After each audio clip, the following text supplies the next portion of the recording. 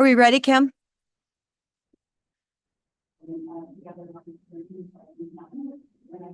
Good morning, everyone.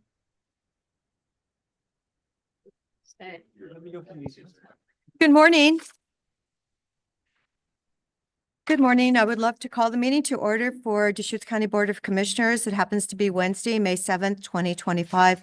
Please join us in the Pledge of Allegiance. I pledge allegiance to the flag, United States of America, and to the republic for which it stands, one nation under God, indivisible, with liberty and justice for all.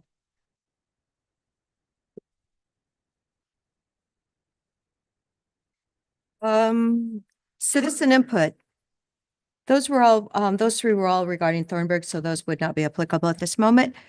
Is there anyone in the room that wanted to do citizen input today? You do need to fill out a blue form afterwards, if you did care. No? Are there any raised hands online? Okay, all right. So, I do have our public information officer thought this was incredibly important today for me to read this statement.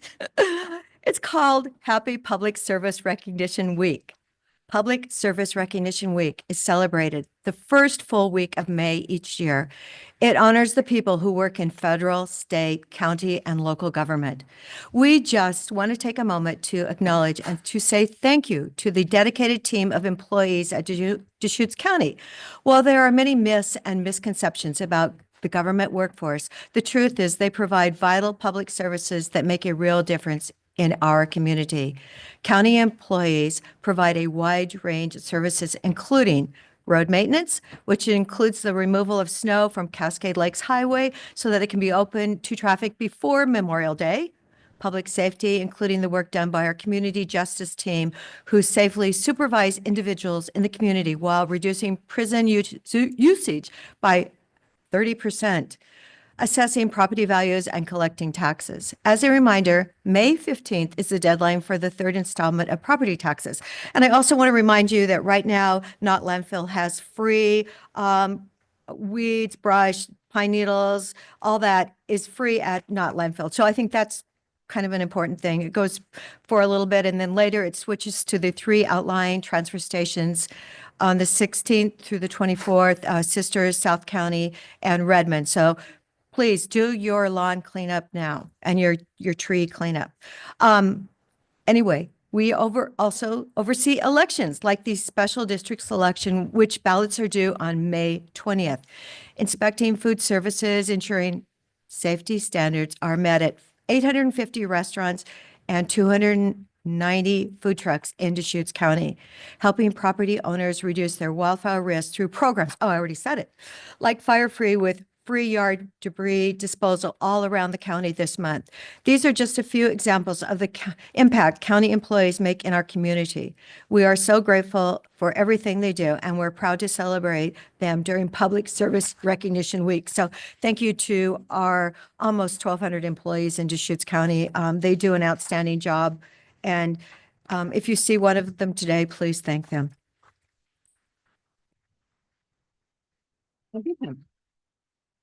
Well, Commissioner, I'd like to just back you up on those statements. The road department, the community justice, assessor, treasurer, clerk's office, public health, county forestry. Those are the topics we talked about, but there is just all kinds of things that we do here in Deschutes County, a whole spectrum of services. So I just want to thank everybody who's providing those services, and a reminder for folks that understand what we do, and we're proud of the service to the community. Thank you. Thank you, Commissioner DeBonne. The beginning of that statement recognized federal and state public employees and public servants as well. Given who's in the room today, I would also recognize tribal public servants as well as another form of government that serves us all. Okay, consent agenda. Do we have a motion? Move approval of the consent agenda. And I will second it. Is there any further discussion? Okay, calling for the vote, Commissioner Chang, Yes. Commissioner DeBonne, Yes. and I will vote yes as the vice chair. Commissioner DeBonne happens to be in Salem today, so I have the privilege of running the meeting. So now let's go to the first item on our agenda this morning. It's item number 6. It happens to be Mental Health Awareness Month. I believe Holly and Casey may be in the room to give us a backup. Okay, you want to come up to the front table then, please? Thank you.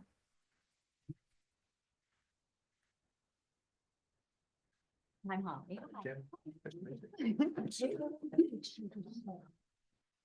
You guys lead the way. I'm just here for support.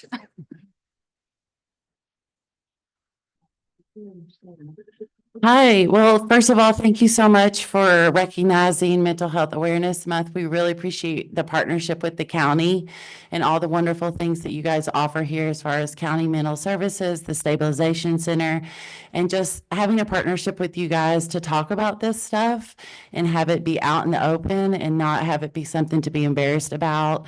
Just like somebody wouldn't be embarrassed if they had a stroke or a heart attack, mental illness is also something that we can talk about. So just want to say thank you. We also have our board president, Kenny Haddon, here. So Kenny, would you like to say anything? Yeah, I would just add, my name's Kenny Haddon. I'm the board chair for NAMI Central Oregon, and real glad to be here and really appreciate you guys recognizing May as Mental Health Awareness Month. It's so important to just have it on the calendar that we're going to talk about this. We're going to be a county, a place where people talk about mental health. Mental health is just health. And by sweeping it under the rug or keeping it private, people feel alone and unable to reach out for help. And it turns out that mental health is common, it's treatable. And by ending the stigma and talking about it with one another, we can actually help people into living a thriving life instead of a life of fear. So that's something that's really important. Just the awareness really is, it's not just a feel good. It actually really has results. So what you're doing matters a lot, and we appreciate it. Thank you. Thank you, Casey. Well, I'll just say one thing. I just really want to appreciate the work of NAMI. I'm Holly Harris, Behavioral Health Director.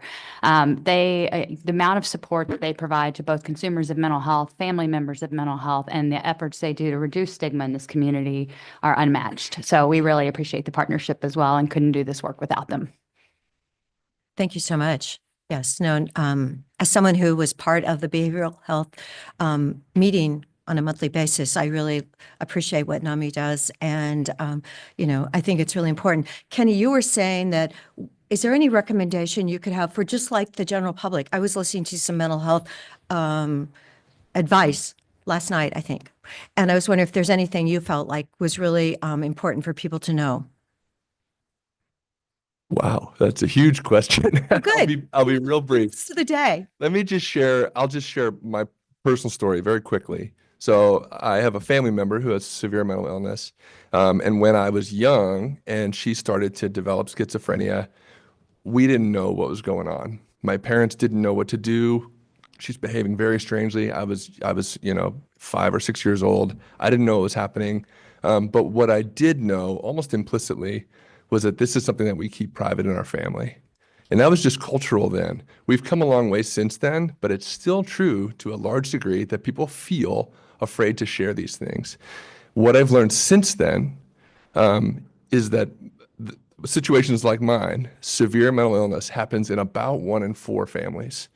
And that's kind of unbelievable. When you think about, that'd be maybe, 12, 13, 14 people in this room probably have shared somewhat of a similar experience. And when I learned that I wasn't alone in that, and I was able to reach out and ask for help, NAMI, this is back in Boston, the NAMI in Middlesex County where I grew up, supported my parents, educating them, teaching them how they could productively deal with this challenging health situation. And now my sister lives a stable life. And it's actually enriched my life tremendously to have the empathy that comes with that type of experience. And now I get to give back in the way that I am now. And so I think sharing with people, honestly, there's so much to learn. There's so much information, right? I could talk all day about all of the specifics, and we do classes, we do support groups. There's so much that we do. But just that step to reach out and connect with others, lots of people have had this experience, and there is a way forward. There's hope. So that's the message. How old was she when she had that breakdown? 11 or 12, and then the sort of acute stage lasted probably 10 years for her, and it could have been 1 or 2 if we had known what to do, and we just didn't. And that's true of so many people. It's common that people wait a decade before seeking help. So Thank you. Thank you for sharing that personal for asking. story that we actually can do something. So, and thank you, Holly, for your patience. Yes. Holly's a very patient person, making numbers, making things, really better for the community. And we're so appreciative that she is here with us. So thank you. I appreciate her every day. We actually have a proclamation. Commissioner DeBonne, do you have that proclamation too? Or we'll read it here. I'll read the first 4 whereases and Commissioner, Yeah, I'd like to say a couple of things before Okay. we read the. before we read this? Okay, Yeah. sure. I just wanted to recognize that behavioral health is a central focus for Deschutes County government. The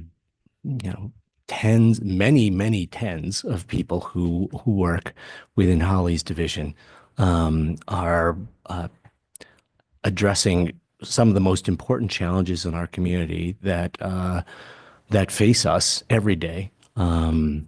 Suicidal ideation, homelessness.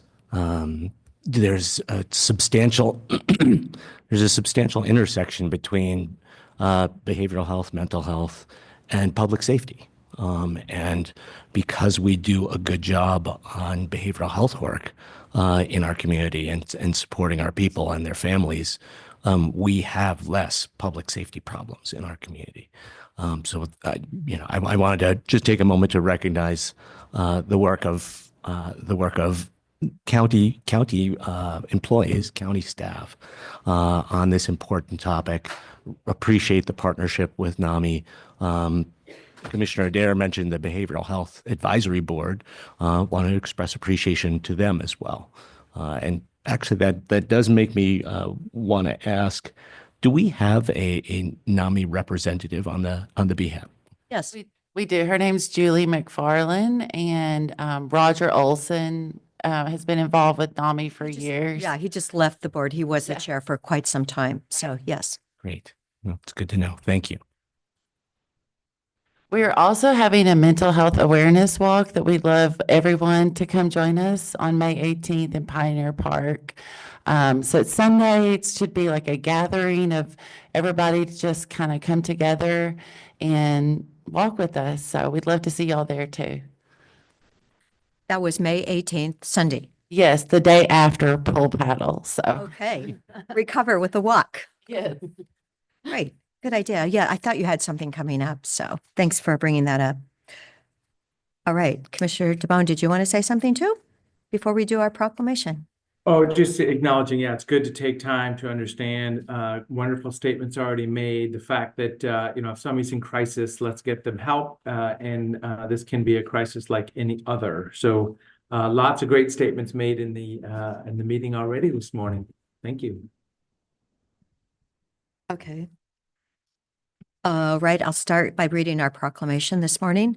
Whereas nearly 1 in 5 adults and 1 in 5 adolescents in the United States live with a mental illness, and whereas mental health impacts a person's emotional, social, financial, and overall well-being, and whereas suicide is the second leading cause of death for 15 to 24-year-olds, and whereas teenagers have experienced a 17.3% increase in the use of anxiety medication since 2010, and Are you passing that along? yeah, I said I would do the first 4. I didn't hear that. I thought I did. Maybe I didn't. Whereas only 1 out of 2 people with a serious form of mental illness seeks treatment, and whereas greater public awareness can help change negative attitudes towards people who suffer from mental illness, which in turn can make it easier for them to seek treatment.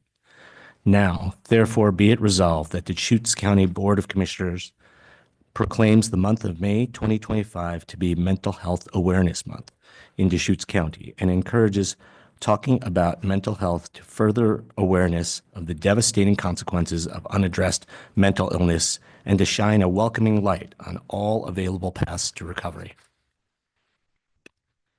Dated this 7th day of May 2025 by the Deschutes County Board of Commissioners. So moved.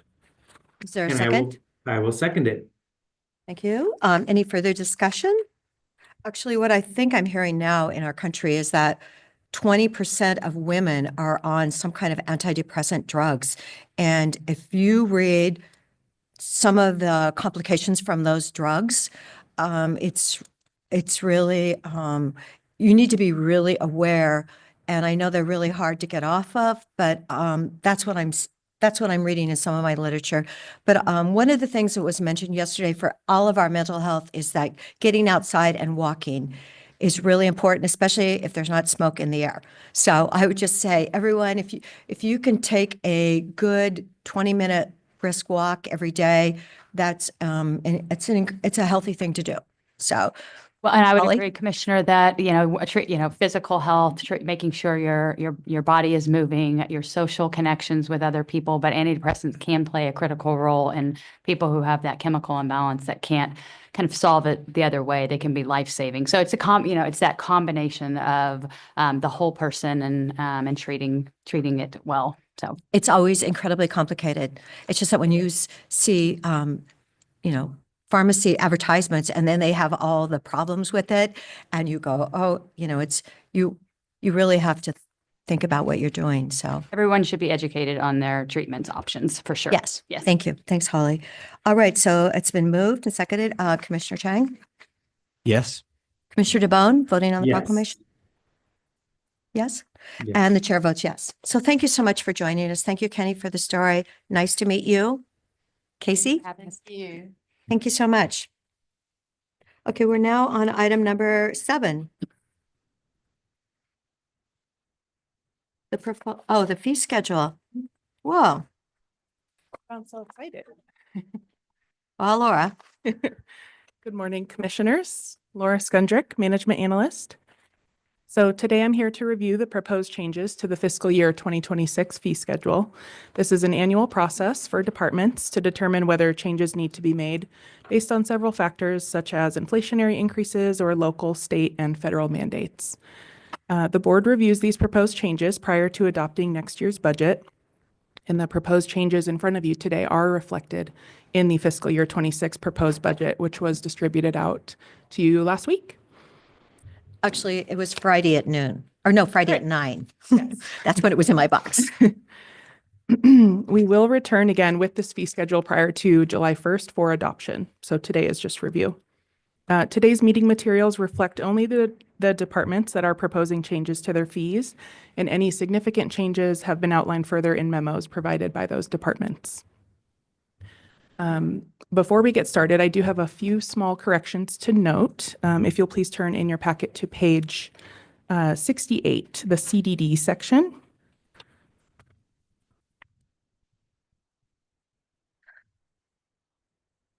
I'm not sure. That's page 68. Page 68, yeah. Okay, got it. Yeah, okay. So So we're into the big forms, Right. but it's page- those don't have page number. I only have page 1, 2, 3, 4. Mine are all paged. And, well, mine or not. Okay, so it's the Uh, third page. Okay. It's number 3. 1, 2, yeah, it's the third page. right under the community development header, yeah, on the third page in. Thank you. So starting with fee CDD number 1, the refund request processing that is proposed to go from $40 to $46. You'll notice the language underneath that fee states no refunds if refund amount is less than $40. That $40 amount should also reflect that increase to $46. Okay, good catch. Small change there. And then going down on that same page to starting at CDD fee number 20 through 29, you'll see in the comment section on the very right-hand side column, all of those public hearings are scheduled for May 20th, 2025, not the subsequent years. I think it just was dragged down. Oh. Shows 26, 27? No, future that's- years. So they're all happening this year. Oh, okay, well, that's good. Yes, so those are the only corrections to make. And with that, I'll just mention that the departments are that have proposed changes are also in the room and online if there are any questions or board members would like any additional information. I made this comment on Monday. I was talking to Adair Homes the other day at the home show, and they actually said the houses, the Adair homes that they build in Central Oregon are the most expensive houses they built in the entire state. I know, and I think that's really unfortunate that, we're going from 40 to 46, it doesn't look like a lot of change, but when you're building homes on their level and they're seeing their costs are they're higher here. So Wow. we have to be aware of the inflation factor and the fact that we do need more homes.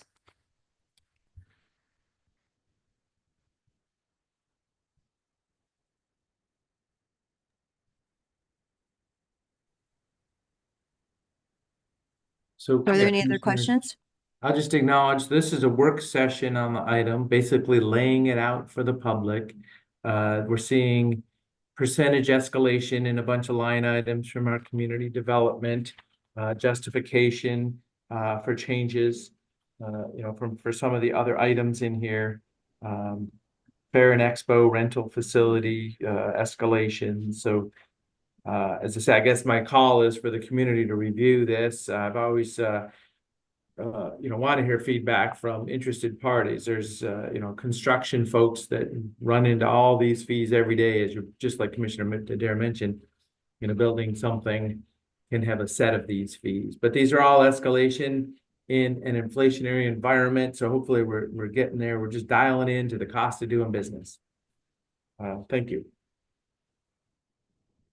Laura, is anyone from the environmental health group available or from public health? I believe Ariel Samuels here from Health Services. Unfortunately, Heather wasn't able to be here today.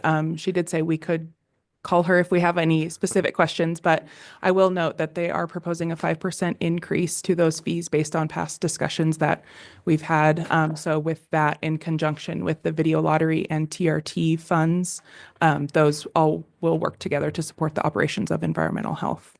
Yeah, But if that's basically what I wanted. Okay.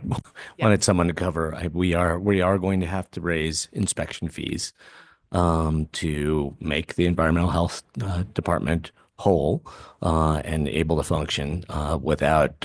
We already have excessively high caseloads, inspection loads per inspector, and to ensure that that doesn't get worse, we do need to raise some of those fees. And there's been significant discussion about this before, but every opportunity to make the public aware of what we're doing and why, I think we should be taking and drawing attention to that. yes, thank you. I don't have any questions or comments about other fees. Thank you. So page 19 and 20 are all those fees for the public health, restaurant, school cafeteria, vending machines, plan reviews, mobile food units. So page 19 and 20.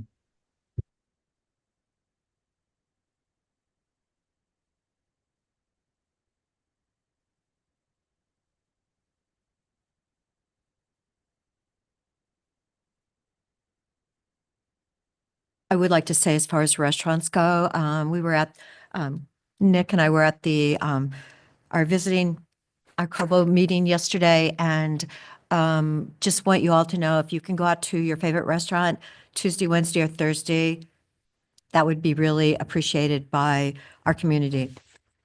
So it was really sad news to hear that we lost 900 Wall, and the middle of the week, seems like it would be a lovely time to go out to dinner. So keep it in mind.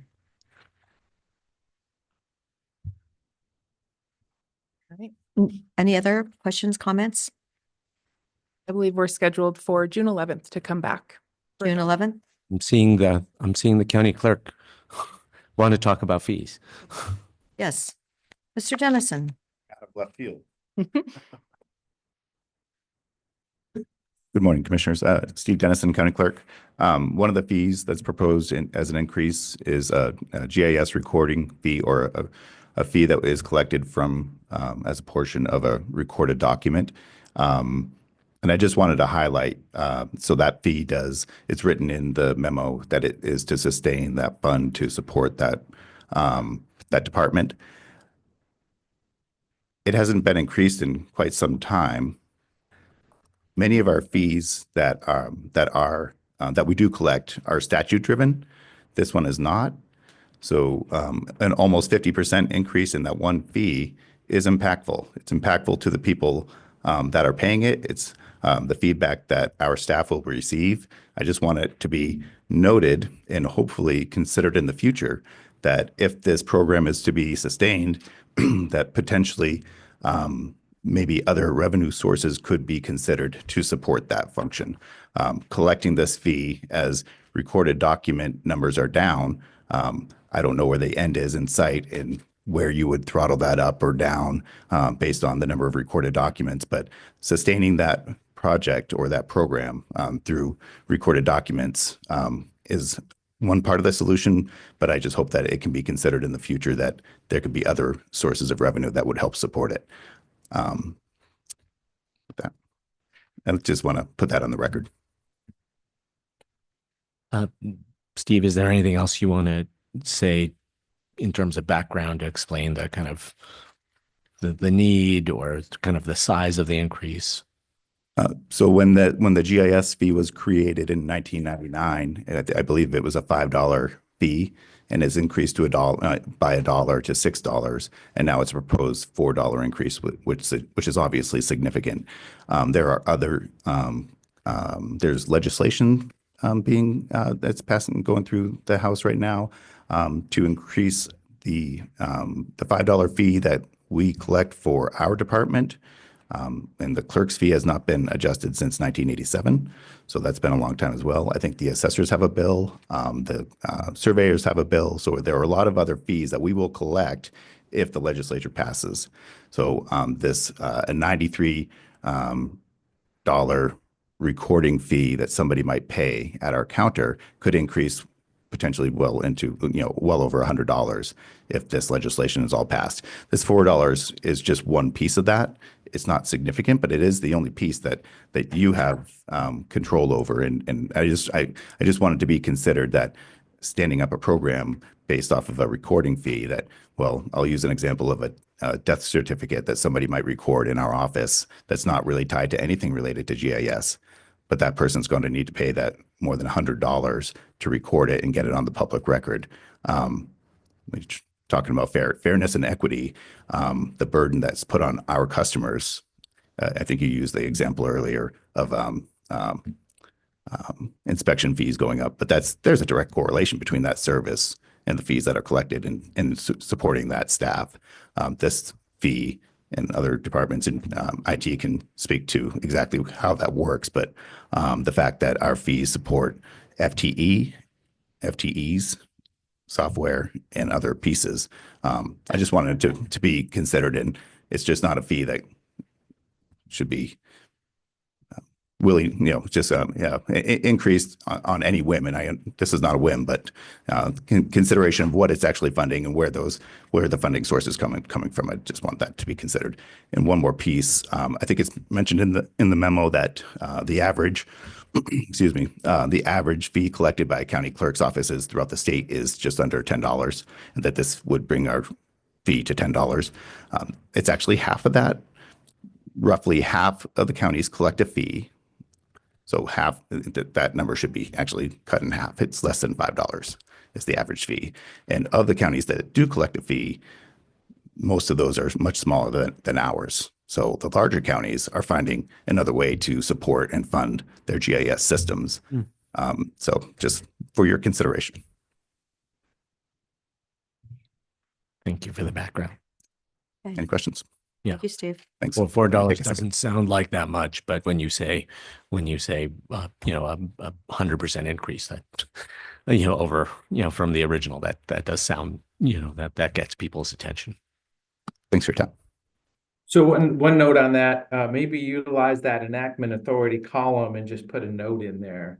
Just note equals GIS, you know, then the purpose, and it was enacted by the board of commissioners to, you know, support this activity. So just a little note in the form is what I'd ask.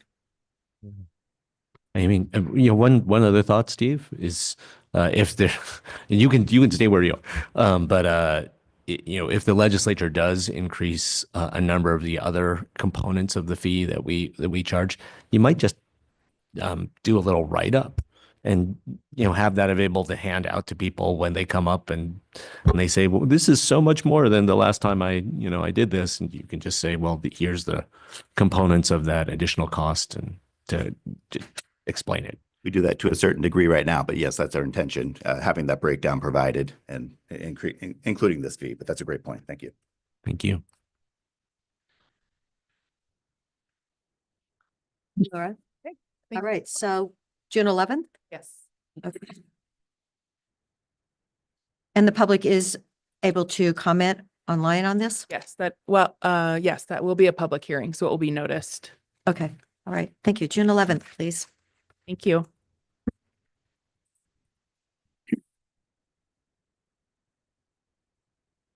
Item number 8.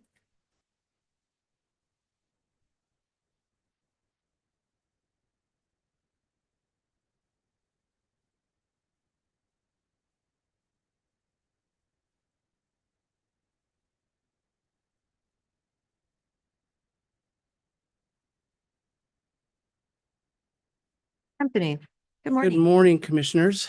Nick, Kim, and Brenda. Good morning, all. For the record, Anthony Regini, Community Development Department Principal Planner. The item before the board, number 8, is a board decision on whether or not to hear or not hear an appeal of a hearings officer's decision related to the ODOT declaratory ruling. Just a bit of background.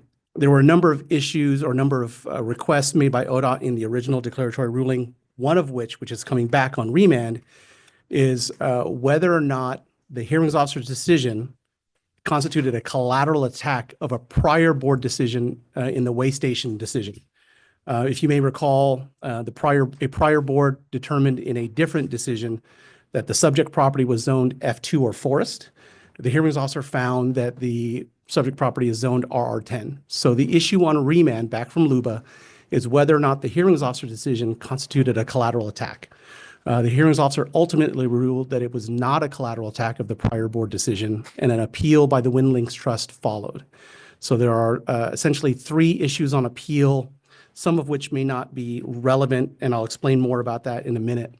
The first issue is the appellant believes the hearings officer erred in not reopening the record. You may recall that the hearings officer in remand proceedings has the ability to open or reopen or not open a record. In this case, the hearings officer chose to not reopen the record.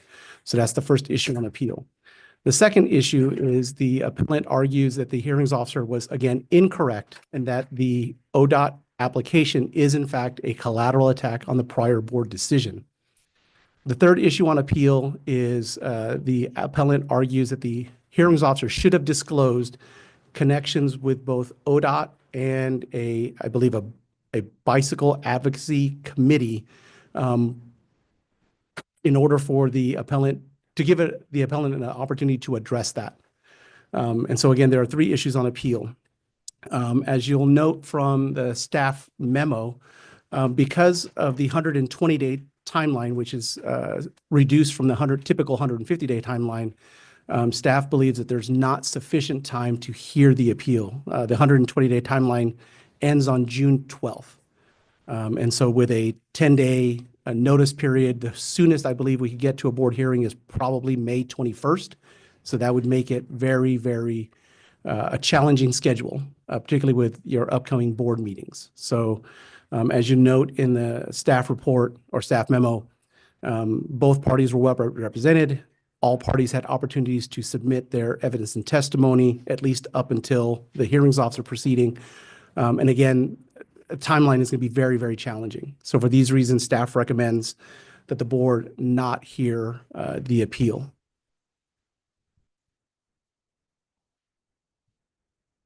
So I have a question. They paid $5,150 Yep. to file this. If we can't hear it, will they get their money back? They're going to get all but 2.5 hours of staff time to prepare the memo and be here. So yes, I talked to a representative of the Wind Links Trust to make them aware that they are due a refund if the board decides not to hear it. Okay. And then apparently it was filed by them Yes, later. I don't understand the question. No, when did they actually file this? Because we have such a time clock now that you're saying it's due, it's, The appeal was filed, I believe, April 23rd. okay, Yeah, April. So, all right. So we got it on the agenda as soon as we could. about as fast as I could, given the deadline to submit agenda requests. Yes, Okay. yeah. And the fact that we have next week dedicated to our budget for 3 days solid, it took that week out. Right. It's, again, I think the board schedule, as you know, because of budget meetings, is going to be very challenging to hold a hearing, potentially deliberations, come back with a draft decision, all prior to June 12th is going to be very, very challenging.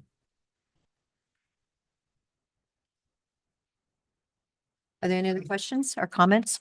So Anthony, real quick, the concept of the difference between F2 and RR10 being a class 3 project or whatever. So this is what really matters here, correct? Absolutely. Two- Yeah, two- the two RR10 different zone would sides. allow a class 3 project. Could you repeat that again, please? Yeah, the RR10 zone, the rural residential zone, would allow a class 3 road project, which is ultimately what ODOT wants to develop. And F2 does not. Does not. At least that's our opinion of the zone, Yeah. is that it does not. Yep.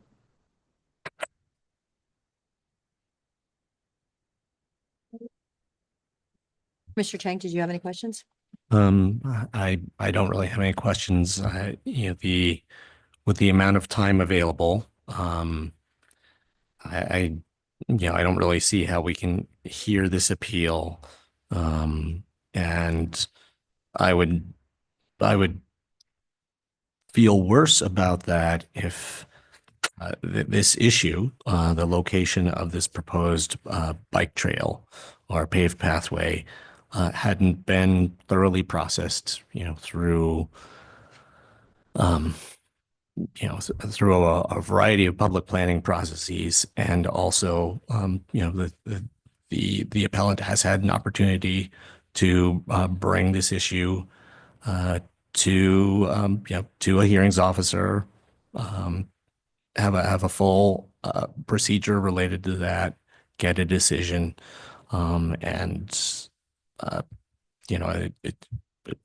people have every right not to like the decisions of a hearing officer, but that doesn't necessarily mean that it's justified to spend more time processing that decision.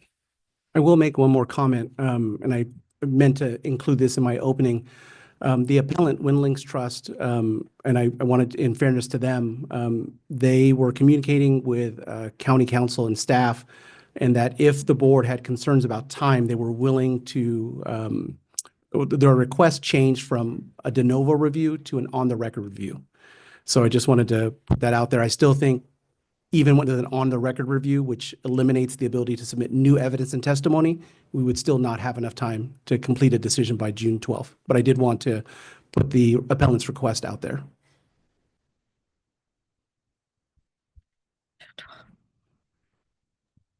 So, Stephanie, I have a question for you then. Is there any way we could do this by June 12th? I mean, it would have to be a unanimous decision by the three of us, I take it? Good morning, Commissioner Chair Adair. Stephanie Marshall, Senior Assistant Legal Counsel. Yes, what Anthony presented is consistent with my communications with the council for WinLinks.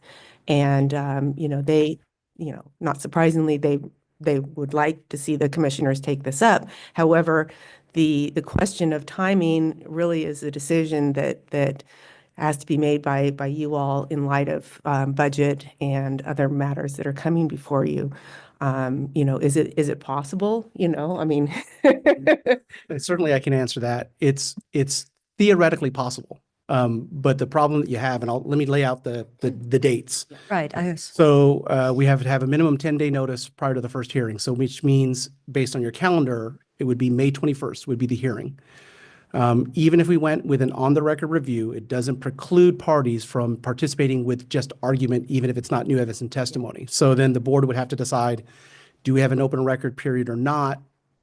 Right. And even if we don't have an open record period, that would give a couple of days. And again, part of this is due to when we have to get the agenda request in for the prevailing party to draft a decision, for staff and legal counsel to review it.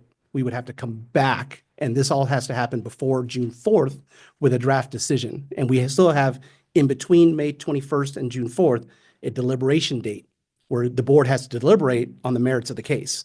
So again, it's theoretically possible. It's extraordinarily challenging to meet June 12th.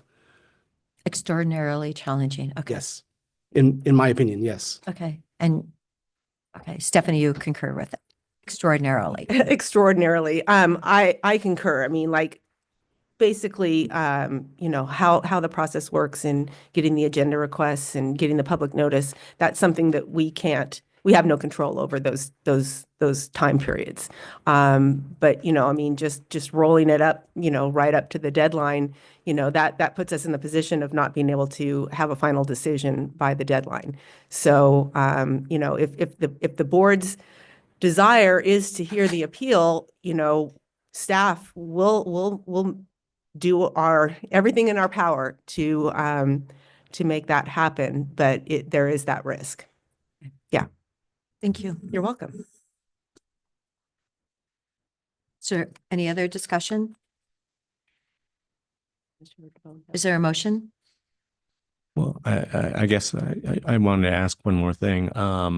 So the appellant has raised the concern that the hearings officer has ties to the state government and the Oregon Department of Transportation. So at this point, I was appointed this fall to the Oregon Transportation Commission.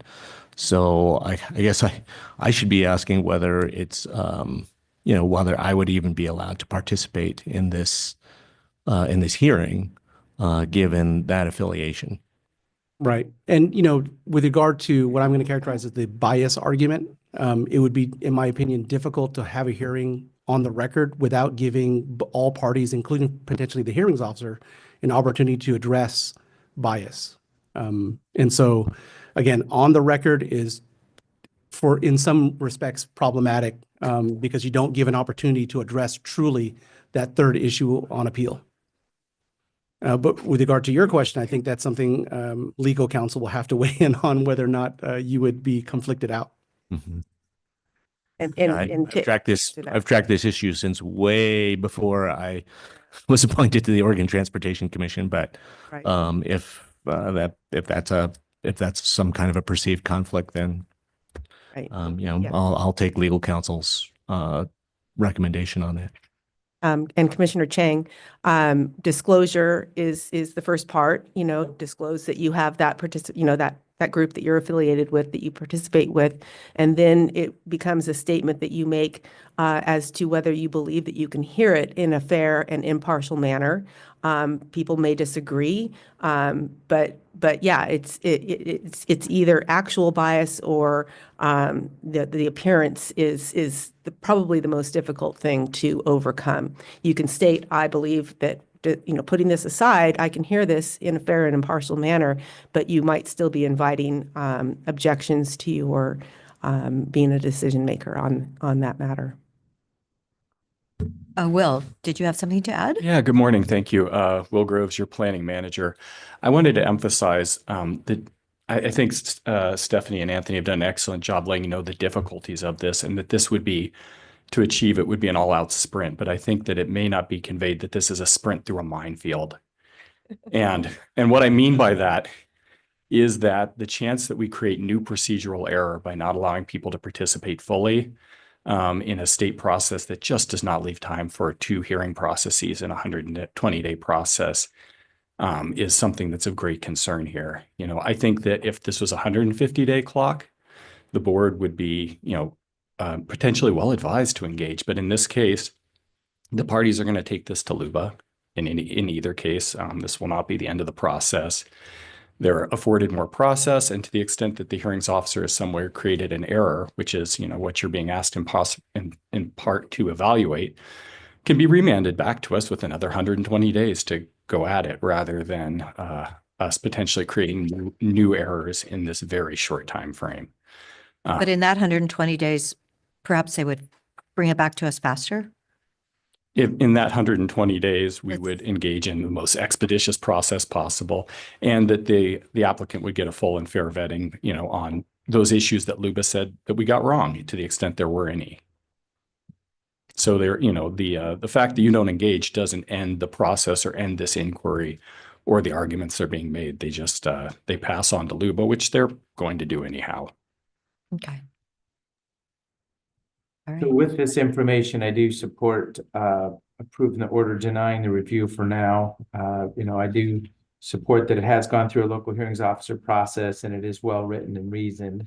And this is a, the edge of a town, and there's conflicting, visions and goals and opportunities out there. So this is a hot topic, but I don't know that it's appropriate to step in at this point in time for this review. So I'll make that a motion, approve order 2025-16 and order denying review. Is there a second? I'll know that there's a question of a perceived bias or conflict of interest, or, bias really. I think I'm just going to abstain from this.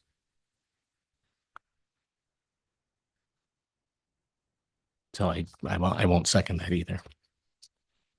Okay. So that means that I would have to second it. But what if we do nothing? What happens then? I know you get really mad at me. No, not at all. Commissioner Dare, never. No, the hearings officer's decision becomes the final decision of the county for lack Okay. of a order to hear it or not hear it. Okay. All right. Well, okay. At this time, then I will second it, just because of what you just said, that it would happen regardless. So, all right. So Commissioner Chang, you've abstained. I'll call for the vote. Any further discussion? Commissioner DeBonne? Yes.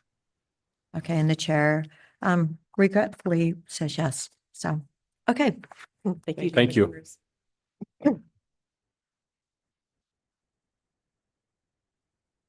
Okay, we're now on item 10, which really says it's 9, which really is supposed to be 9 today. So Tanya, where art thou?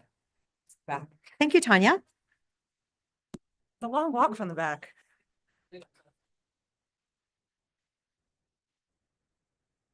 Good morning, Commissioners. Thanks for swapping items 9 and 10. For the It's our record, pleasure. for the record, my name is Tanya Saltzman, Senior Planner with the Community Development Department. I'm here today to present ordinance number 2025-004 for consideration of first and second reading and adoption by emergency. This is an ordinance considering legislative text amendments to allow recreational vehicles, otherwise known as RVs, as rental dwellings.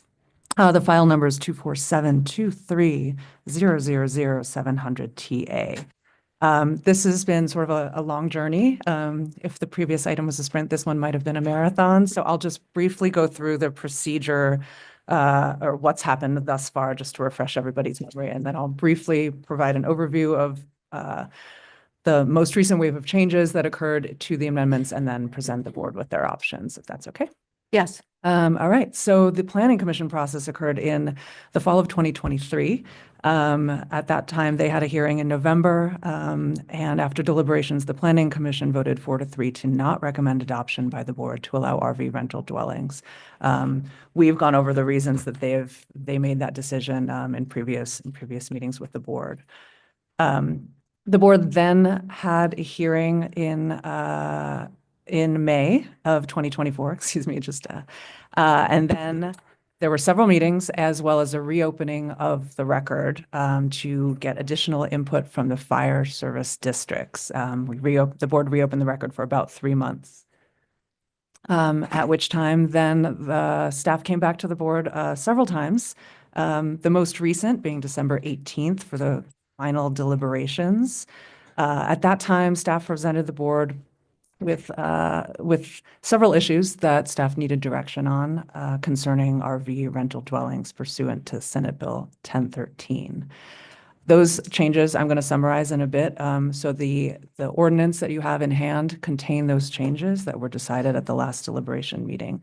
I'll just note that in case anybody's wondering why the long wait, in this case, we have many text amendments pending. There's kind of a whole cloud of them, and we wanted to ensure that this ordinance would reflect the most up-to-date amendments. So instead of having them piggyback and kind of jump over each other, we wanted this to be the most accurate set of amendments that reflected the changes, mostly in the clear and objective text amendments, which is another project that basically touched pretty much every chapter of code. So this made sure that everything is relatively airtight. It also gave staff an opportunity to figure out its implementation process. So there's a lot that goes into establishing a new use, such as RV rental dwellings, coordination across departments within CDD, including our on-site, our building safety, our code enforcement, just making sure that everybody's aligned in their approach when if these become adopted and people come in to apply for RV rental dwellings. Also wanted to get our website and our forms ready to go.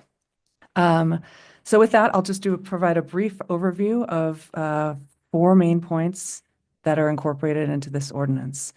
The first is minimum lot size. Senate Bill 1013, which is the legislation that allows counties to allow RVs as rental dwellings, does not include a required minimum lot size, but the initial draft code that went through this whole legislative process proposed a 1-acre minimum. In deliberations, the board chose to require a 2-acre minimum lot size, except for certain areas of South County that would require 5 acres. This is the exact same eligibility as accessory dwelling units. And that just keeps it consistent as well as aims to protect those areas of South County that have sensitive groundwater issues. About 7,500 properties would be eligible using those with that lot size and using the baseline criteria of zone and acreage. Number 2 is the placement and setbacks. In addition to the criteria of the original draft, requiring that the RV has to be 10 feet from any structure, and the setbacks for dwellings in the underlying zone apply. The board, again, very similar to ADUs, directed staff to require that the RV must be located within 100 feet of the primary dwelling. So the RV has to be in this 100-foot envelope near the primary dwelling. This, again, is the same as ADUs. It keeps the RV closer to the primary dwelling. It clusters the potential impacts together. So the idea is that hopefully this will create slightly less of an impact on things like wildlife or vegetation or fire risk, that type of thing, rather than spreading them out across what might be a very large property. It also potentially provides efficiencies for people who have to construct additional septic or driveways to access that property. The third element that I'm going to talk about is defensible space. So there were no standards built into the state law allowing RVs, but the board thought it would be a good idea to include regulations concerning defensible space. So the option that the board landed on in the last deliberations meeting was sort of a 2-prong option. The applicant either has to have a 20-foot radius of non-combustible ground cover. That can be gravel, concrete, asphalt, grass mowed down to 4 inches, or some combination of those. Or the property owner can do a little more of a free-form process by consulting with the relevant fire district to develop appropriate fire breaks in defensible space. Maybe they have an odd-shaped site or something like that where they need special consultation. So it's an either-or option there. The fourth element here that we're discussing is emergency access. Again, the state law provided no requirements for emergency access, unlike the law enabling ADUs, but the board decided that it would be important to include this. To that end, the board decided to apply essentially the same regulations as for ADU. So there are driveway access standards, 12 feet wide, horizontal clearance of 20 feet, vertical clearance of 13.5 feet, and an all-weather surface. Those are the same criteria as for ADUs. Or, and again, this is providing a more free-form option, the property owner can get written confirmation from a fire protection district saying that that emergency access is adequate, excuse me. Again, this accommodates funny shaped sites or just certain site conditions that might make those other requirements difficult to achieve. So the ordinance that's included in the packet includes text to those points. We do have some secondary modifications that staff made over the last couple of months.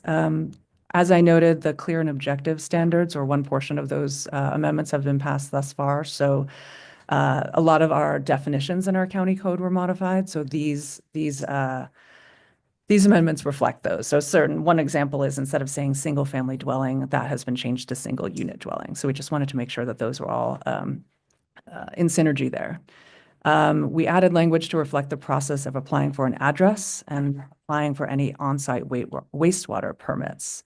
These aren't policy changes. This is just trying to make it more clear for the applicant what they actually have to do. We also reorganized just the order of all of the criteria, just to make it a little more tidy and a little more intuitive, and to reflect a single stage permitting process. So those sections just moved around within the amendments from the draft, but they have not changed except for just minor kind of clerical errors in terms of language, making it hopefully easier for people to understand. So that's a really brief summary of the ordinance at hand. So owing to the way we've done this process, staff is recommending, excuse me, adoption by emergency with an effective date immediately. This would require a unanimous vote. If the vote's not unanimous, then we would have to go to our standard process where there's first reading today and second reading in 2 weeks and an effective date 90 days after the second reading. Like I mentioned, we sort of baked in that 90 days already with our implementation. So we are, if the board chooses to adopt these, CDD is ready to go. We're ready to accept applications, have pre-apps, that type of thing, which is why staff is recommending adoption with an immediate effective date. So Tanya, Yes. what is it going to cost someone to have a legal RV on their property if they fit all this? I believe the permit cost is the same as ADUs, which is, I think, $800 or $900. Can't see behind there. It's the same as ADUs. The same as ADUs. Well, we have the fee schedule if you want to look it back up. Okay. All right. And applicants may have to apply for additional on-site wastewater permits, but the baseline, land use permit for the RV would be the same as ADUs. Okay. Tanya, I wanted to ask about the defensible space requirement. So say someone has a space in mind for this RV rental dwelling that is 15 feet from a road. Not 20 feet, 15 feet. So you get 15 feet of, hardened surface. And then there's a road, which is, a non-fuel surface. Does the road count for their 20 feet? Or is this one of those special cases where they would get the fire district to come out and say, you got 15 feet plus a road and that's good enough? Yes, that's a special situation that they would want. We do still want to have sign off, in that case, because it isn't 20 feet. But so that would be a consultation situation. Okay, thank you. Commissioner DeBon? Yeah, this is just the presentation portion. I'm excited that we've got to this point. There's big picture here. You know, these are opportunities for folks that, for anybody that will be able to utilize this as a long-term housing option. So yeah, no questions specifically on the package at this time.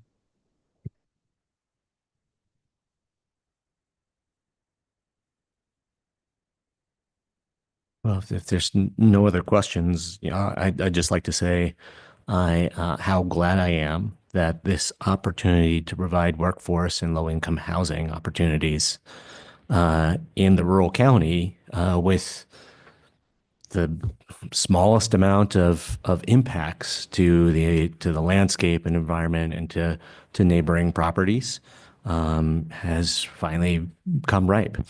Thank you for your work on this, Tanya. And I would like to move approval of first and second readings of ordinance number 2025-004 by title only.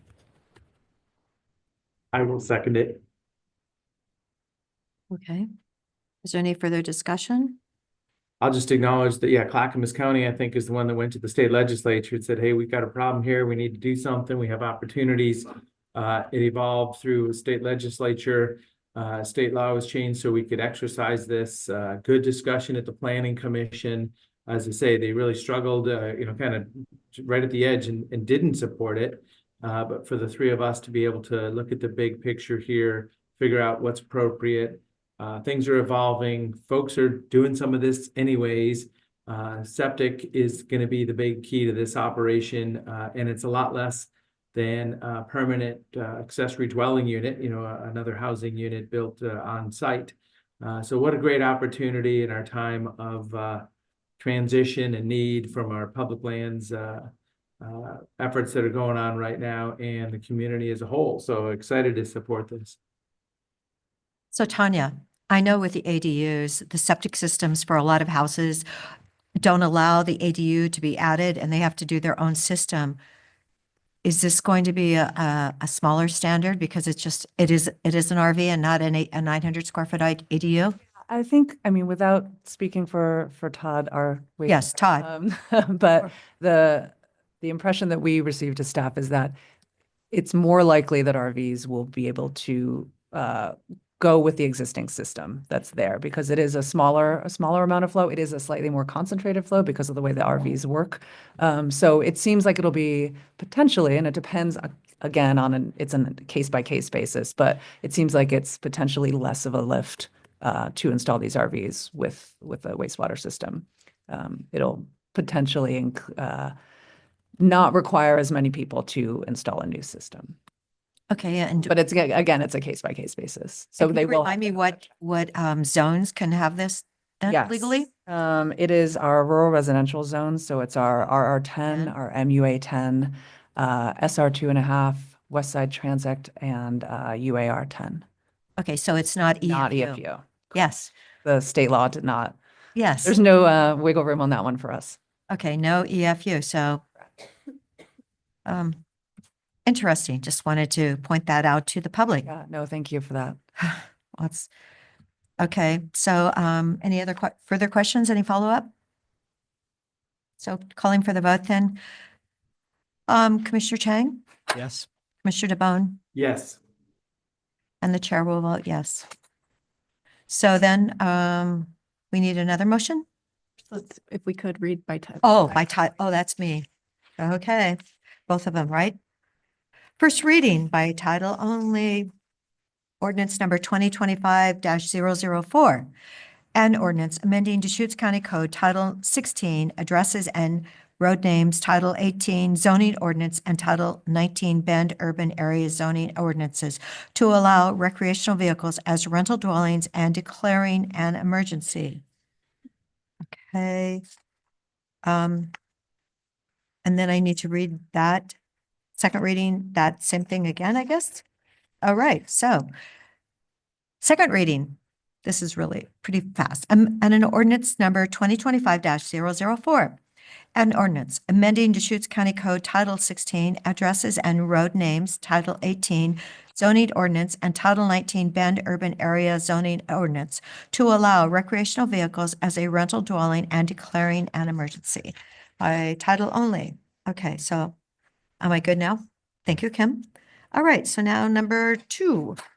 I'll move there to a- adopt the ordinance number 2025-004 by emergency and effective immediately. Second. Okay, it's been moved and seconded. Is there any further discussion? Okay, I just want to remind everyone again that it's not EFU. EFU can't have the ADUs. EFU is out there in a special category. So, Well, all right. One Calling for comment, the I vote, would just Commissioner acknowledge. DeBonne? So yeah, I would acknowledge, one more comment. I would acknowledge that, this is an opportunity for folks that, some people have taken this opportunity without being authorized by state land use.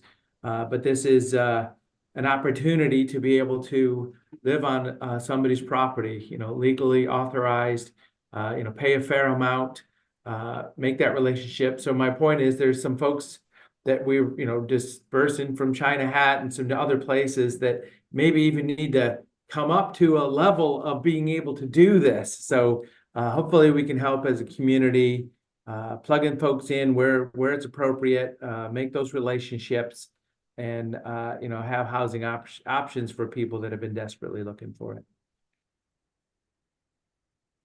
And I do have a question. Tanya, is that 900 an annual fee then? That's just the one-time land use. Time? And then what about annual? Do they have to do anything annually? No annual. Okay. All right, so calling for the vote a second time, Commissioner DeBonne, Yes. Commissioner Chang? Yes. Okay, so moving to adopt ordinance number 2025-004 by emergency effective immediately. Or Vice Chair, can we get your vote? Oh, I'll vote for it. And All right, so I don't need to read anything again? We're good. All right.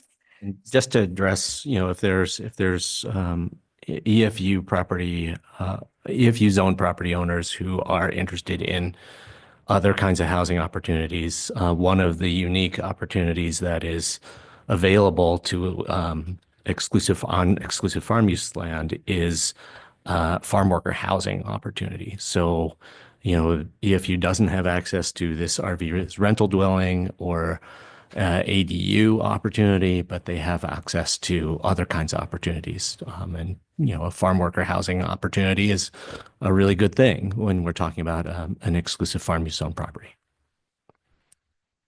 Thanks to the board and to all the agencies and the people who participate in this process. We had over 100 people throughout the process. So everybody's input was really valuable. And Okay, are we going to do a press release on this today? yes, Today? it's drafted. So either today or tomorrow. I'm not. Oh, good, because Yeah. hopefully there are some people that will be able to be accommodated. Exactly. And we have a website Legally. that's ready to go that has kind of a research checklist. So if people are interested in pursuing this, it's kind of what documents you need, links to all the forums and all of that. So that should be live. It might even be live right now. I don't know. Probably when I get back to my desk, we'll post it. So, and of course, the planning department division is available for questions for people who have specific questions. So thanks. No, thank you so much, Tanya.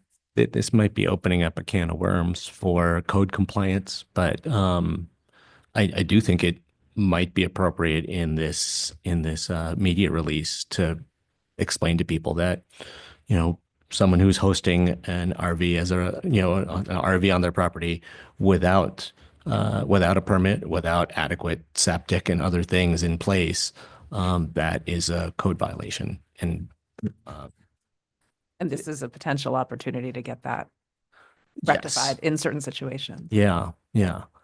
I mean, connecting that, but also, during all of our process for this, to get to this point, there were many people who expressed concerns about,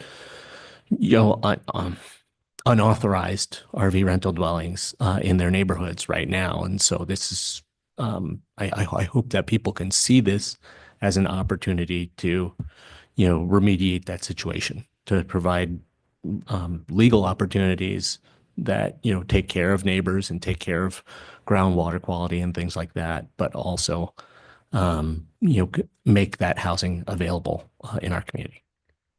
I'll tweak the draft this afternoon. And don't forget, Tanya, that 100-foot rule, which is really huge because I know that we have a lot of illegal ADUs in our county. And I was hoping that when we did our work on it, that many of them would be able to become legalized, but no, they're like 120 or they're 150. And honestly, I think we should keep asking to have that extended a bit. I mean, with the ADUs, that's a whole. Because now we know that they have to have their own septic system anyway. Please extend it. I think it would make a lot of our citizens happier. So thanks. Thanks, everyone. All right, so you must be on number 9 now? No. No, it's Nicole. Well, Nicole, thank you. Thank you, Commissioners. For the record, Nicole Mardell, Senior Planner with Deschutes County CDD. I'm here today to present Ordinance 2025-005 for consideration of first reading. This relates to the adoption of text amendments relating to temporary hardship dwellings. So this is essentially a second dwelling allowed on a property in conjunction with an existing single-family home to provide for care of a resident or relative of a resident. Excuse me, the board held a public hearing on April 23rd and voted 2-0 to adopt the amendments. So here is the first reading of the ordinance to officially complete adoption of that action. If approved, I'll return in 2 weeks on April 21st, and the ordinance would be adopted 90 days from that, August 19th, 2025. And with that, I welcome any questions. When did you say you'd come back? I'll come back on May 21st. May 21st. Okay. All right. So do we need any further discussion? So I I would would just just, think- So, in advance of a motion, that I'm glad that we are essentially tidying up the guidelines around temporary hardship dwellings so that for people who really need this opportunity, it's clear how you can do it and where it's allowed and when.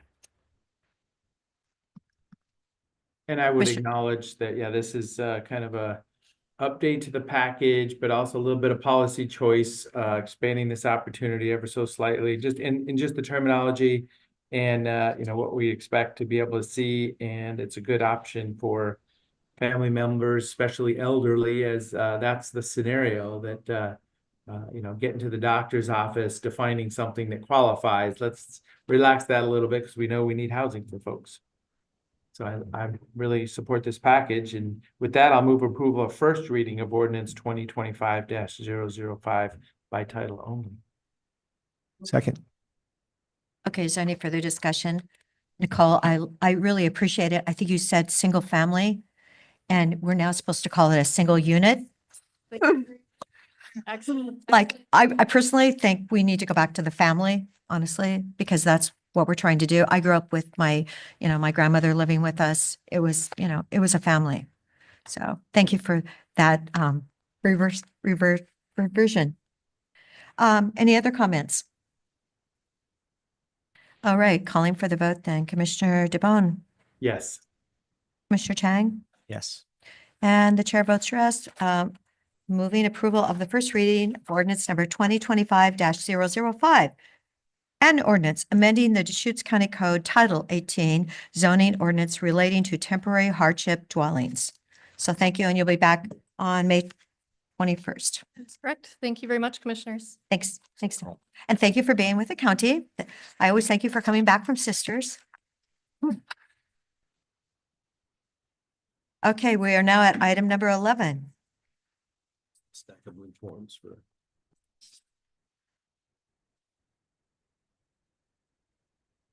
Morning, Jacob. Morning.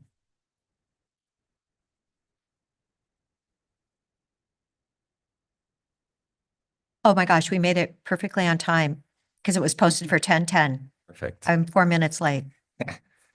Very efficient. Not really. Um, Okay, would you like to start out with the script? yes, I could start out. This is a time and place set for a hearing regarding file number 247-25-000229-A. This is a hearing from a Land Use Board of Appeals remand. Staff will outline the hearing procedures that will be followed. Thank you, Commissioner Adair. For the record, my name is Jacob Ripper, and I work for the Deschutes County Planning Division as a principal planner. Today, the Board of County Commissioners will take testimony and receive written evidence concerning an application to modify the final master plan by amending the Fish and Wildlife Management Plan for the Thornburg Destination Resort on remand from the Land Use Board of Appeals. Okay, Today's hearing will proceed as follows. First, staff will explain the hearing format and how to testify at today's hearing, followed by a brief presentation on the application. Then the testimony portion of the hearing will begin. The applicant will present first and will have 30 minutes. Next, agencies will have 10 minutes. After that, persons in support can testify and have 3 minutes. And then those in opposition will testify and also have 3 minutes. And then finally, the applicant will have 10 minutes for rebuttal testimony. After that, staff may have closing comments and can provide instructions and timelines for submitting comments in an open record period.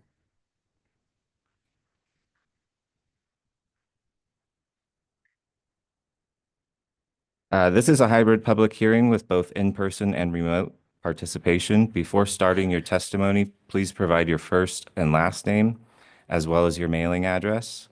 And I did want to note that due to this being a remand proceeding, according to state law and Deschutes County Code, only testimony by parties that participated in previous proceedings for the specific modification application are entitled to provide testimony today. So when giving testimony, in addition to providing your name and mailing address, I'd ask everyone to please confirm that you've participated in previous proceedings. In case I or my colleague Anthony were not able to confirm with you before the hearing, or if you are attending online, I do have a list of previous participants in those proceedings and can double check for you if you're unsure. For in-person participants, if wishing to testify, please fill out the blue sign-up sheet and submit it to the board's executive assistant, Brenda, to the left of the dais. Commissioner Adair will call up in-person participants for their testimony. After your name is called, please come up to one of the tables at the front of the room before beginning your testimony. For our remote participants, if you want to testify, you must be logged into Zoom or have called in using the Zoom dial-in option. When Commissioner Adair asks if anyone would like to testify, you will need to use the raise hand feature to notify the board. To do this, you will press the raise hand button on your computer or smart device, or if you called in, dial *9. When it is your turn to provide testimony, you will be promoted from an attendee to a panelist, and you may experience a brief pause as your status changes. Once you have joined as a panelist, you'll be able to turn on your camera if you would like to. In addition to verbal testimony, if anyone has written testimony to submit, please hand it to me. If you are in person, please submit your written testimony to me after your verbal testimony. If you are participating remotely, you can submit your written testimony by email to me. My email address is jacob.ripper@deschutes.org. And the chair and staff are responsible for conducting an orderly hearing. Any testimony or behavior which is inappropriate will be addressed and may result in that member of the public being removed from the hearing. Commissioner Adair, I will now return to the script and note that the commissioners must disclose any ex parte contacts, prior hearing observations, biases, or conflicts of interest. Does any commissioner have anything to disclose? And if so, please state the nature of same and whether you can proceed. I have nothing to disclose and I can proceed. And I have nothing to and I we can proceed. And Commissioner DeBonne? As I've been in office for this is my 15th years, I've been involved with multiple steps in this appeal process. I've met and talked to most parties involved, but I have no direct conflict or conflicts to disclose in this proceeding. Does any party wish to challenge any commissioner, member of the hearings body based on ex parte contacts, biases, or conflicts? Yes, Chair Adair. My name is Jennifer Brager, and I represent Nunzi Gould, Tom Bishop, and retired Judge Paul Lipscomb. My address is 121 Southwest Morrison Street, Suite 1850, Portland, Oregon, 97204. I do have some comments on ex parte contact and challenges based on those contacts. On April 11, 2025 at 10:36 a.m., applicant Cameron DeLashmutt directly emailed the Board of County Commissioners regarding the scope of the remand hearing. The board considered the scope of the remand hearing on April 16th at an unnoticed meeting not open to public hearing safeguards. The county did not post Mr. DeLashmutt's letter to the record until very near the end of the business day on April 15th, 2025. This ex parte letter contained new evidence to which my clients object as more fully described in the letter I submit today. Instead of disclosing the content of the ex parte letter on April 16, 2025, or even today, the board acted on the information and adopted a restricted remand process, fully embracing the ex parte contact. As a result of the taint of this ex parte contact, the county has violated petitioners and the public's rights to a fair and impartial hearing. Petitioners, my clients, asked the county to review the attached letter, to have Commissioners Adair and DeBonne recuse themselves for allowing the ex parte to guide their improper restrictions on the remand process, and to so prejudge this application that they cannot make a decision that is untainted by the improper ex parte contact. Thank you. Thank you, Jennifer.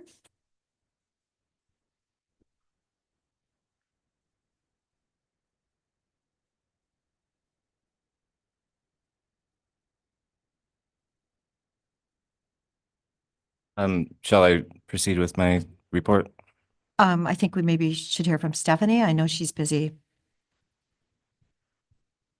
responding.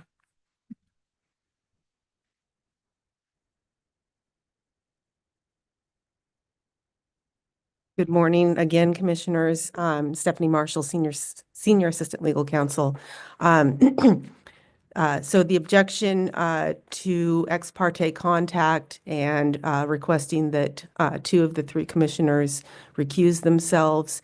As far as, it's similar to the advice I was providing earlier regarding bias and ability to proceed in a fair and impartial manner. Ex parte contact, this is an applicant who was outlining the position they were requesting the board adopt for how they hear the remand. It's up to you and Commissioner DeBonne individually to determine whether that ex parte or alleged ex parte contact influenced your decision on how to open the record, whether to open the record on those additional two issues. I might also observe that Commissioner Adair, you made a statement regarding the fact that you had, I believe that you said 7 binders of materials, and so I can't speak to what was influencing your vote or Commissioner DeBonne's vote, but I do think it would be helpful for the record if either of the two of you address the argument directly regarding the alleged ex parte contact and whether you believe that it had influence on your ultimate decision to reopen the record on all 3 issues or limit it to 1. Okay, thank you, Stephanie. Yes, I do have 7 binders. And then it was pointed out on Monday that people today can testify on every issue. So today's hearing does not limit it. It's not supposed to be new, but we are taking testimony from everyone in the room that cares to testify. So I think that's really important. Okay. Yes, and to clarify that, that point that you just made, Commissioner Adair, yes, anyone that participated initially has standing. That means they are able to come up to the microphone. They are able to provide comment on anything that's in the record, or provide new evidence if they wish on the economic issue that was remanded from LUBA. Correct. So this is Commissioner DeBonne. I would acknowledge that this April 11th email was sent to all three commissioners with our including legal counsel, community development director, planning director, Jacob involved with our office, also the applicant's representative. So I was able to pull it up. I'm on my laptop here. But I'll also acknowledge that, I mean, that's information that's out there now, so we're not going to pull it back. But I would have come to this same conclusion, understanding that we're getting to this public hearing. We have multiple items that are in front of us. I'm interested in, I mean, I don't know if I need to say any more right now, but yeah, I'm comfortable with where I'm at. I don't feel I'm compromised as a party to be able to hear this topic. Yes.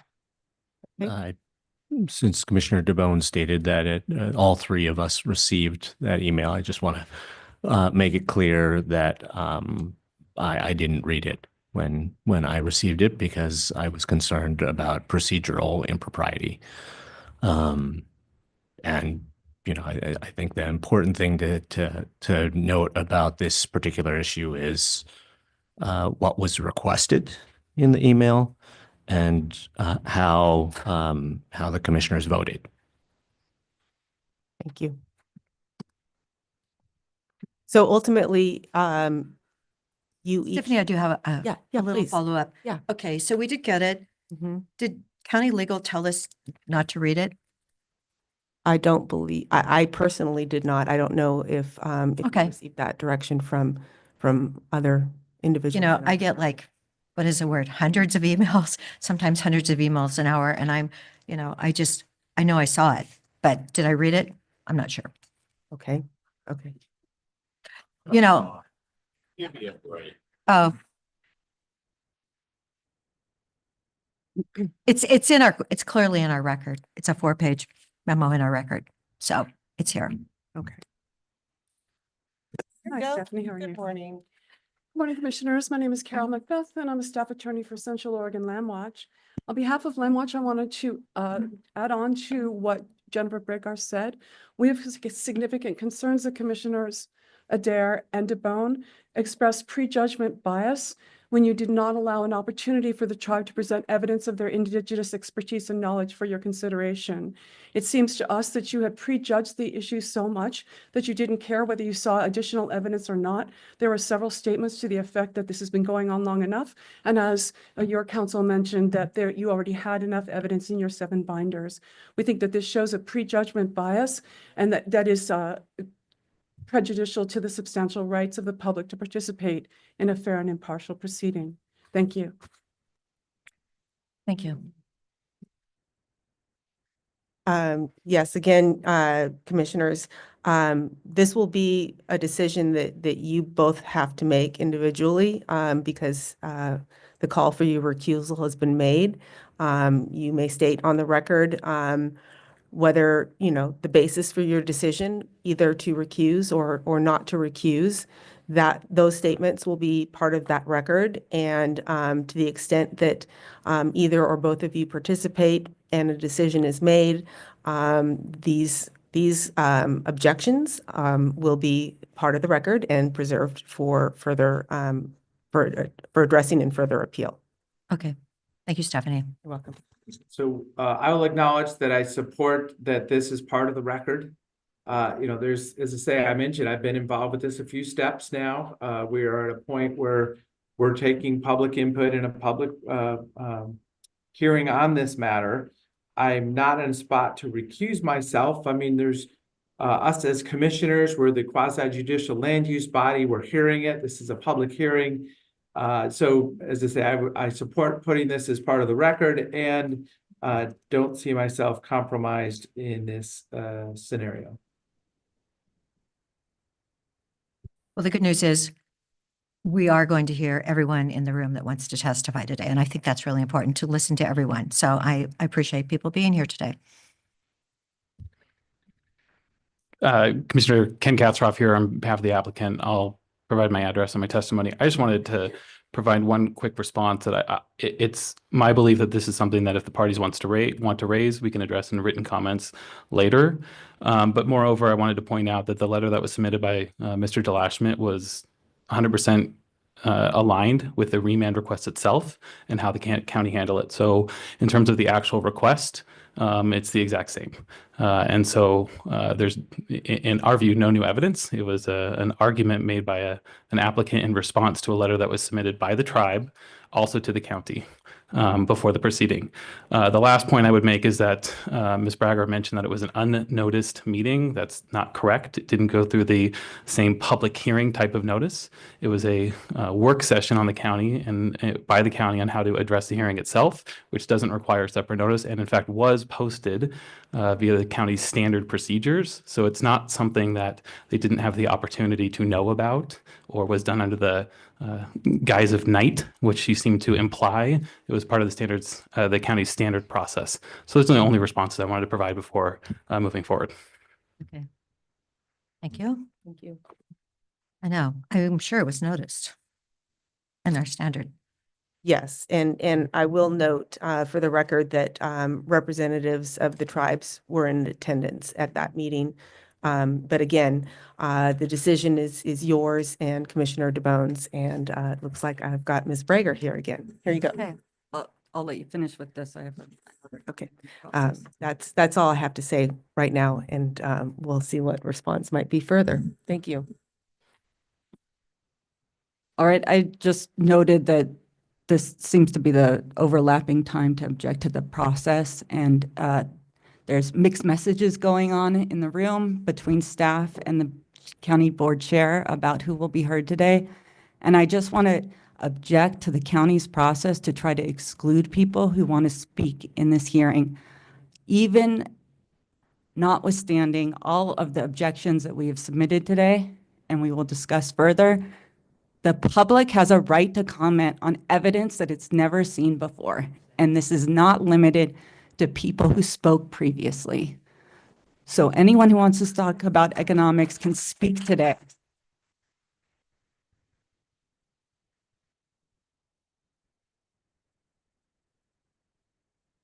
I will just reiterate Mr. Ripper's statement that this is a state law provision and a county code provision that limits remand participation to those who participated initially. This is not a new application. This is not something that's this is coming back from LUBA to make additional findings on evidence that's either in the record or for which the record has been reopened. This is a remand proceeding, which is a different animal than an original application.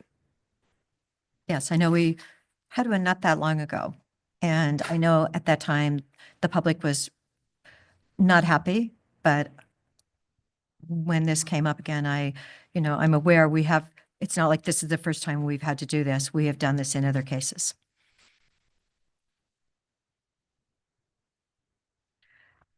Okay. Well, so may I continue on? Yes, unless you had any other statement that you wanted to make. No, I believe we can listen to the testimony. All right. I was just being honest when I said I had 7 binders. I read my material. Okay, the hearing is now open. Staff will proceed with a brief staff report. Yeah, thank you. And if Hey, I can Jacob. get my PowerPoint slide up, that would be great.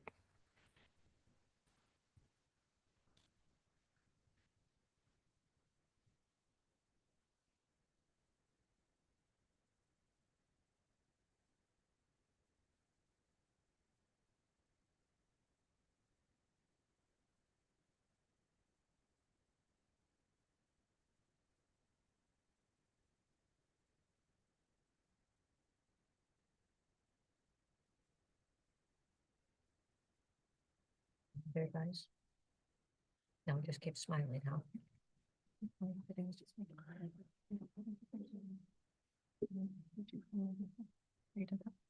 Okay.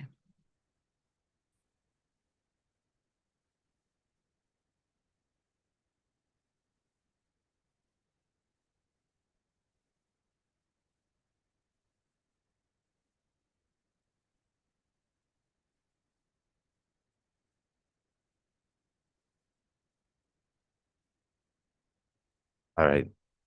The subject property is located north of Tumalo and west of Redmond and the Eagle Crest Destination Resort. It's highlighted in orange on this map. The request for today's proceeding originally was for a modification to amend the resort's fish and wildlife management plan, often referred to in documents as the 2022 FWMP. And the FWMP is one of several required mitigation plans the resort had to develop to ensure any negative impacts to fish and wildlife would be completely mitigated so that there is no net loss of habitat. Some procedural background, on April 17th of 2023, the application was approved by the Board of County Commissioners. In January of 24, the Land Use Board of Appeals remanded for the first time on 2 topics, and that decision was appealed to the Court of Appeals. May 1st, 2024, the Court of Appeals reversed and remanded the LUBA decision back to them and added 1 additional topic, which I'll get into in a minute. And in February 25th, 2025, the Land Use Board of Appeals remanded for the second time, adding the topic from the Court of Appeals. On April 7th, the applicant requested initiation of the remand, and that started the 120-day clock. So that means that a final county decision is due by August 5th.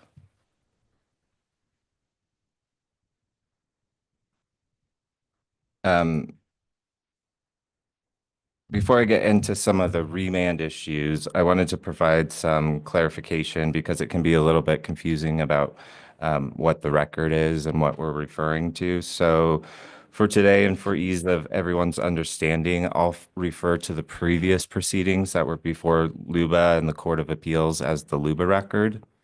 Again, it was the entire previous record that the county's decision was based on and what was before the courts.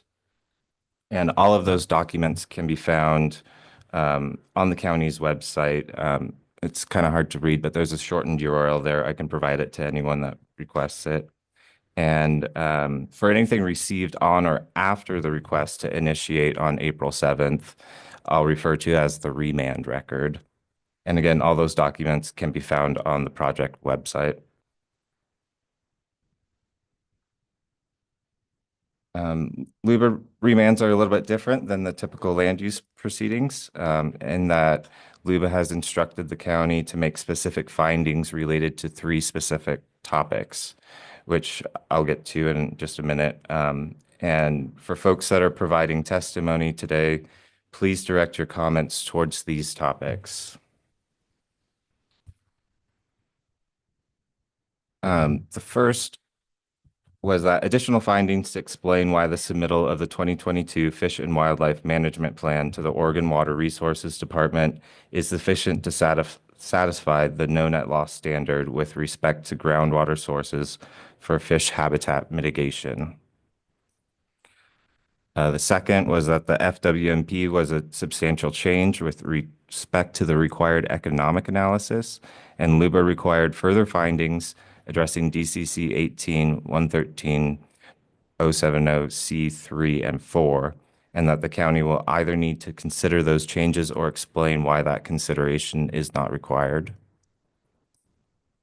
And then the third was whether the 2022 FWMP violates the treaty with the tribes of Middle Oregon dated June 25th, 1855. Because this is a remand hearing, again, please direct all testimony and documents submitted towards the 3 limited issues again That's the no net loss standard having to do with water, the economic analysis in dealing with what changes result from removing one of the golf courses, and then 3, the treaty, and if the FWMP is in conflict with the treaty. The board issued an order to allow new evidence only to address number 2, the economic analysis. So in other words, no new evidence may be presented for number 1, the no net loss standard, or number 3, the treaty. For topics 1 and 3, parties may refer to evidence that was part of the LUBA record, again, being those materials previously submitted during the earlier proceedings.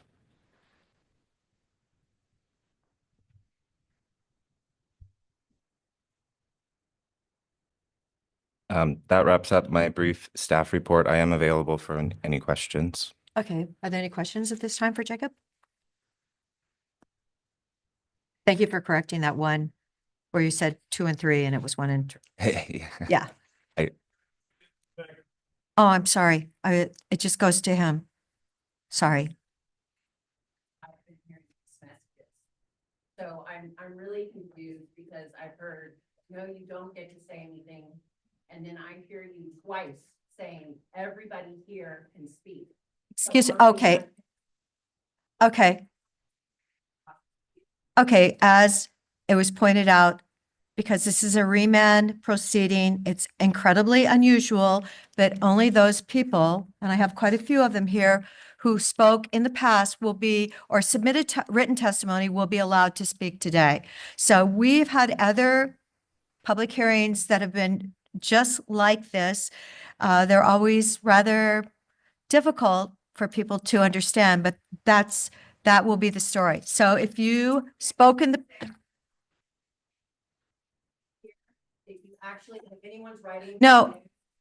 Misspoke twice. She said that everybody could speak, and that's not accurate. That's not. everyone that spoke in the past. Thank you. Everyone that spoke in the past, we have 4.5 pages of people that are on the list that have provided testimony. And if your name is on that list, you will be allowed to speak. Did I not say it clear enough? Thank you. Yes, Stephanie, is that clear enough? It might be helpful to clarify what having spoken in the past or provided testimony in the past means. Stephanie, could you clarify that? For example, someone who has written an email about this issue in the past, it will be on the list as having provided testimony in the past. Yes, Commissioner Chang, that is correct. The party participation standing requirement is again of state law, and it is the 120 days is another example of this isn't a full and brand new application. This is remand for 3 specific issues. I understand that there are questions based on statements that have been made this morning. So I will clarify that if you participated in any way in the original application, the original, first time the FWMP came before the board, then you have standing and you should be on Mr. Ripper's list. If you believe that you testified or submitted an email or put some evidence into the record and you are not on that list, we will, I presume we will be coordinating to make sure that, yes, okay, great.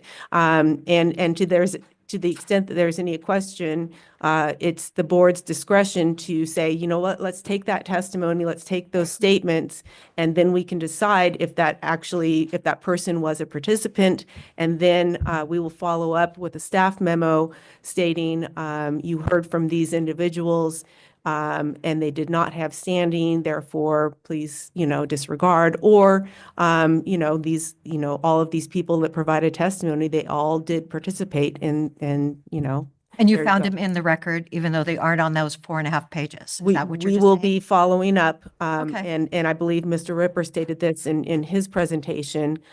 We have a list, but please, if you think that we missed you on that list, bring that to our attention, and we will work, we want to Is make. everyone in the room listening to this comment? If you think you should have been on the list, but you weren't on the list, you may participate, and then we will confirm or not whether you were actually on the list later. Correct. Okay? That's what you just said, right? Is that consistent with Cor- your understanding? Correct. Yeah, that's what I've been doing with written comments that I've received already. Okay. Okay, good. Thank you. All right. So may we go initially, the applicant is given 30 minutes, and then we will go to agencies for 10 minutes, and then we'll proceed down the list. Great. So thank you.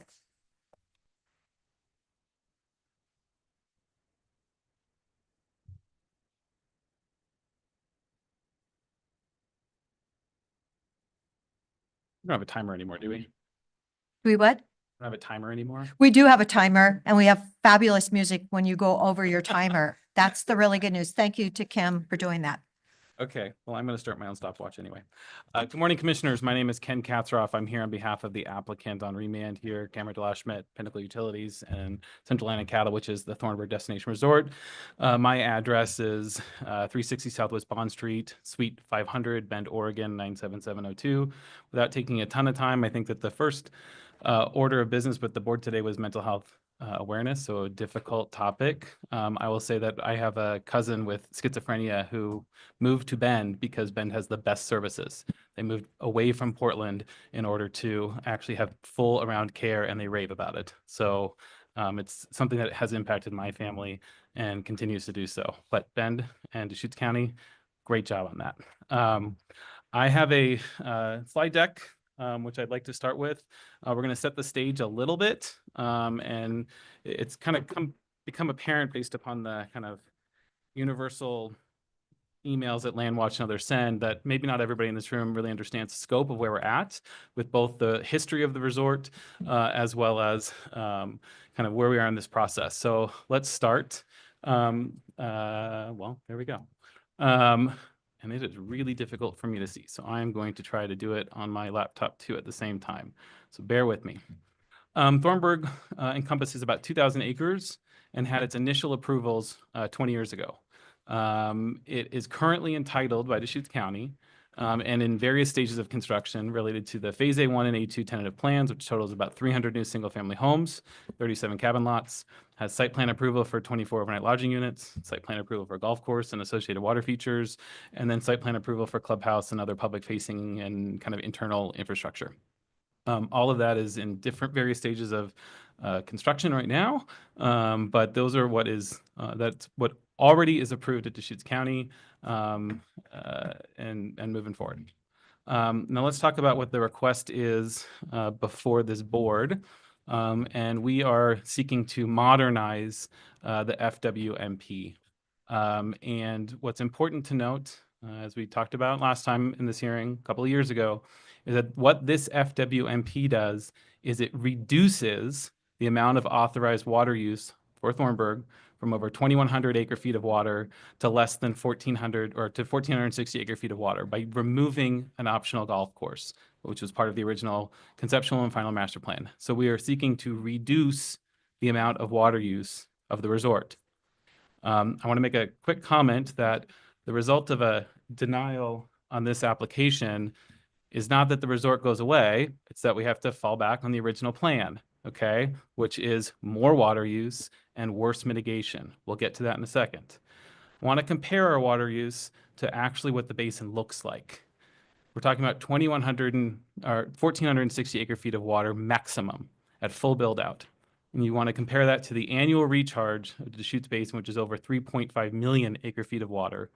Total water use in the basin is about 775 acre feet of water, 775,000 acre feet, with about 50 of it, only 50 being groundwater. Okay, so we're not talking about a ton of water for this process. Groundwater and surface water are very different. Understood. Understood. We'll get to water more. The next part of this is really important. Thornburg is not planning, based upon this FWMP change from the original FWMP, to increase water use. It is going to use existing water. The original plan used new water that it would mitigate for. This does not do that. We use existing water. So we're not increasing water use at all, and in fact are decreasing the total amount that Thornburg can use. Okay. Again, it mitigates better than the 2008 plan because it doesn't rely upon warm COID surface water rights and instead retires essentially or uses groundwater rights in order to provide better seep and spring. And this is the important part to this room, I think, because there's a lot of folks that may be upset about this. Only Thornburg's impacts are at play here. Court of Appeals made this very clear. Concerns about drought, about climate change, about other water users, particularly irrigation districts, about the HCP, about new reintroduction of species, all of those issues and how they impact are not relevant to this proceeding. The only thing that we are addressing here are the impacts of Thornburg's use and Thornburg's use alone. And that's really important as we listen to testimony today because we're talking about drought or general groundwater declines. None of that is relevant to this proceeding, period. And that's, people can be upset with that, but it's what the law is and what the court has decided. It is not something to be properly upset with this commission. All right, we're going to move on. I'm not sure where I am on the slide. Okay.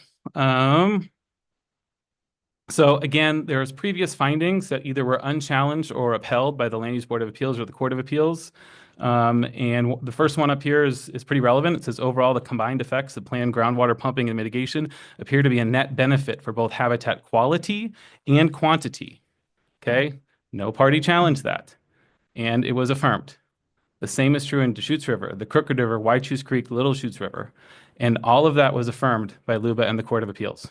Okay, LUBA actually said that the relevant rivers of stream, the impact was effectively zero.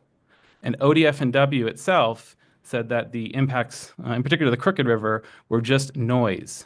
So when we're talking about our actual impacts, it is almost nothing. Okay, that's important. So let's get to the first issue on remand. Statistically significant noise? No.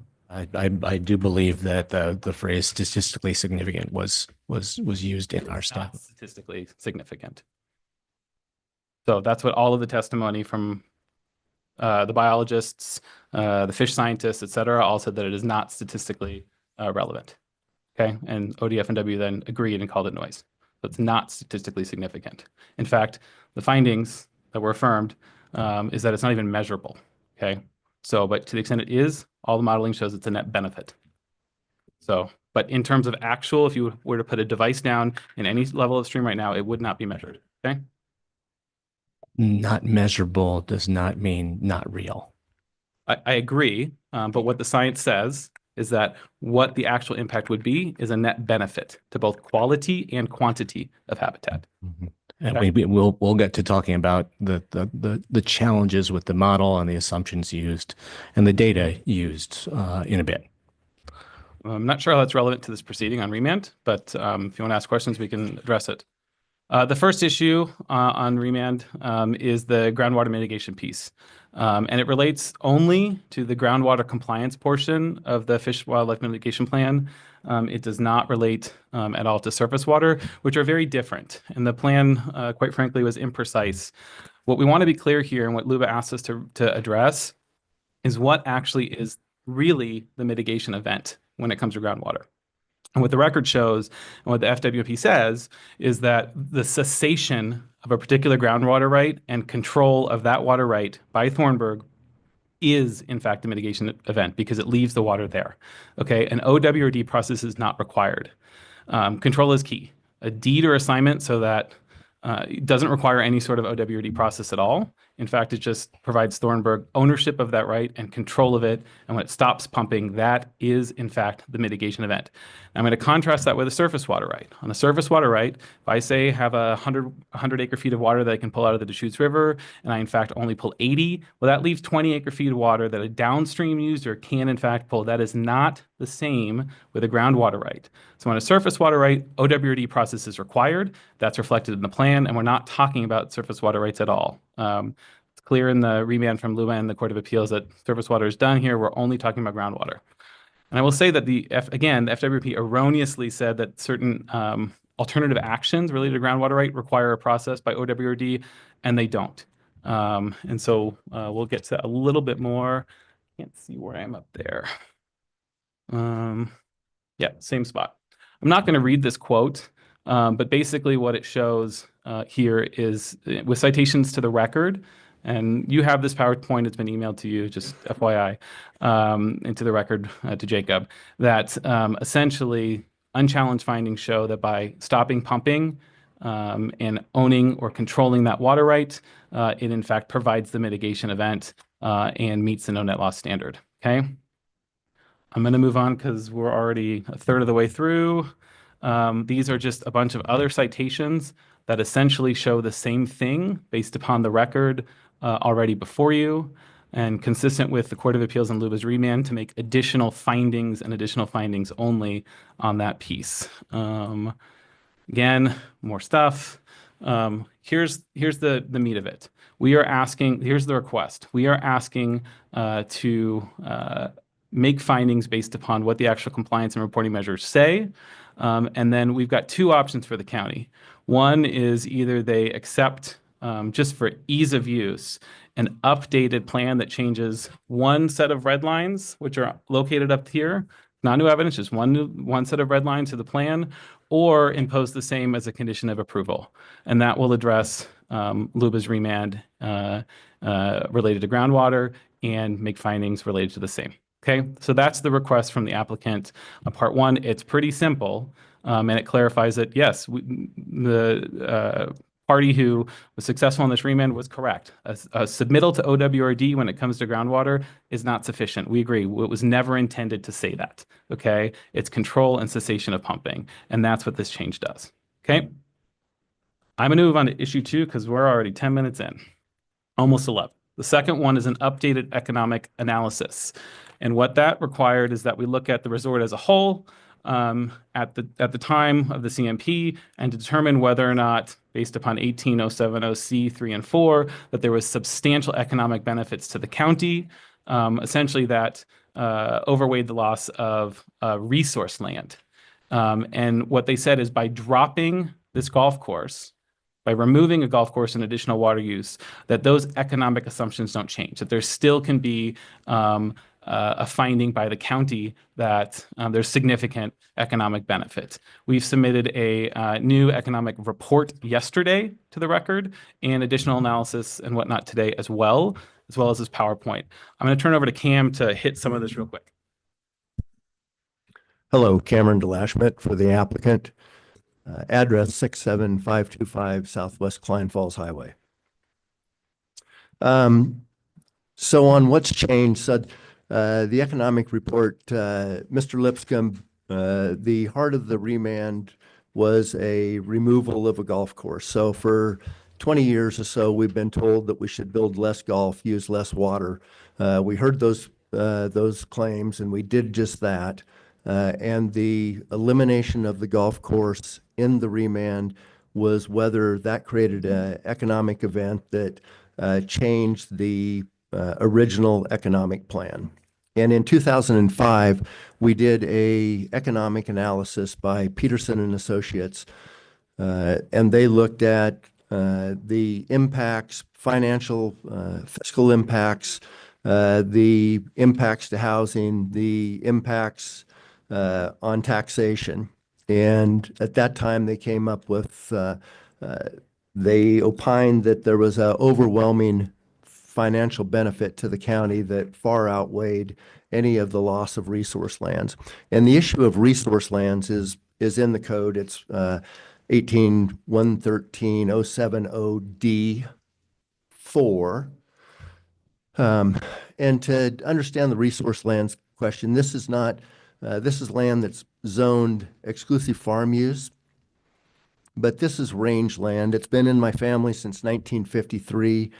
My grandparents used that as summer pasture for their, or spring pasture for their cattle operation. And when I talk about pasture, this is sagebrush and little bunch grasses. So my grandparents would roll cattle out in April 15th or thereabouts, and they would pull them off a couple months later when they'd eaten all the grass. So it had a window of use as a resource of a couple of months. Other than that, it's juniper trees and sagebrush and hillsides. In in 2005, the economic plan looked at the overall development that was planned at that time. And at that time, I had a partner that was from Palm Springs.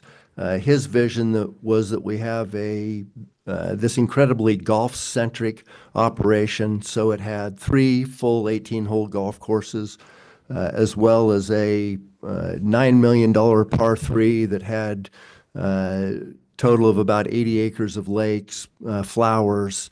It was his vision was a pretty manicured operation. So all of the golf was highly manicured. It was using seed varieties that were water intensive. And in 2007, I bought him out. And from that time forward, we've kind of started to change the plan and really take it back more into things that were native and natural to Central Oregon. So, for example, the golf course you'll see on the page that you've got up right now on the screen, that shows a golf course in the north that was a fully routed Tom Watson course. At the south, on the left side of the page, the west, there was a Coeur Crenshaw golf course, and then on the right was an Arnold Palmer, and then in between those two was a Clive Clark par 3 course. All of those had fairly extensive water features and lakes on them. And the picture to the right shows the single golf course right now. And what we did is we just, in essence, told Bill Coeur and Ben Crenshaw to find a golf course in the whole southern part of the property. And what's happened is the fairways are spread apart. There's tons of open space. It has a much more natural feel. The open space that's in between the fairways is completely native and natural and will be forever. Today, as we come forward, the court asked that we update the economic report, and we did so. Some of the key attributes of that, it shows peak employment, and this is both direct, indirect, and induced employment. So it's jobs that are on the resort that we hire. It's jobs that we create that are off of the resort and that are induced as a result of the resort. So we have people that will work there, live there, visit there. Those will create jobs in Redmond and Bend for restaurants, for stores and whatnot. So this peak employment count takes in all of that. And it peaks in 2000, it peaked 5 years after the start at 2,074 employees with a current payroll estimated today of $142.5 million for that year. We look specifically at golf payroll and versus the 2005 report and today. And the Peterson report had golf payroll at about 3.67 million, and the John Burns economic analysis that was just done as part of this that's been emailed to you yesterday had payroll of 3.64 million. So there was a loss of about 18 jobs or 24 jobs, excuse me, that came off of the elimination of that second golf course. And there was also a loss of housing of about 13 housing units across from the early report to today. A big thing is just the addition of housing. So Thornburg itself is permitted for 950 single-family homes. We have a housing crisis here, and as part of our materials that we submitted today, there's some report from DAS, the Department of Administrative Services for Oregon, that shows how many houses are needed in Deschutes County. So it does it over the 1 year and 20-year time period. In the next 20 years, and we've just kind of pulled out statistics to look at the city of Bend, the city of Redmond, and the city of Sisters. And between those 3 cities over the next 20 years, we need about 47,000 houses. 47,000 houses And to put that into comparison, the city of Portland needs 57,000 houses. So Portland has a population 4.5 times the size of Central Oregon, or of those three cities, but it has a housing need of about 1.25 times that. So our housing crisis is real here, and we need to take steps to solve it. There's a lot of talk about affordable housing, but if you look at the DAS report, actually the highest income category that's needed for housing at about 37% of the total out of the 5 different income categories is it's 37% for the highest income. So those are all homes that would be, Thornburg would be filling that need.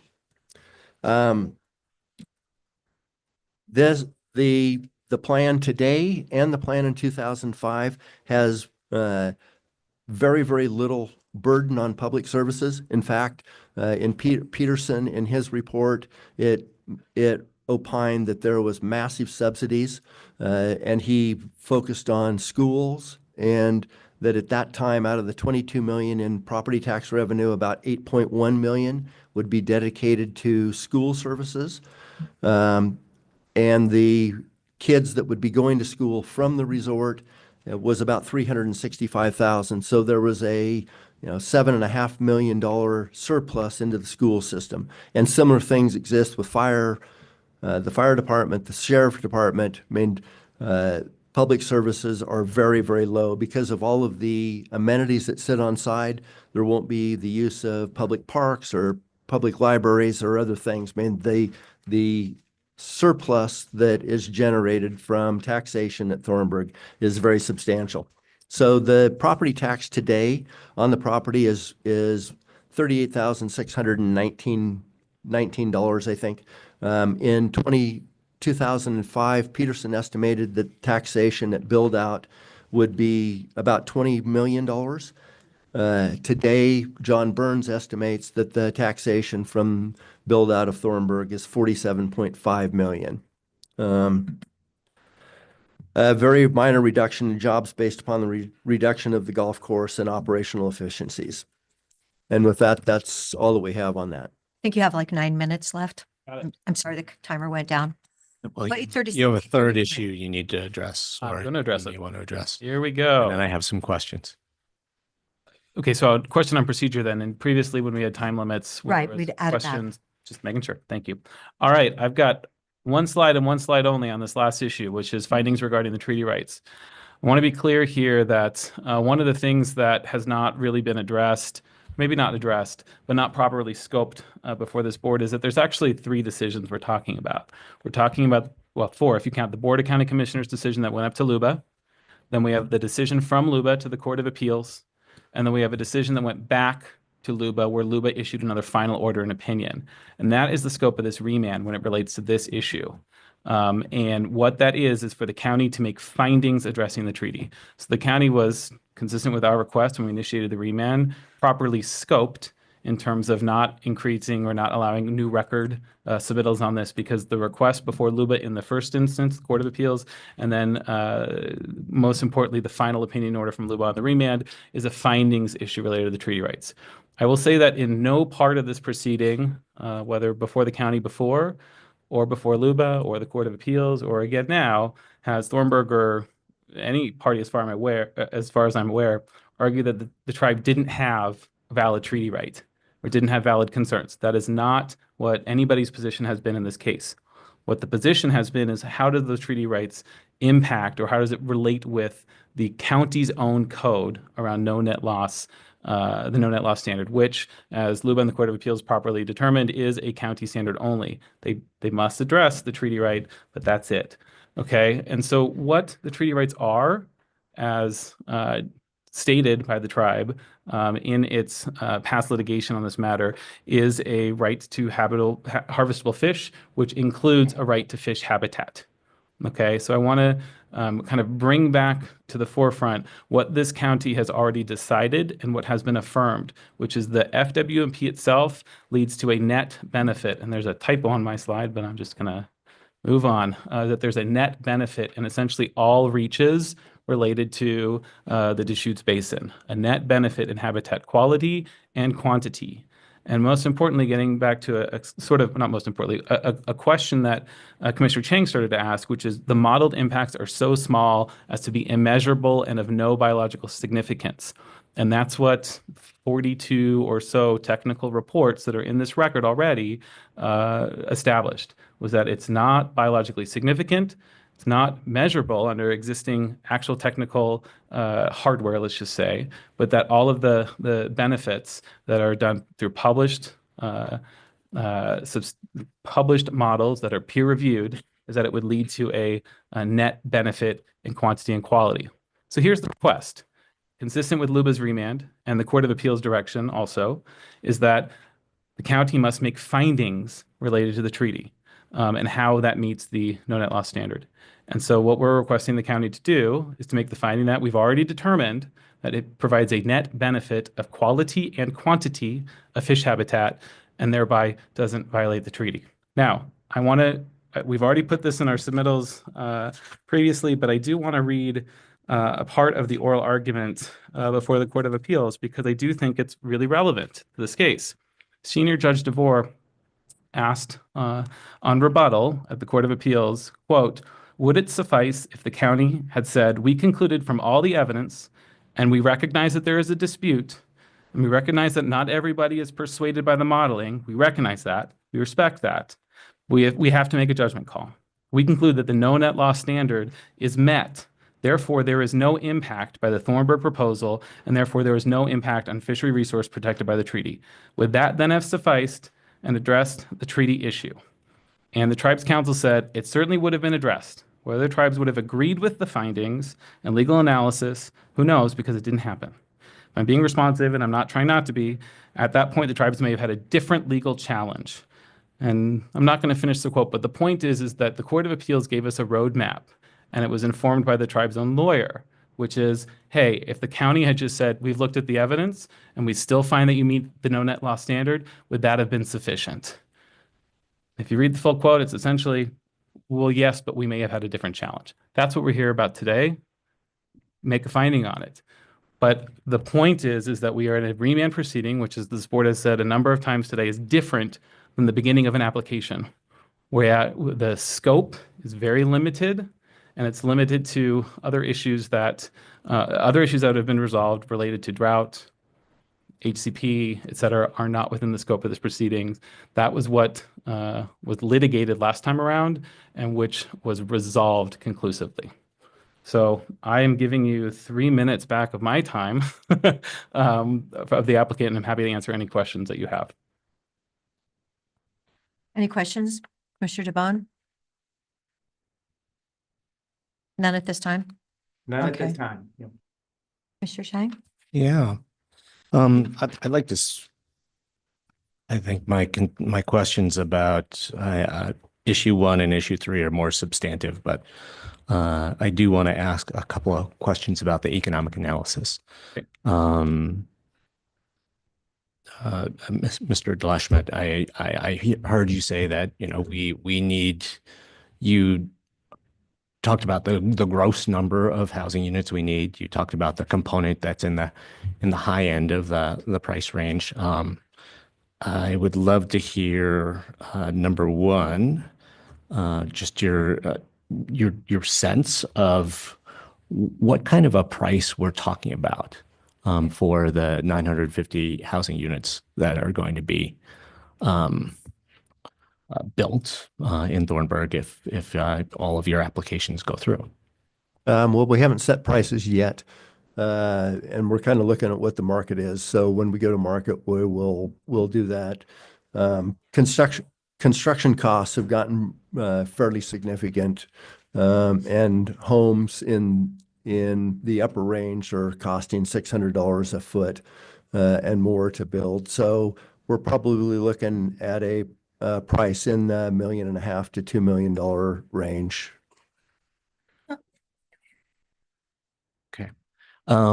Another thing I wanted to ask about, so to address the housing needs of our community, houses actually need to be occupied. And I want to to ask if you have any sense of what the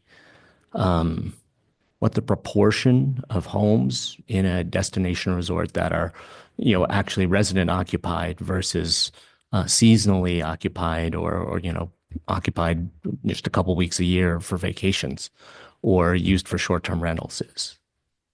I don't know. I don't have current data on that. I know that it has changed in the, it changed post-pandemic and even the terminology that you use, primary or seasonal, those terms are changing where seasonal becomes a longer issue and really starts to bleed into kind of a partial primary where people will have homes in San Francisco, they'll have a home and they split time between some. I don't know what the data shows for Central Oregon resorts right now, or actually I don't know what it shows for mountain communities across the West that would be similar. So I know it's changed. It's probably higher today than it was in 2005 or 4 when we started the process. Yeah. Well, I can tell you that we have, by some estimates, we have, 5, 6, 7,000 homes that are virtually empty in Deschutes County most of the year, and many of those are within destination resorts. So I'm just trying to get to you. I think you're 100% right, Commissioner Chang, but I will note that there's a report that we put in the record from the Department of Administrative Services, which is the state of Oregon expert on housing. And it's their estimate that we're using in terms of the amount of housing units that are necessary in Deschutes County. And my guess would be that they consider that, I don't know. The criteria here is whether or not there's an economic benefit, not whether or not we're providing housing units. So I just want to be clear on that. Okay. Well, there were assertions that this is a really important housing benefit. So I just wanted to flesh that out a little bit. There were also assertions that the tax benefits of this development are significant.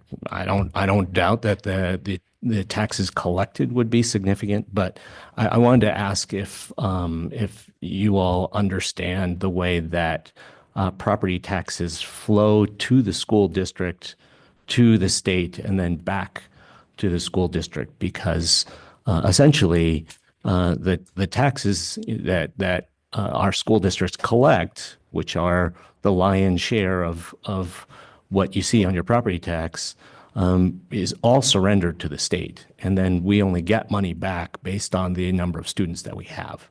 So if you're saying that you get a whole lot of money for schools, and then there won't be that many kids at Thornburg, you're essentially saying that we're going to collect a bunch of tax money that is going to pay for schools in other places. Well, even by your own, I understand that, but even so part of your statement is the money comes back. So the money comes back based on the number of students, actual students. So when people at Thornburg pay property taxes and they don't have students, there's still a economic benefit that comes back to schools in Central Oregon that is being paid from people that have homes at Thornburg. So there is, I understand that it gets paid to the state, and then a part of that comes back, but whatever the ratio is, the 8.1 million versus the 365,000, that same ratio would still, whatever comes back to the state, there's a benefit. There would be a benefit. There's a benefit to schools across the state of Oregon. But the benefit to our schools is based on the number of kids that are actually going to school from Thornburg. I understand that. Not from Thornburg. No, it's not from Thornburg. So the school that's right. That's right. But we are talking about you only get money for kids that actually go to school. And so if Thornburg doesn't increase the amount of students at schools, there's not a higher burden. However, there was still a cut of the general pool in the state of Oregon that gains tax revenue from these property taxes that comes back to the school districts in Deschutes County. And so whether or not there's students that are living in Thornburg or not, there is still an increase in the pie that then gets paid to the school district. It's not tied to whether or not that property tax dollar came from a home from Thornburg. That is correct. Okay. But the amount of money that is going in relative to the amount of children that we have, the proportion of children that we have of the state of Oregon, makes the amount that you're talking about insignificant. That the increment that the additional increment you would get per kid that actually exists and goes to school is insignificant. How do you know it's insignificant? Because I have a sense of how many billions of dollars our school budget is every year. And I have a sense of how many of the total school children of the state of Oregon live in Deschutes County. Okay, so in the material that I provided to you, there 8.1 million was to the public school system, which we're talking about right now that you say is insignificant. 3.5 million was to public bonds. 2.8 million was to fire protection, Redmond Rural Fire Department. 2.6 million to the county sheriff. 2.1 million to Deschutes County government. 882,000 to the county library. 596,000 to parks and recreation. 404,000 to 9/11 emergency services, and 125,000 to the Redmond Library. Yep. So of the 22 million, 8 million of it is the part that you say is insignificant. The other 14 million is all Deschutes County stuff. And that's right here. It stays right here. Yep. And when it's 22 I was just talking about the school portion. Gotcha. I just wanted to because point out that you emphasized the school portion. I wanted it's just to the clarify. biggest piece, but combined, It is the what biggest. stays here is overwhelmingly, the money that is paid in taxes stays in the county, in the community, where the part that you're talking about is the only part that goes outside of the community. Yes, if all of that is built, if all of that goes on the tax rolls, it would have a significant tax impact. I do have just a small question. Is there workforce housing here? We're not permitted for workforce housing on site. You're not permitted to do it. Okay, right. Real quick, that would require another modification of our conceptual master plan and final master plan. And that's a process that, as we know today, is quite brutal, I'll just say. Okay. Okay. That said, there can, I believe, I'd have to check, but there can be resort housing for employees of the resort. Okay. That's what I'm asking about. Okay. I think of workforce housing as a different thing versus. Oh, I'm resort sorry. housing. Okay, well, no, I'm. Understood. Thank you. So it is possible? I'll get back to you. I don't know. It's not a question that I've been asked. Okay, It's not permitted. It is not permitted for it right now. not permitted. Okay. Okay, so on to water. I'm following your argument that you are not trying to say that submittal to OWRD is proof that you have mitigated your impacts and that there's no net loss. But kind of intertwined with the argument that was being made around the submittal is this assertion that we need proof of adequate water rights and mitigation commensurate with the estimated consumptive use of water for the development approved at each phase of development and in advance of actual water consumption. So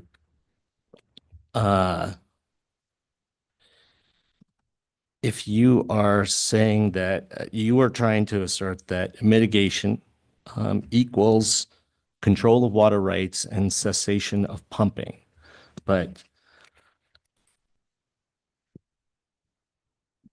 following the line of, the thought process that submittal is inadequate and that proof is required, I don't think that means that control of water rights and cessation of pumping is proof and is adequate evidence that there will be no net loss. So, you know, the submittal argument, you know, basically what they were asking for, you know, what Luba was asking for, and which, essentially our hearings officer asked for back at the point where the hearings officer rejected this application, was ongoing compliance with the no net law standard and sufficient monitoring is required. So I'd be interested to hear your thoughts on how you meet that burden of proof, how you provide the assurances, the monitoring that our hearings officer, that Luba have asked for, to really have proof that the no net loss standard is being met. But back when this was first presented to us, I certainly thought it sounded good to reduce the number of golf courses and implement various kinds of water conservation measures. But I want to see a very clear line between how those things get implemented, how that we are assured that they get implemented, and we are assured that you have actually produced the water benefits that you're arguing that you're going to produce. So the evidence in the record shows that we own substantial water rights today. I think it said 1,017 acre feet of groundwater rights. And when Ken said earlier that we're not using new water rights, we're using certificated existing water rights. So we own those rights today, and we have stopped pumping under all of those rights. So the water that was being pumped is no longer being pumped. It's being left in the aquifer. And it's undisputed that when water is in the aquifer, it flows to be discharged via seeps and springs into the rivers and the creeks. Okay, so I'm not quite sure what you're asking, because the science shows right now when you leave that water there, that's where it goes. It's going into, it's being discharged into the river and the streams. So, I mean, that is the mitigation event. And the plan is pretty clear. I mean, there's lots of evidence in the record that talks about that event right there. So the entire basin, when Ken said we had 3.5 million acre feet of recharge, so that 3.5 million acre feet of recharge every year, as you know, it comes out of the mountains, it goes into the ground, and it makes its way via seeps and springs into the river. So these water rights, the 1,017 acre feet that we had, that was being stopped via, instead of being discharged into seeps and springs, somebody else was pumping that water out. We then bought that, and we stopped pumping that water and let that water continue its path to be discharged into the river. So we've already been providing the mitigation event, even though we're not pumping. It's been going on, and in cases, I mean, the record shows that we've done this since, in some cases since 2012. So you have 1,017 acre feet of rights. Were you pumping that? Were the prior holders of those rights pumping that full amount? Well, yes, they were being pumped to be able to get certificated rights, but I mean, some of it is varying. Were they utilizing their full right? So there's evidence in the record. The follow-on question will be, do you intend to use your full right? Because if they had 1,017 acre feet of rights and they weren't pumping that whole amount, but you will be, then we're actually talking about more groundwater being taken out of the ground than was occurring previously, and that does not seem to line up with a no net loss finding. So I would strongly disagree with your point for a number of reasons. The first is that whether or not Thornburg pumps it or somebody else owns the water right and pumps it, it can be used to its full effect. There's a statute that governs this, ORS 537270, that says if you have a water right certificate, it is conclusive evidence of the availability of that amount of water. Okay. And so whether or not I pump 10 acre feet 1 year, 9 1 year, 11 the next year, as long as I'm holding my water right and putting it to use and not wasting it, I have the ability to pump that amount of water. You're getting to the concern that ODF and W partially had in the last proceeding. And I think the tribe, although I'm not going to speak for the tribe on this issue, but the fact of the matter is that we have a statute that's on point on this, and we have the ability to pump the water to that volume. Okay. On ODF and W real quick, we provided substantial technical analysis on exactly this point on what water rate certificate, et cetera, et cetera, et cetera. And that is really outside the scope of this remand. Happy to entertain more discussion on it or to answer the questions as best as we can, either now or in writing, but it's outside of the scope in terms of this issue on remand, in my opinion. I mean, we're talking about, I'm picking up on the submittal issue, number one, and I'm basically unpacking the arguments behind the submittal issue. So I think that is entirely within the scope of this remand. And we agree that submittal is not sufficient. So I think we're saying the same thing. Yeah, but I'm not talking about this middle point. I'm talking about the underlying arguments, which are part of the scope of this remand. I also want to remind you, Mr. Katsaroff, that the no net loss standard is a local rule, and we are given deference by the state of Oregon to interpret whether the no net loss standard is met. And so, whether the county, whether a majority of this Board of Commissioners has determined that that standard has been met in the past, potentially, on flawed analysis or not, does not mean that we need to continue to interpret whether the no net loss standard has been met that same way.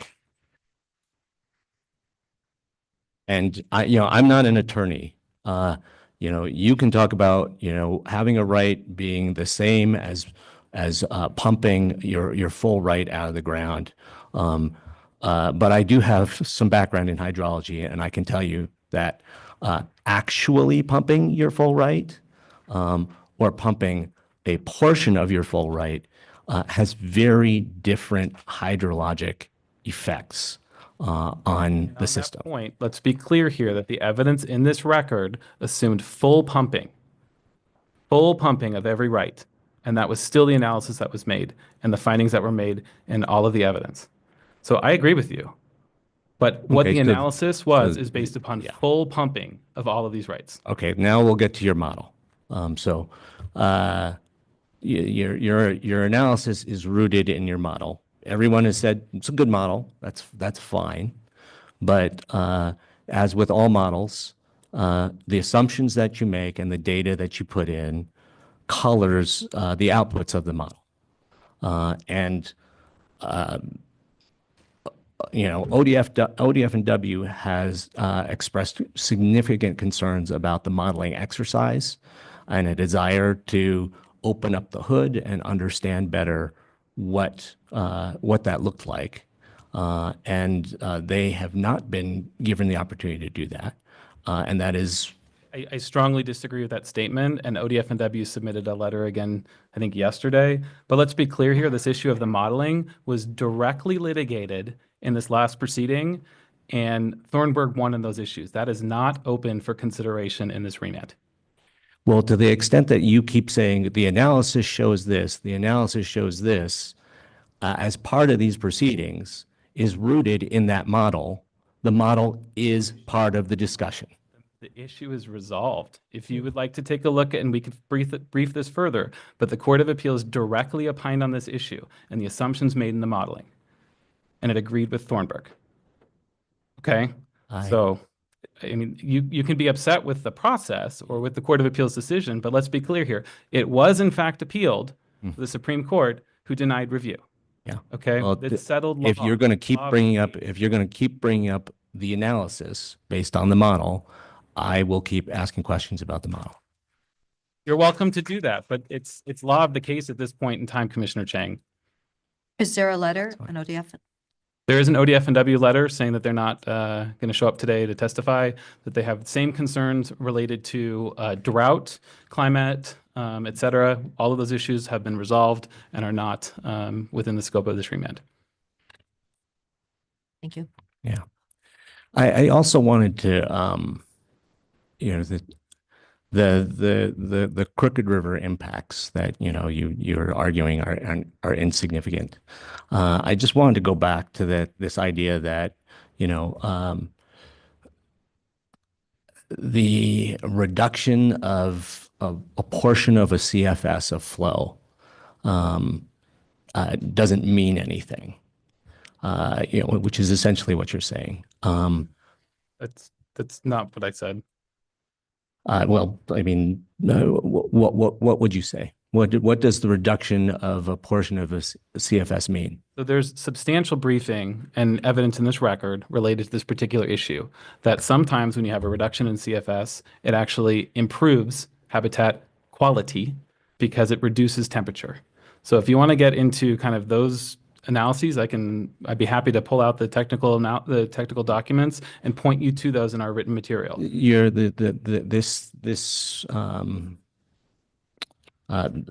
record from Luba talks about that being the case in Waichus Creek, potentially, you know, where you have a massive amount of cold spring flow lower down in the system, but it doesn't say that for the Crooked River. So the evidence actually shows that is exactly the case, and it's kind of counterintuitive. And the reason is in this area below Smith Rocks, where discharge into the Crooked River, a lot of that is coming in at 13, 14 degrees, 15 degrees, and at periods in the year, the river is lower temperature than the spring flow is. And so when you reduce the spring flow, it actually lowers the temperature of the river. When you increase the spring flow at those particular times, it raises the temperature of the river. So, I mean, it's a little counterintuitive, but the evidence actually does specifically show that. The times of year when the spring flow is warmer than the runoff in the river are not the times of year where we're concerned about temperature for fish habitat. In the middle of winter, when it's really cold, the fish are not having problems getting enough oxygen out of the water. It's in the summertime when cold spring flow is absolutely critical, that the fish need that spring flow. All of our modeling was done in the summer. None of it was done in the winter. So the situation you're talking about, we didn't model in the winter. We modeled purely in the irrigation. So tell me how the surface flow in the river is colder in the Crooked River in the middle of summer than spring discharge. I didn't say the middle of summer, but I said we modeled only during the irrigation season. So there was no modeling done in the wintertime. So, and I didn't review the reports because my understanding is that is outside of the scope of this remand. But if you want, we can certainly pull those reports out and direct you to exactly where the reports said that at the exact time of the year. I mean, these are the modeling was done on a every 15-minute basis throughout the irrigation season. So, I mean, we could pull out and show you where that situation existed. Be happy to see that. Okay. Yeah. Okay. To the question of the treaty rights.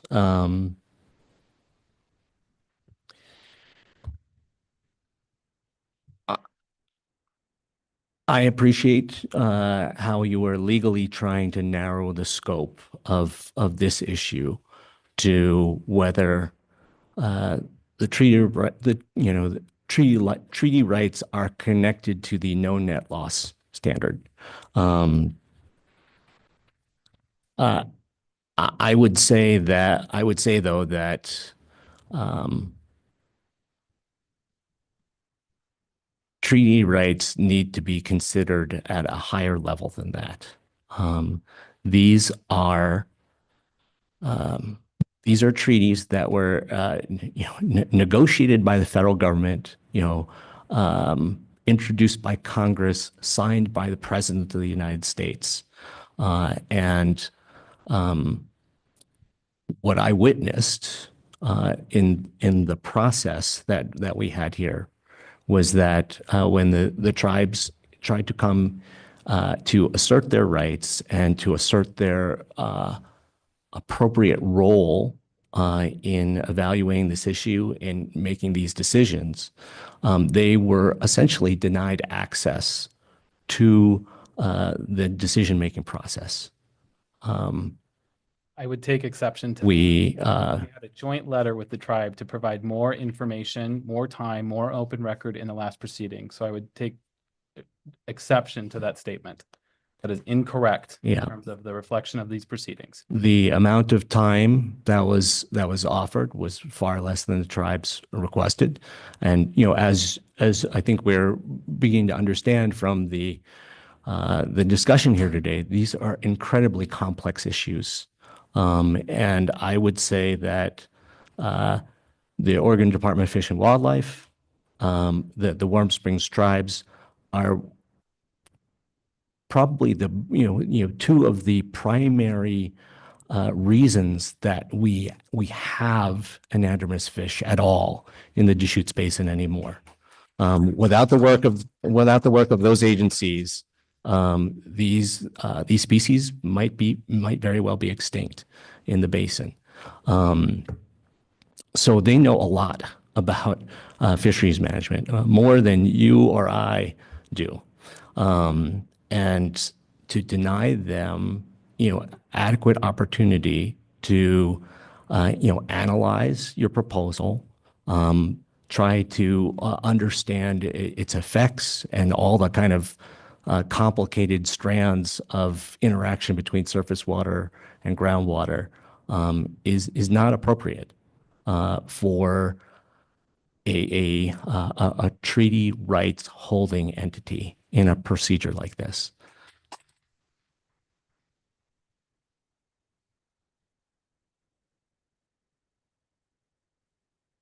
So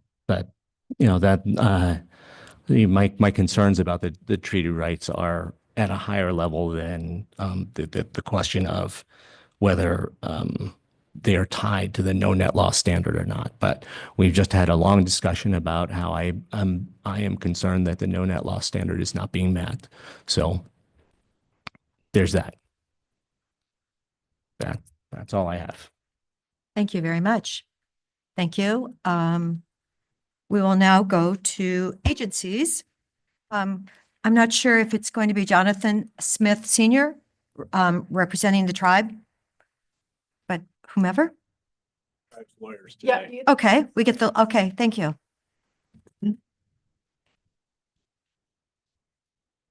Something.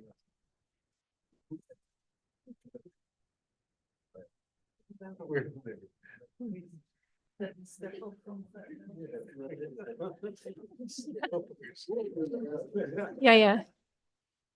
Okay, and we did get a notification that 10 minutes that was adequate for you today? Yes, also we are running at around 10 minutes, but ODFW also submitted a letter yesterday and are ceding their time. So if we do run over, we would ask to utilize their time. Okay, thank you. Great. Thank you. And also, before I get started, I would like to recognize and introduce the members from the tribe who are here.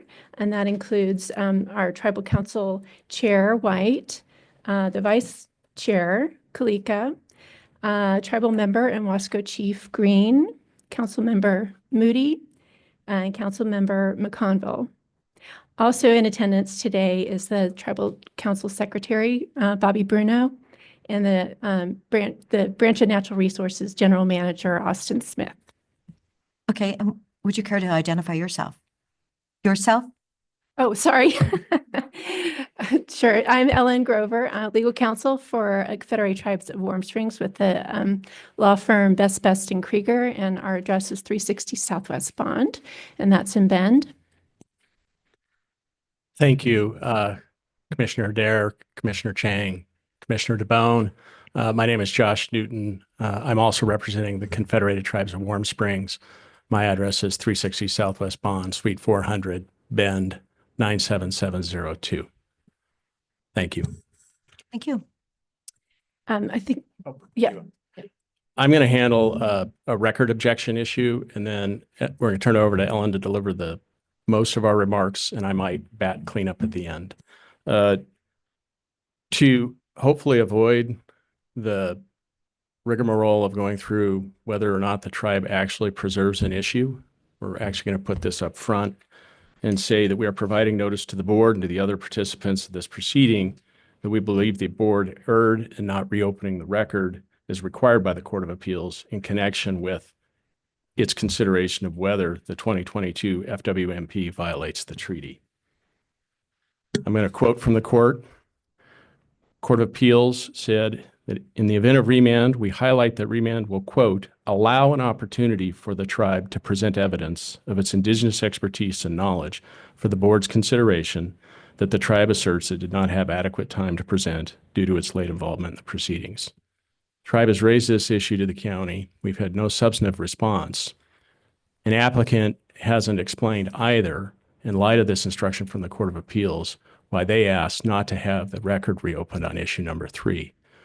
Compounding this error, in our view, is applicants' reference to extra record materials during their remarks just a few minutes ago. Applicants' counsel refers to a colloquy that occurred between me and the Oregon Court of Appeals Judge DeVore at oral argument at the Court of Appeals. That clearly is not in the record. There's no record citation. It's extra record evidence. They're using it to make their argument here on remand, and that is inappropriate. They can't have it both ways. First of all, they shouldn't be asking the county to ignore an express direction from the Court of Appeals. Secondarily, if they want the record closed, then it must be closed. They can't do both, yet that's what they seek to do today. So we are providing notice to this body, to everyone in the room, that the tribe is expressly reserving the right to pursue all rights and remedies associated with this proceeding. And that includes going to federal court if necessary to protect its treaty-protected rights. Question to Mr. Newton, Commissioner DeBone here. So are you saying that items that were discussed at a higher court level are not in the record of these proceedings? I just understand what you're saying here. So Land Use Board of Appeals, Court of Appeals, Supreme Court gets bumped back to us. It's on our desk. And now you're saying some of that is not in the record? Commissioner DeBone, that's actually a great question. The colloquy was between me and one of the judges of the Court of Appeals. It's not in the opinion. It's not a part of the decision of the Court of Appeals. So it's actually not part of the law. It is simply a discussion that we had during oral argument. And, you know, the question would be, are questions that you ask of, oh, we just lost him. No, I'm in a room where the looks lights like are he's on in that. horror. There we go. Now he's back. Yeah. We're glad to have you back, Commissioner. Are questions that you ask of witnesses and parties and land use proceedings that you yourself ask that don't make their way into the findings of this body, are they really the decisions of the county? Or are they simply questions that individual commissioners ask in an effort to reach a decision? That's no different than at the Court of Appeals. And so it's improper to include that here, particularly when applicant is taking the position that the record isn't open, to be reopened. So as I say, I would just assume, I would conclude that and I think of the word legislative intent, sometimes a state law comes out, sometimes rulemaking is made, but you still have to go back to the discussion that was either at a work session or on the floor of the House or the Senate to say, oh, what were they thinking when they put this law in place? So I would just think that it sounds like a disconnect from my point of view. So Commissioner DeBonne, again, a good question, but I think it's important to distinguish between legislative action and judicial action. So judicial action ultimately at the Court of Appeals finds its way into the decision of the court, and that is the published decision. That is law. The findings in that case can certainly be considered by the commissioners and should be on remand. The colloquy between an individual judge and an attorney representing a party at the Court of Appeals is not the word of the court. It simply is not. And even if you were to consider it, Commissioner DeBonne, I don't understand how the commission can consider it without then letting the tribe introduce the evidence that the court itself said the tribe should be allowed to introduce. So one of the issues I see, and I don't want to take our time, but applicant, in my view, it's a very blinkered approach. It's myopic. It's don't look here, don't look there, just look at very specific issues. An applicant might disagree that the tribe was denied access, but the tribe's position is that it was denied access. The Court of Appeals recognized that. That's part of the reason they said you should reopen the record on remand. So applicant and the tribe disagree about that. That's true. And Ellen will get into the remarks about the treaty itself. And we need to do that because I see we've got 3:55 left, but this interaction with commissioner I already like said you this could have extra time is from. exciting. Yeah. And in responding to a question. Oh, okay. Huh. And I might add, Commissioner DeBonne, and maybe this would obviate the need for me to speak later. I think at a meta level, what I want to get across is it's never too late to make the right decision. And I think that's fundamentally what the tribe is asking the commission to do here. And with all due respect to your remarks at the work session, I think Commissioner Adair made similar remarks that this has been pending for 20 years. I want to point out to the commission and to the people in this room today, that this year is the 170th anniversary of the Treaty of 1855. And the information that the tribe supplied today in a letter that you'll all get a copy of, you'll see that the tribe has spent nearly every year since then defending its treaty rights. So 20 years is somewhat of a blip. This particular proceeding, though, of course, was initiated by applicant in 2022. The project has been pending longer, but the proceeding itself is shorter. I appreciate with Commissioner Adair that you've got 7 binders that are this tall.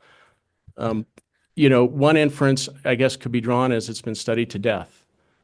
The other is that the tribe and the community are signaling that this is the wrong development at the wrong time in the wrong location. And so it's not too late to look at the information that the tribe is bringing forward. And we will talk about, and Ellen will talk about why the litigation around the local standard doesn't preclude you from re-examining every bit of evidence and receiving new evidence to see if it actually meets the treaty standard, which is the supreme law of the land under the U.S. Constitution. Thank you. Taking the mic away from him now. Thank you. Typically. Just one more procedural issue. I would like to request that the record does remain open, and we would request a 14-day initial open record period. As Josh indicates, it is in 2022 the applicant for its own reasons voluntarily sought to amend its Fish and Wildlife Management Plan, which was previously approved by the county. And the plan doesn't just seek to reduce water use. It completely reworks the mitigation for the use of that water in a complex and novel way. And for this reason, that's why the tribe became involved in 2022. And the legal issue on remand is to ensure that the county's application of its local standard, your no net loss and degradation standard, does not run afoul of the 1855 treaty, which is construed as a matter of federal law, not local law. So the county's determination of its no net loss standard in its previous decision is provided no deference as it relates to how it must be applied in compliance with federal law. This is not a new concept to you. You do it in the context of the Fair Housing Act, of the Religious Land Use and Institutionalized Persons Act. And the Court of Appeals held that the state of Oregon, as well as its local governments, must observe the 1855 treaty. So here, the county cannot apply its no net loss degradation standard in a manner that violates the fishing clause of the 1855 treaty. So what does that mean? In our letter, we explain how the 1855 treaty is legally construed. We are, happy to answer questions about that, but just to skip forward for the interest of time, the federal case law holds that the fishing clause of the 1855 treaty reserved to the tribe. Kim, could you please add another 10? Thank you. Thank you. Reserved to the tribe. That wasn't granted. These rights were reserved by the tribal treaty signers of the right to a harvestable population of treaty-protected fish in the Deschutes Basin and the protection of that habitat necessary to sustain those fish. This is a species-by-species standard. So again, this is different than how you have applied the no net loss degradation standard and how the applicant suggests you should apply it under the Gold 6 standard.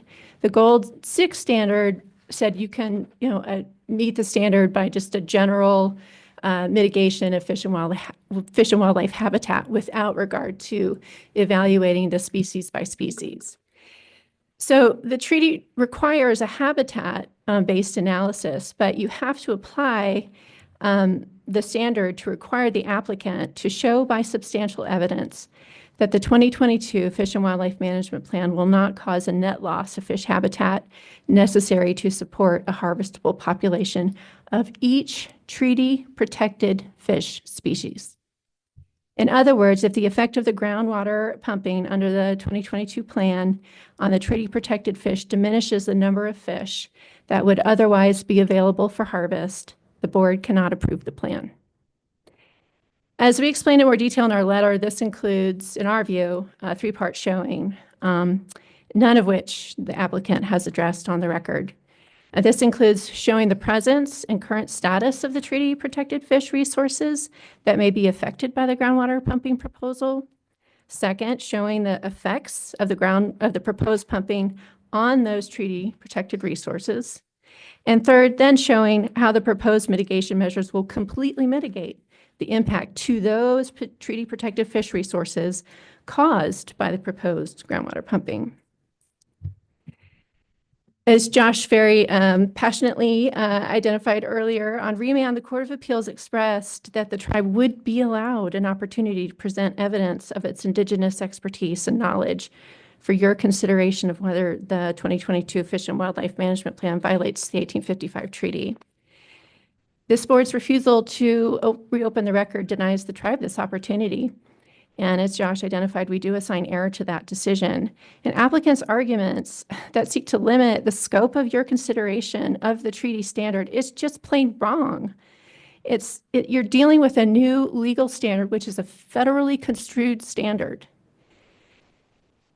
But even if we look at the existing record, we point out in our letter in greater detail that it has not met the burden to demonstrate that the groundwater pumping won't diminish the number of treaty-protected fish that otherwise would be available for harvest. For example, and this is not an exhaustive list, we're mindful of trying to stay within the record, so we're trying to point to, issues that would be determinable based on the record. But applicant's fishery expert, Lucius Caldwell, does not address whether any of the species he considered are treaty-protected or harvestable populations. Even though the tribe, as a co-manager of the resource, could not participate as fully as ODFW did below due to the lack of notice, the tribe's Branch of Natural Resources general manager was able to testify to many of these species and was able to introduce the tribe's fish passage plan. That plan,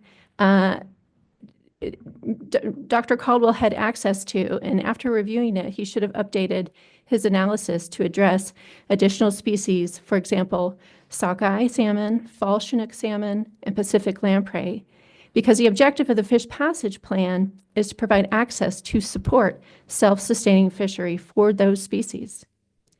Further, Dr. Caldwell's analysis did not include required information with specificity related to each treaty protected species, their life stage, their age class, habitat needs, as they differ spatially and temporally within the study area.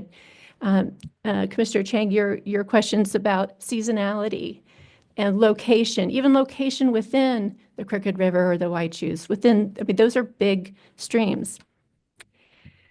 Instead of the narrow interpretation that a court may allow for a county determination of its purely local standard in the context of the federal treaty standard, the county must consider the actual current condition of the resource at the time of application, here 2022, and reflect conditions that can reasonably affect fish species in the context of the groundwater resorts, groundwater pumping. This is not reflected in the selected model or modeling assumptions. For example, they relied on 2016 water year. I think that's before 2022. They did not include information to rule out whether applicants' proposed pumping represents new water demands on the resource, and they did not model climate variability, which ODFW continues to raise to this day, such as drought years, low flow estimates, and elevated water temperature conditions, which are particularly critical for the survival of fishery species. Dr. Caldwell's effects analysis is also based on models and tools that the applicant itself does not justify for use in determining the spatial and temporal impact of the groundwater pumping on treaty-protected fisheries. For example, the selected water temperature model cells are 5.5 football fields in length. In other words, Dr. Caldwell's analysis and his reliance on applicants' other expert reports are incomplete. An applicant cannot meet its burden of proof to show by substantial evidence that the 2022 Fish and Wildlife Management Plan will not cause a net loss of fish habitat necessary to support a harvestable population of each treaty-protected fish species affected by its groundwater pumping. And so for these reasons, we request that the board deny approval of the Fish and Wildlife Management Plan. And I only had one final point. We could ask questions, but I was thinking about this and looking at each of you. And imagine 5 years, imagine you approve this plan and 5 years from now, somebody asks you, is it impacting the tribe's treaty protected fish species? How will you know? How will you know? When you look at this record, it doesn't ask the right questions. Of course, because the treaty wasn't before this body before. Yet applicant is here saying that somehow they were clairvoyant enough to supply the correct answers to a standard that had not yet been defined. To put a fine point on it, Dr. Caldwell ruled out Pacific lamprey because they'd been extirpated from the upper basin because of the Pelton Project. After Austin Smith's letter, which said that the objective is to reintroduce them and have a self-sustaining population, Dr. Caldwell never updated his report to include that species. And that assumes that Dr. Caldwell even has the expertise to understand what a harvestable population of each of these species is without consulting with the tribe. That is inherently a sovereign determination. Harvestable populations of these treaty-protected fish species are dealt at a state and tribal level throughout this state. It's not something applicant can go to a website or to a book and then say, here's the harvestable population. That is fundamentally the tribe's information. It's never been solicited. It's never been shared. The record is devoid of that information. So applicant can sit here and will presumably come back and say, no, the record's good enough. The Court of Appeals says you can't look at these issues. But I return to the original question. It's never too late to make the right decision. And then finally, ODFW repeated a suggestion that you, the county, engage your own technical experts to actually evaluate the science. And the tribe shares that recommendation and wholeheartedly endorses it, but wouldn't limit it to technical experts. The tribe would suggest you get your own special counsel to understand the interrelationship between these sacred treaty rights and state and local law. Thank you, Josh. Okay, are there any other agencies in the room? I actually have I may have a question or two. Mr. Newton, you mentioned the possibility of taking this to federal court. Did we just get a preview of the kinds of issues that proceeding would focus on, or are there other things that we should consider? That's a loaded question, Commissioner Chang. But no, to be direct, and Ellen and I, we're reminded by tribal leaders frequently that we are on the beginning of our journey of learning about them. I've been doing it for nearly 25 years and Ellen for 20. Yeah. And I think the tribe has a hard-earned reputation in this basin as being a good neighbor and willing to work with others in the basin, despite the history. What we are looking at and what tribal leaders are asking is the Oregon land use system, is it capable of delivering justice to the tribe under the circumstances? What the tribe looks at is lay testimony being presented as expert testimony that would never be allowed to be introduced as evidence in federal court. You have some experts who are not fish experts testifying as though they're fish experts, and there's no mechanism to deal with that. And we feel sorry for the board because you have a ton of information that is almost so complicated it's impenetrable.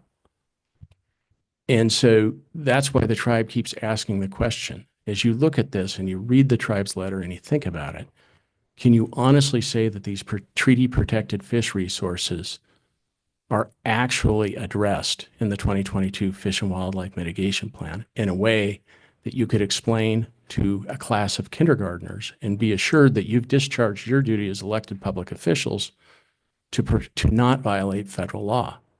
We think no. And we're not sure. If you go back up to Luba, you have all of these, the BECs, I mean, everything gets, and I understand the idea that you need to get things approved, but not if they end up violating the law in an unconstitutional way. So that's why I think the tribe would say to itself, these are as important a resources as they have. They're fish people. Fish are as important to them as the atmosphere they breathe. As that was recognized by the United States Supreme Court in 1902. It's not, a brand. It's not a label. It's core to who they are. So they'll do what they have to, Commissioner. Thank you. It's good to understand. Thank you. Thank you. I noted your request for 2 weeks for written, so thank you. Okay. Are there any other agencies in the room that care to testify at this moment? Okay, seeing no other agencies, are there any agencies online that care to testify? Kim, are there any raised hands online? Let's check and see who it might be.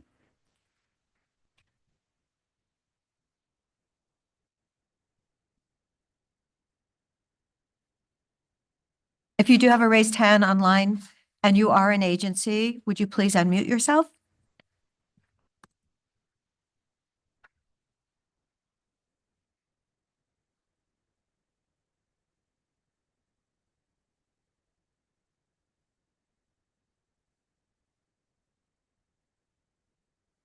Yes. Are you representing an agency? Kate?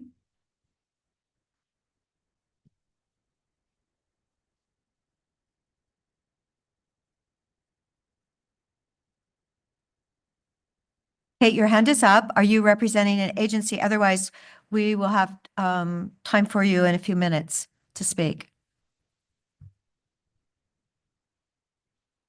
Has it been up long, Kim?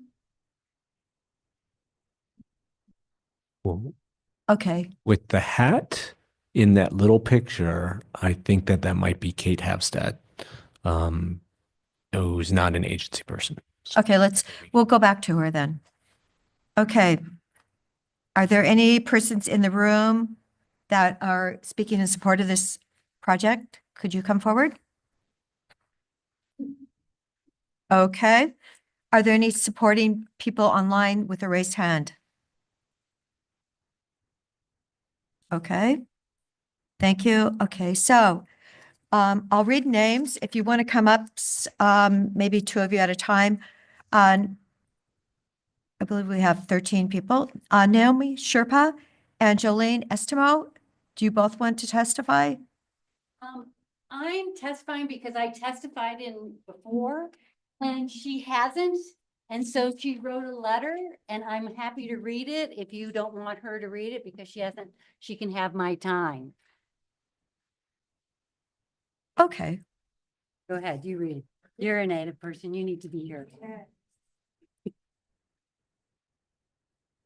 Shiisquipa, Deschutes County Commissioners, Confederated Tribes of Warm Springs, excuse me, co-manager of fish resources and a major regional partner of our land and other resources, must be provided adequate time and consideration to participate in this regional project.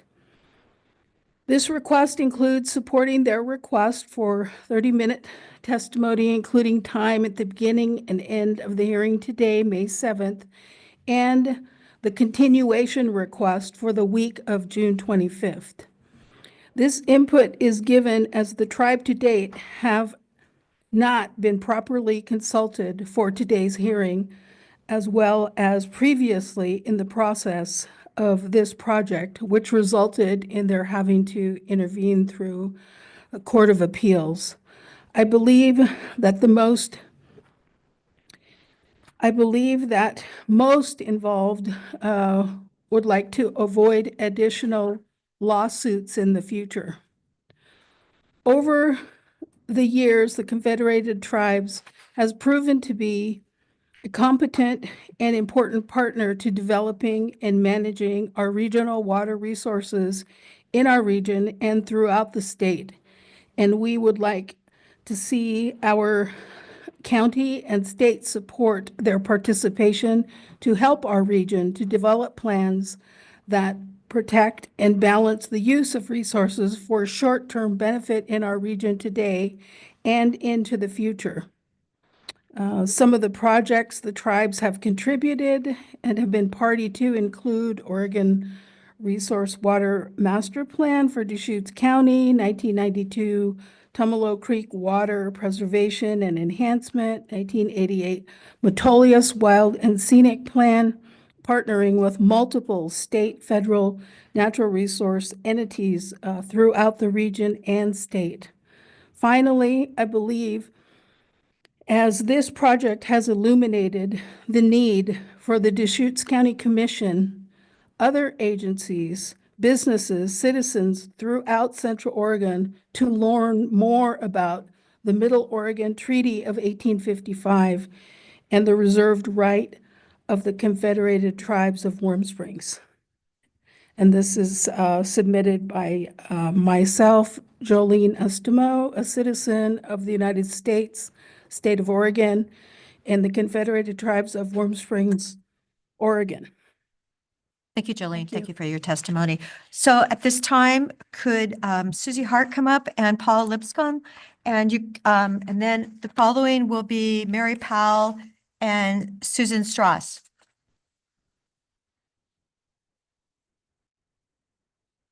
I'm reading on behalf of Susie Hart. It is time for the county commissioners to start upholding its own rules. Stop overriding the conclusions and recommendations of the very agencies that you originally required to approve the plans related to the proposed Thornburg Resort. It is unethical for you to override the decisions of the FWMP, as you have done in the past. It is unethical of you to refuse to consider all the remand instructions by LUBA. Since there was no notice to potential testifiers that in fact testimony is open to all the topics, as opposed to your last notice saying testimony would be limited to only one of 3 of LUBA's remand instructions. Therefore, since there was no opportunity to prepare for the other 2 remand topics, this hearing should be continued at another future date. That's Susie Hart. And I'd like to add a little epilogue as Jennifer Do you Eels. mind giving your name for the record? My name is Jennifer Eels. Thank you. And just hearing the testimony, what I have to say is the financial model the model that I think is common sense. It's common sense, the impact that this is going to have on our Tri-County area. And so that's what I'd ask the commissioners. And I know Patty and Tony from the cannabis. We met before, and you guys did the right thing. You took it to the people, and the people decided. So I'm just saying that people voted you to steward these resources. So I think really hard about the decision. It's not just for the wealthy people. Thank you. Good afternoon. My name is Paul Lipscomb. I'm one of the interveners in this case, and I have been given authority to go ahead and speak to this body. But what I want to do, at least to begin with, is advise you that I think the notice that went out saying that only one of the 3 topics that was remanded to you were you going to take evidence on, because of the way that notice was worded, indicating that you need not show up if you have something to say about tribal issues, that makes this meeting fatally flawed. You're going to have to do it again and send out a proper notice so that everybody can be informed. I'd point out that the Court of Appeals said that on remand will allow an opportunity for the tribe to present evidence of indigenous expertise and knowledge for the board's consideration, and that the tribe asserts it did not have adequate time to present due to its late involvement in the proceedings. You've heard a little bit of hit and miss from the tribe here today. You'll probably hear more of hit and miss from the tribe today. But that does not solve the underlying problem, in that your notice was inadequate for this hearing. You're just going to have to do it again. Thank you very much. Thank you, Judge Lipscomb. All right, Mary Powell, please come up, and Susan Strauss. And then the next 2 will be Thomas Bishop and Mary Fleischman.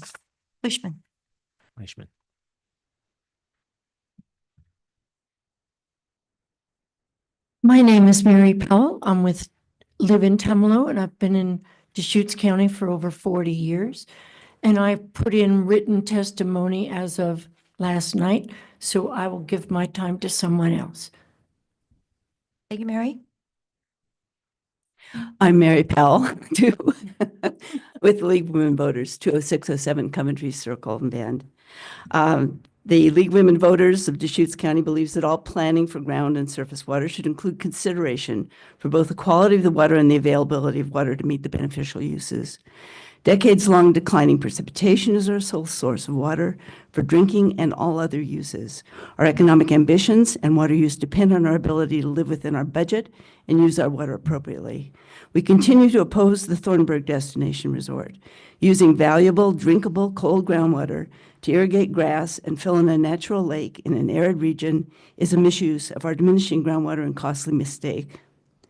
The resort's reliance on the Deschutes Mitigation Program exposes the limitations and abuses of the program. Mitigation credits, particularly within the general zone of impact, do not protect the aquifer from being drained or consider that the resort is in a region of low recharge. The market price of the water right put it beyond the resources of our public water suppliers. Thornburg's planned pumping requirements will lower well water levels for surrounding well owners who are already facing costly well upgrades and diminishing supplies. Thornburg's pumping will reduce groundwater discharge to the Deschutes River from Odin Falls to the mouth of Weiches Creek and on White's Creek from Alder Springs to its confluence with the Deschutes. Groundwater discharge is critical to maintaining cool river temperatures essential for native fish. Above the resort, the Deschutes River temperature is approximately 25 degrees centigrade. Downstream from Klein Buttes, wherever springs discharge into the Deschutes, the temperatures fall to 11 to 14 degrees centigrade. Millions of dollars of public and private money have been spent and will be spent on conservation measures to improve Deschutes River flow temperature and restore habitat for fish and other wildlife.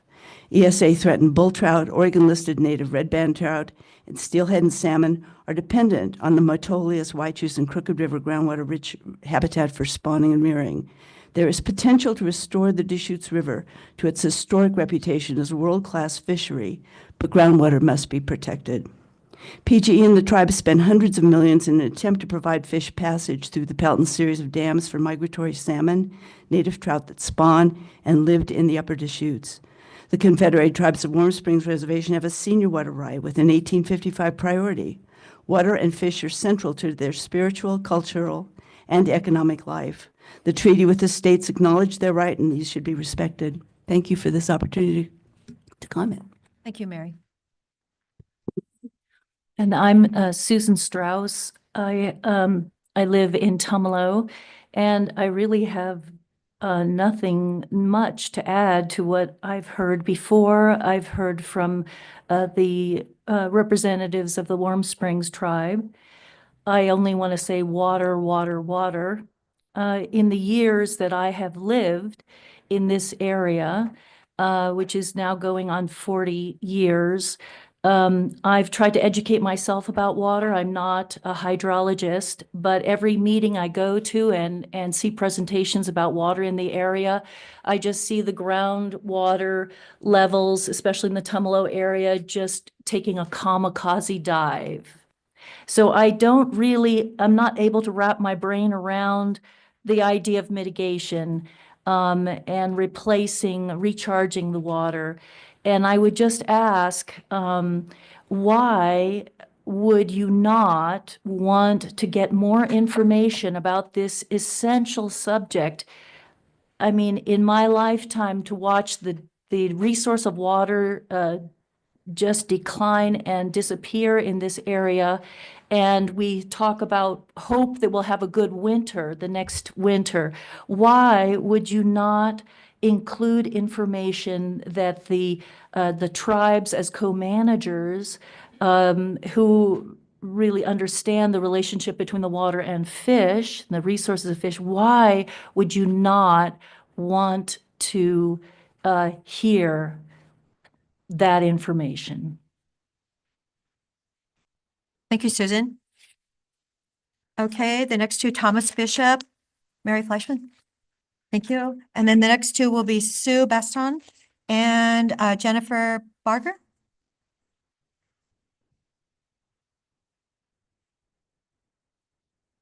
Good afternoon. I'm Tom Bishop. I live in Bend, Oregon. And I too am one of the interveners in this matter, and I've been given permission to comment. And I just want to say that I ratify and endorse fully the comments made a few minutes ago by Judge Lipscomb and the previous comments made on my behalf by Jennifer Brager. Thank you. Thank you. Commissioners, my name is Mary Fleischman. I live in Bend, Oregon. On behalf of the Central Oregon chapter of the Great Old Broadsford Wilderness, I am submitting the following comments regarding the Thornburg Fish and Wildlife Mitigation Plan. Overall, our position is that you deny the proposed fire and wildlife mitigation plan. We already know that there is not enough water in the Deschutes Basin to support a destination resort, and the county should protect the tribal's ancient fishing rights. That being said, we know in March that the Deschutes County Circuit Court upheld the Oregon Water Resource Department's decision to deny a limited water use license for Thornburg. They determined that due to long-term decline in groundwater levels, that they had to deny the license. That in itself tells us that there is concern for what limited water is available to protect not only groundwater, but water that goes into and out of our tributaries. These are all impacted by drought and climate change, which is only getting worse. For Thornburg to believe that their impacts would be net zero simply isn't true nor makes sense. While Thornburg had approval for water rights in 2013 and that expired, a lot has changed in the last 12 years regarding water and climate and protection of our fish and wildlife. The reason this plan was remanded back to the county is because the county did not consider tribals' input on this issue, specifically their treaty rights. The boards voted not to accept any further input on the tribe's treaty rights, which is simply a dismissal of the role the tribes play in this basin. Mr. DeBone, I was at that meeting when you stated that this is more of a state issue, not a concern of the county. I would share that you are wrong. Tribal treaty rights concern federal, state, county, and city, as we are on their sovereign lands, and they need to be at the table with any of these kinds of decisions which impact not only their culture, but also economic impacts to them when they are ignored. They are constitutionally recognized as co-managers of the Deschutes Basin resources, and their insight and input needs to be acknowledged. Again, we ask that you deny this proposed plan and also start recognizing that all the appeals that keep coming before this commission regarding Thornburg is costing not only the litigants lots of money, but also cost the county a lot in staff time and court proceedings. I thank you. Thank you, Mary. Okay, Sue and Jennifer Barger.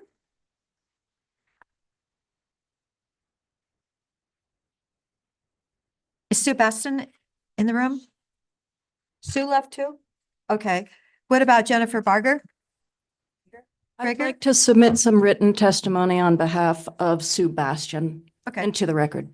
And then Dirk Van Helling? I had a PowerPoint presentation. Is Dirk here? He left too? What about Joe Craig? Joe Craig, are you still in the room? Thank you.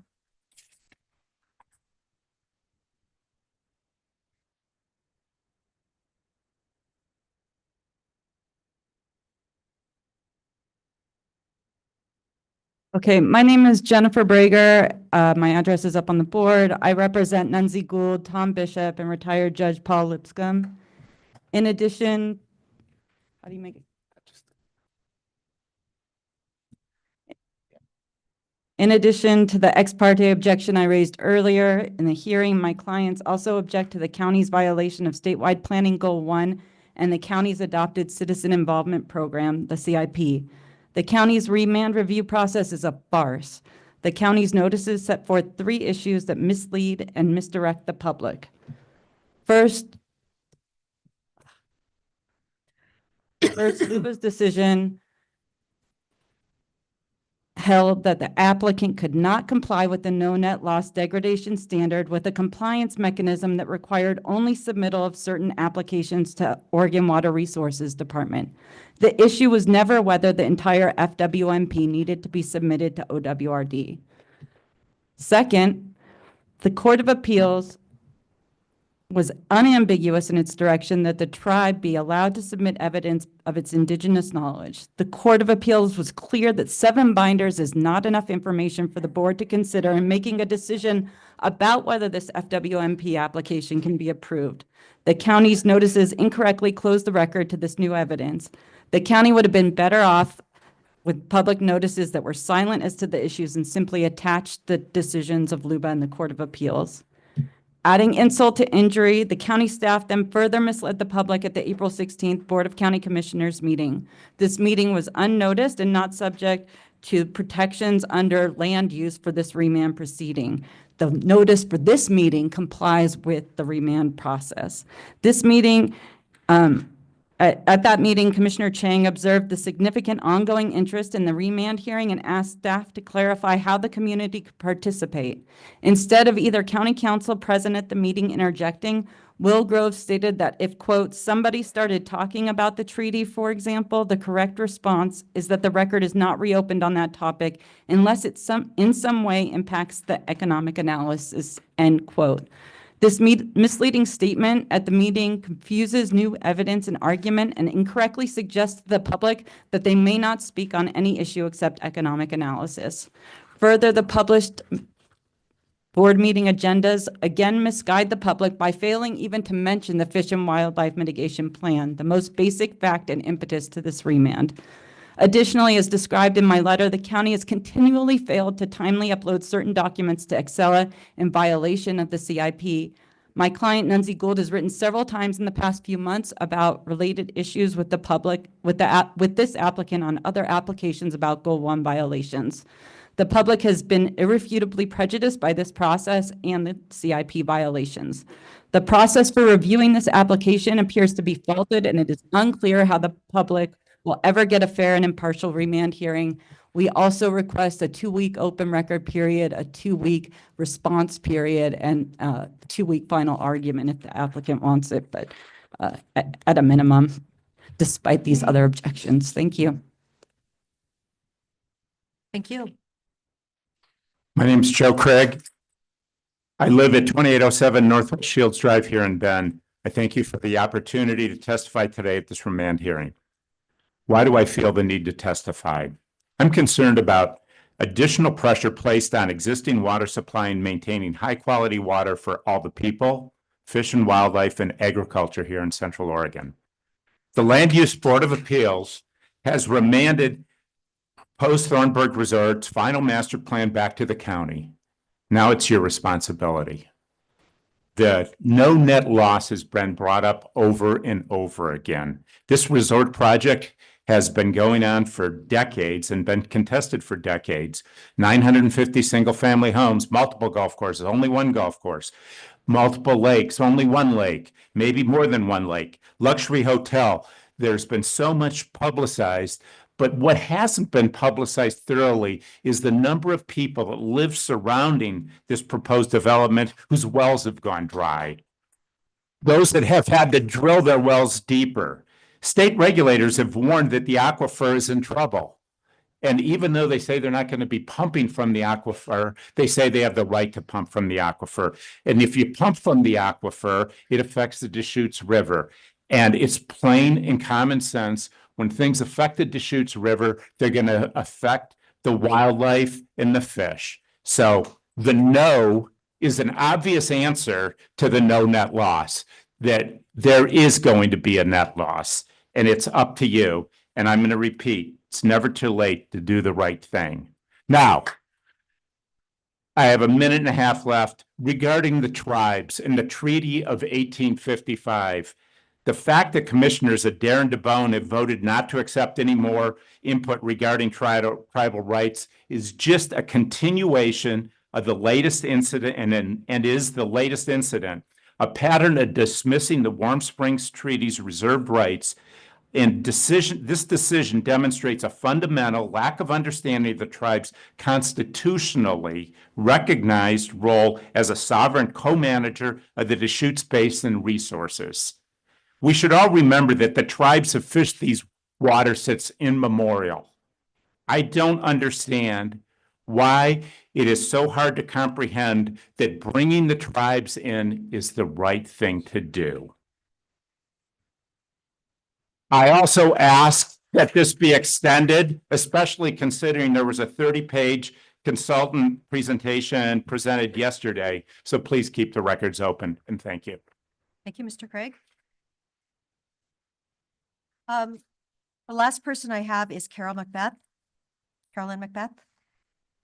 Is there anyone else in the room that has not filled out their form that wants to testify? Could you please do so?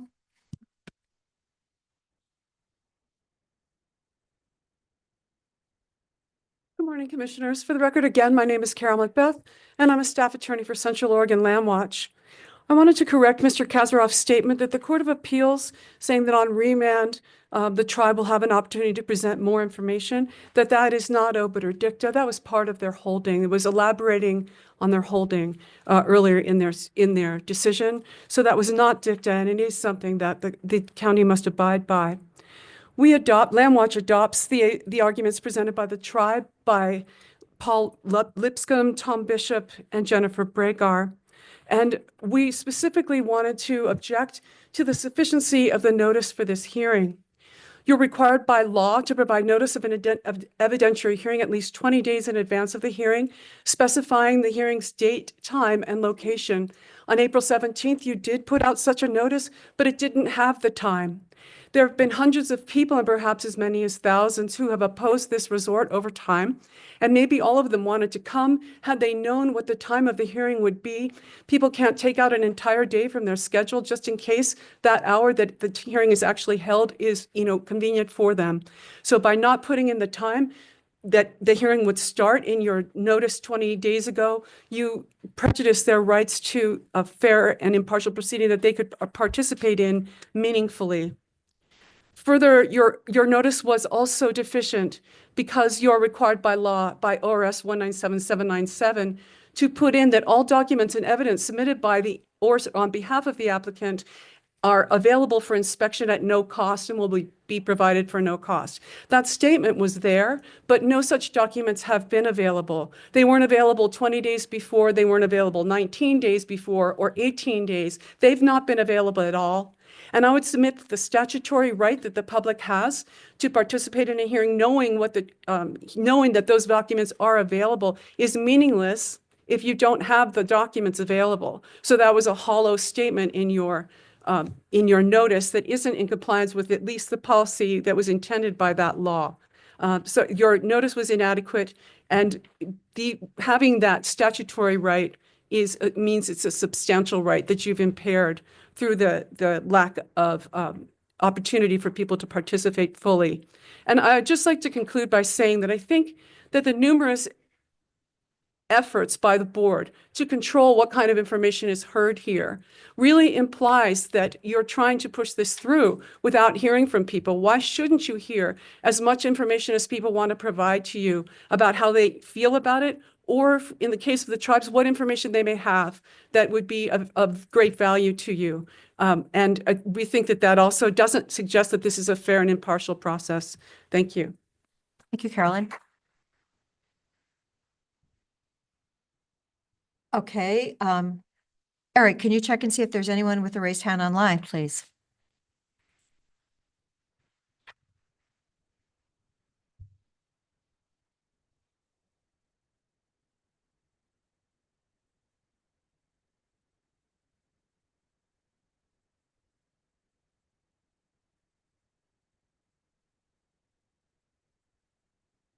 We did have someone with a hand raised earlier. Can you find them?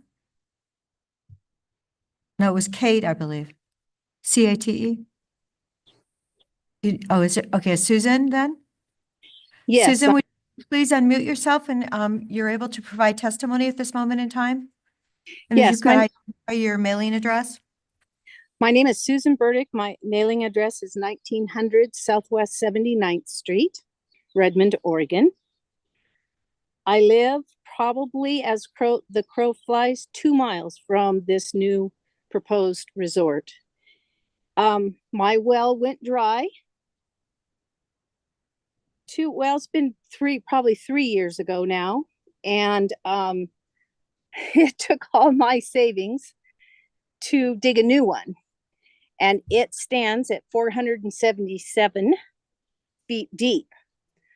I do not have the money, or another way to put it, I can't get as long a straw as Mr. Duluth has. He has a lot of finances to pump water out of the ground. I just feel like all of my neighbors' wells have gone dry in the last, they started going dry 3 years ago. In this area, we're right next to this new resort. To say that there is no net loss with him pumping 6 million, and maybe the number has dropped now, but it had been advertised as 6 million gallons of water per day for this resort, is surely going to affect us. It's only common sense. So why this was ever approved in the first place is beyond me. We have a drought. We're still in it. If you talk to the well diggers, they're months behind in their schedule of drilling new wells for people. People are having water trucks deliver water to them until their name comes up to get their well dug. I just feel like there hasn't been much common sense. They're just shoving this through for the money. I guess that's all I have to say. Please make wise decisions.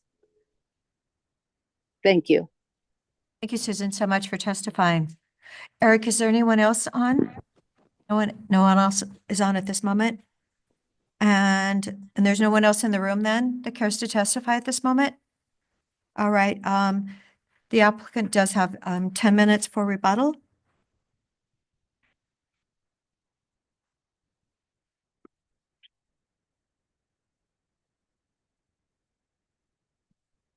And for the record, Ken Katzroff for the applicant. I have a few things to say, although I can't see it. And then I think Mr. Lashman wants to talk. So do you want to go first and then I'll try to, okay. We clearly have a disagreement with what the requirement is for this board. We initiated the remand under what we believe is the correct standards, as well as open record requests.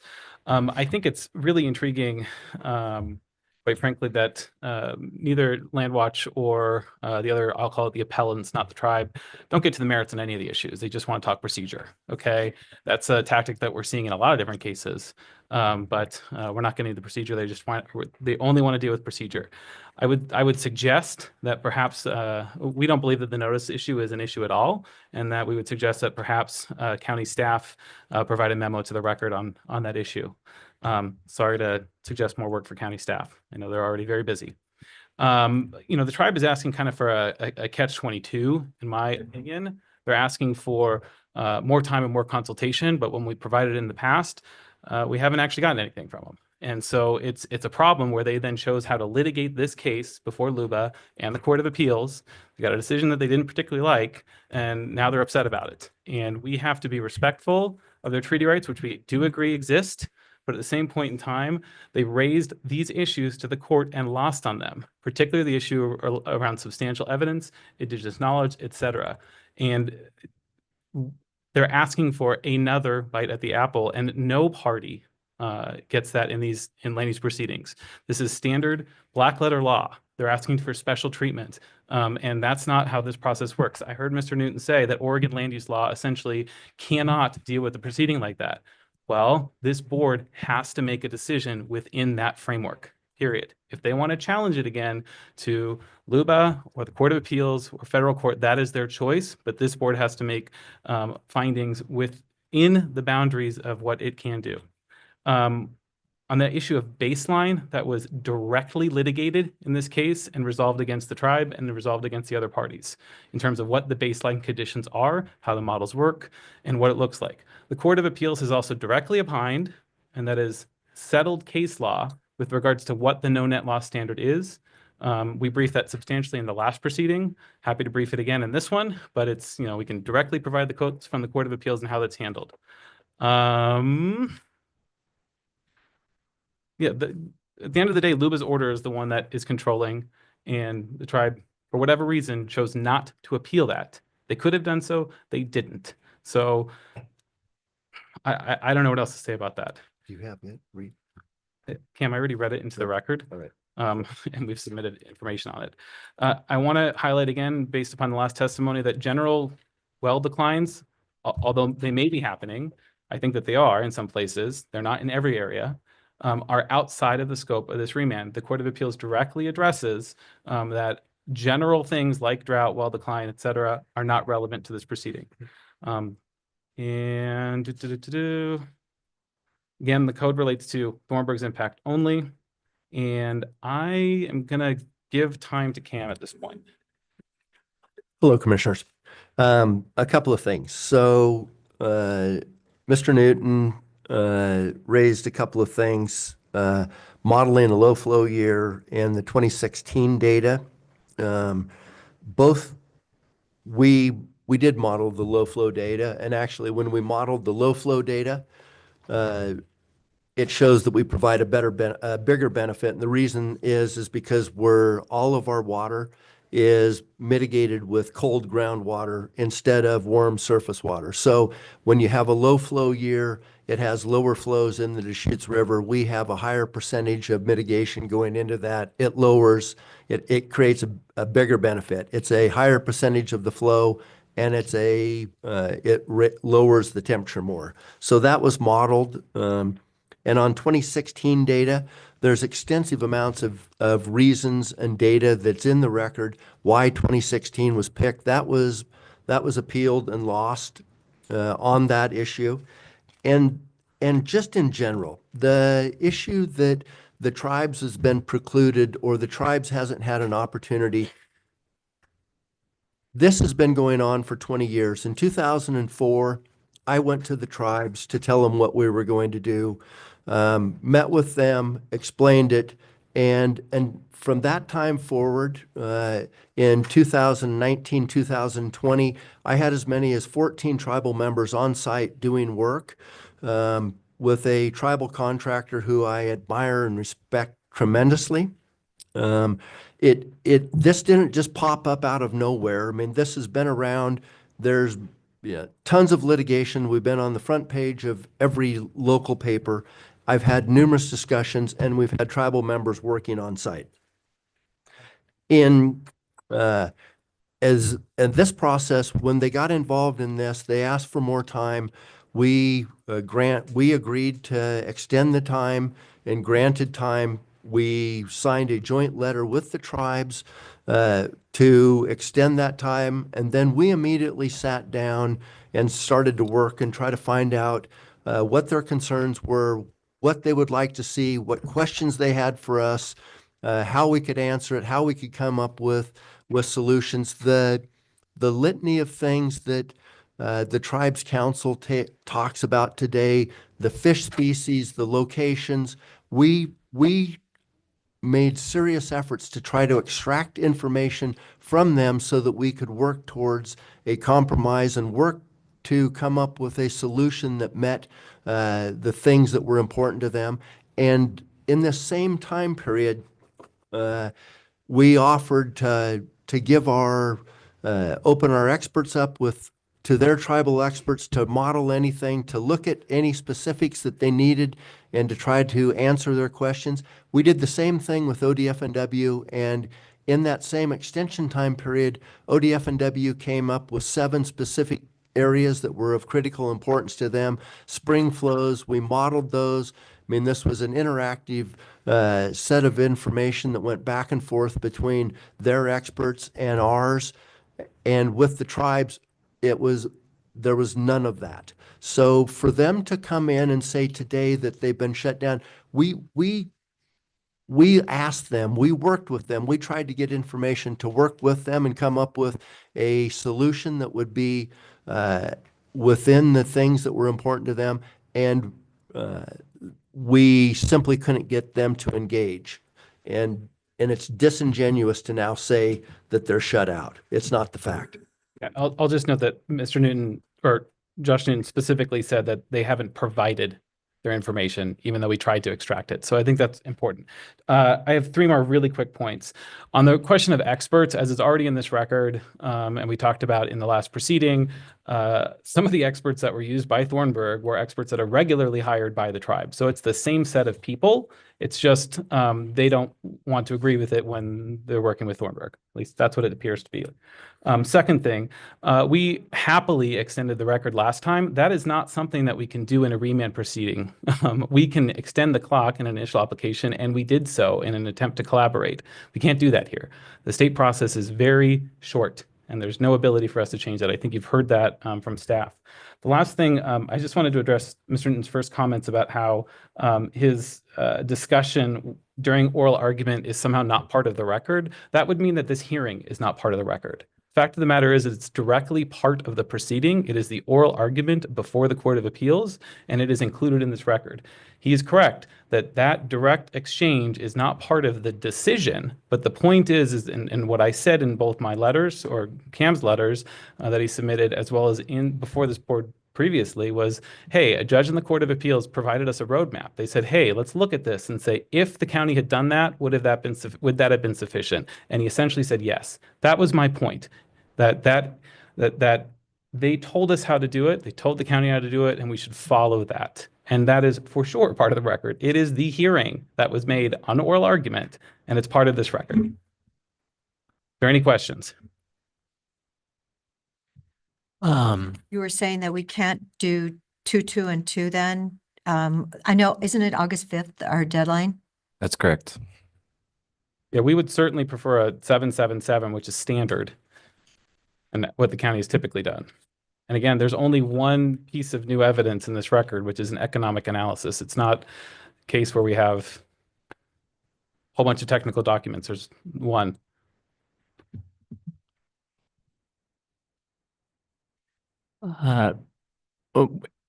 When the tribes were describing why they chose this Fish and Wildlife Mitigation Plan amendment or revision or new plan to engage with this, they said that this proposed Fish and Wildlife Mitigation Plan reworks the use of mitigation water. Would you agree with that? That this Fish and Wildlife Mitigation Plan uses mitigation water in a significantly different way than the prior one? Well, we would maintain that the plan is far superior. So in the prior plan, we were providing mitigation using warm surface water flows that would warm the stream flows. And in this, we are directly transferring groundwater rights for groundwater rights. So instead of extracting cool groundwater and replacing it with warm surface water, we're extracting cool groundwater and replacing it with cool groundwater. It's a far superior plan. Yeah. So I think I hear you saying that there is a significant reworking of the way that mitigation water is being used in this plan. I believe your question was choosing to engage in this. And I just want to refocus maybe not refocus, but put out there that the goalpost keeps moving when it comes to the tribe and what they're requesting. When they engaged in December during the previous proceeding, it was because they had received, and this is in their material, that they had received a new biological opinion for their reintroduction plan. No, when they were describing engaging more in depth in this Fish and Wildlife Mitigation Plan amendment, it was basically explaining why they had not been as involved in the last 20 years of Thornburg stuff. And I disagree. What I'm telling you is what the tribe said at the time when they decided to engage was that they had received a new biological opinion and that they were worried that this plan in some way would impact that. And what the court has done, and the Court of Appeals did this isn't Ken Katzeroff or Thornburg, is affirmed that those issues are not relevant. They're outside of the scope because we are only looking at Thornburg's own impact. Okay. My question was, does this Fish and Wildlife Mitigation Plan significantly rework the use of mitigation water? And we're not talking, I'm not talking about the three specific, well, I guess I am talking about the three specific issues. I mean, we're talking about how the Board of Commissioners, how the state land use planning system needs to address the treaty rights of the tribes to fish and the habitat that support those fish. And so if the tribes are saying we weren't as involved before this Fish and Wildlife Mitigation amendment application because we weren't as concerned about the way that mitigation water or curious or didn't have as many questions about the way that mitigation water was being used before as we do now, that I'm just trying to establish the validity of that reasoning. And my question to you was, does this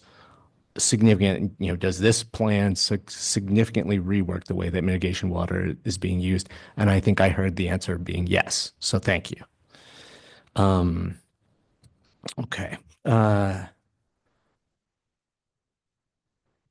I also wanted to ask about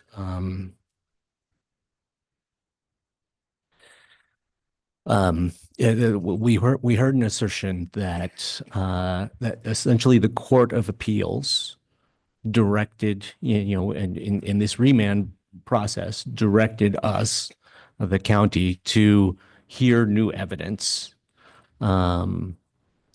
on the third issue, the tribal treaty rights. And I didn't, in your rebuttal, I didn't hear you specifically address that assertion. Would you like to do so now? I'd be happy to do so. So we provided both written testimony on this already. And again, we think that the relevant order is LUBA's order, which said the county needs to make findings on this issue. I would also say, we've walked through this in our written material, that what the Court of Appeals was addressing on that issue was a challenge to the indigenous knowledge being kind of different than the substantial evidence standard that the county had already determined. And what the Court of Appeals said is, if it's remanded and reopened on this issue, they can provide new testimony. It is what would be considered by a lawyer as dicta. It is not a directive of the court, nor can the Court of Appeals order you to do your process any differently than what your code and state law requires. It was if Mr. Newton wants to say his discussion with Judge DeVore is kind of just a discussion or opinion of the court, a thought of the judge themselves, that's the same thing in the opinion. It's dicta. It is not a directive that Deschutes County has to do that. More importantly, again, LUBA then had to take action on that order from the Court of Appeals. And what LUBA's order says is the county needs to remand it for findings. If the tribe wanted something different, then it could have and it should have appealed that order. It's a final land use decision, just like the original LUBA decision on this FWP was. They didn't do that. And so they're stuck with what LUBA's order says. Okay? It's the same as if we hadn't appealed various issues. It's the legal process that's before us. Right. So we are supposed to make findings on what's in the record on issue number 3. And again, I was here for for those proceedings. So much of the history of Thornburg, I wasn't here. People ask me all the time, why did you decide this? Why did you decide that? And when we were talking about the prior fish and wildlife, the original Fish and Wildlife management plan, I said, look, that was approved 10 years before I even served on the Board of Commissioners. But this I was here for. And during those proceedings, there was the question of whether there were tribal treaty right considerations that needed to be addressed, was raised, and was given very, very little consideration and a little time to bring anything into the record. And so I guess the question is, if we are supposed to make findings on issue 3 based on what's in the record, because we're not allowing new evidence during this this proceeding, how are we supposed to do that if there's basically nothing in the record prior to now? So Commissioner Chang, you and I have a disagreement on the amount of evidence that's in this record and the previous findings of the board, which aren't challenged or were affirmed by LUBA, which is that this plan is a net benefit in quality and quantity of habitat.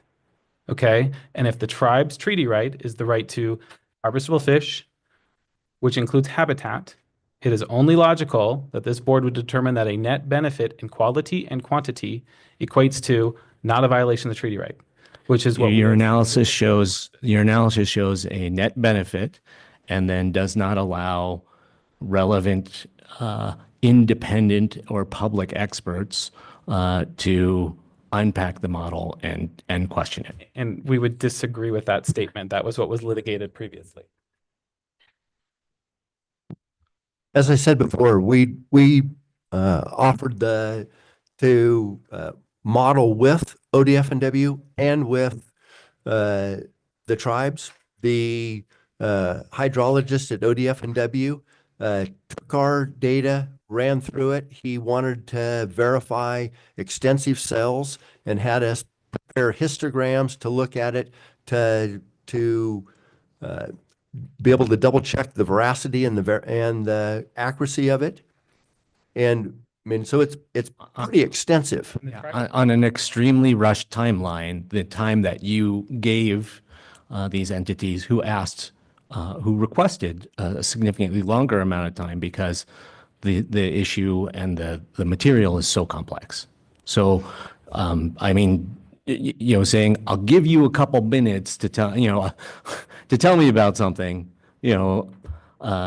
when someone has, a topic so complex is not the same as giving adequate time to consider the input and the considerations of other parties. I can respect that, but I think the point is in the same time, ODF&W came up with extensive areas that were of critical concern to them, and then we modeled those. So the same modeling that we're referring to that we did for the Deschutes River for everything, we did that on 7 separate runs, both from the USGS modeling and then the Qual 2K modeling. Then the Qual 2K modeling was done by 2 scientists that have worked for the tribes. They did the same Qual 2K modeling for the Deschutes River for the Pelton relicensing project. So these are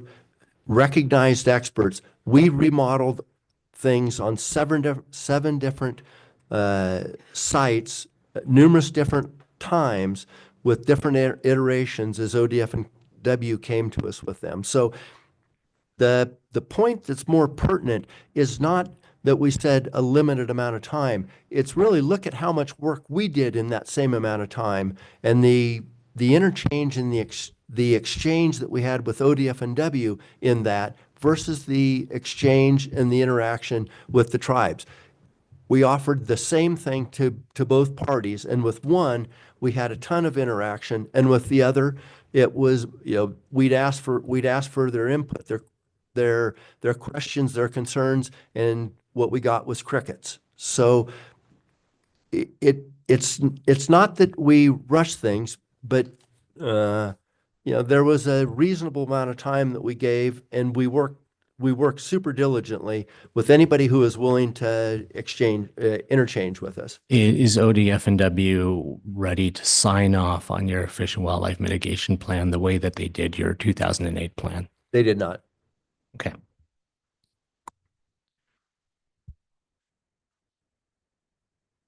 Okay, so I believe our 10 minutes is over. Jacob, should we then go ahead? I know you'd said 777, it's been requested to keep at least the record open for 14 days. Yeah, an initial period of 14 days. Right. Can we do that? And then do 77? Yeah, Or we could do is that- 1477. That works with the 120 days. Okay, that does work. Okay. So can you give us those dates then? Yeah, that would be for new evidence and testimony. That would be due Wednesday, May 21st, by 4 p.m. And rebuttal would be Wednesday, May 28th at 4 p.m. And final legal argument, that's for the applicant only, on June 4th by 4 p.m. Okay.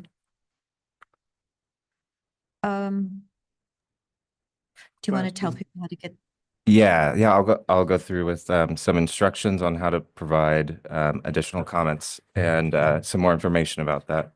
So for new evidence and testimony, that's the May 21st date by 4 p.m. Just a reminder that only new evidence for item number 2, the economic analysis. Rebuttal testimony will be due May 28th at 4 p.m. and that rebuttal testimony cannot contain any new evidence.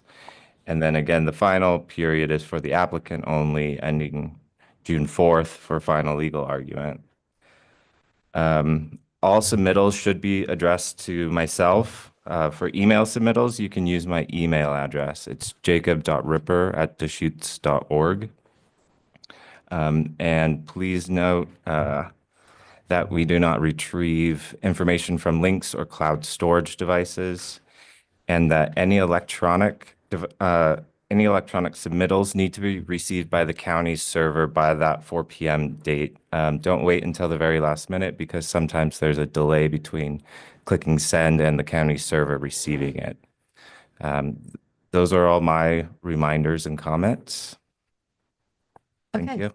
Thank you so much. Question. Yes, Commissioner Devon. So it's been asserted that we may have procedural challenges here.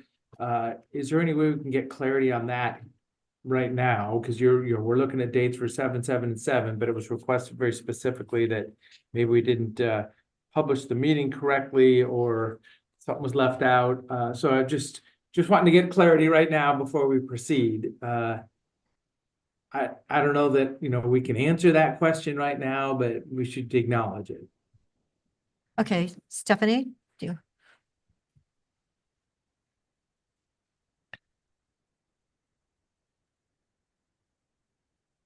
Good afternoon again, Stephanie Marshall, Senior Assistant Legal Counsel. So yes, those objections, pardon me, sorry, I have to go through regarding adequate notice. I'm so sorry, I wish I had a glass of water. I don't know that we will be able to resolve those, I mean, I can speak to those off the cuff. I think that it would benefit those that are commenting for staff, myself and other CDD staff to put a memo into the record analyzing that. I do, off the cuff, I disagree that notice was insufficient, but I will analyze that in more detail. Okay, so we can make it part of the record going forwards, knowing that if we conclude that there's something to respond to there, we could still deal with it. That's kind of where I was going with this, making sure we're not making a decision by going right to the record the way we're doing. Understood. Yes. Right. So the 1477, there will be opportunity for folks to weigh in on that, make their arguments on that. Staff will submit something to the record on that. You're not making a decision on the remand, so you're not ahead of yourself at this point. That's good. That's what I need to understand. Thank you. You're welcome. Okay, thank you. All right, so I do believe we've ended our morning meeting then. And we will take a brief lunch recess and let's be back here at, what do I think? 1:45? Is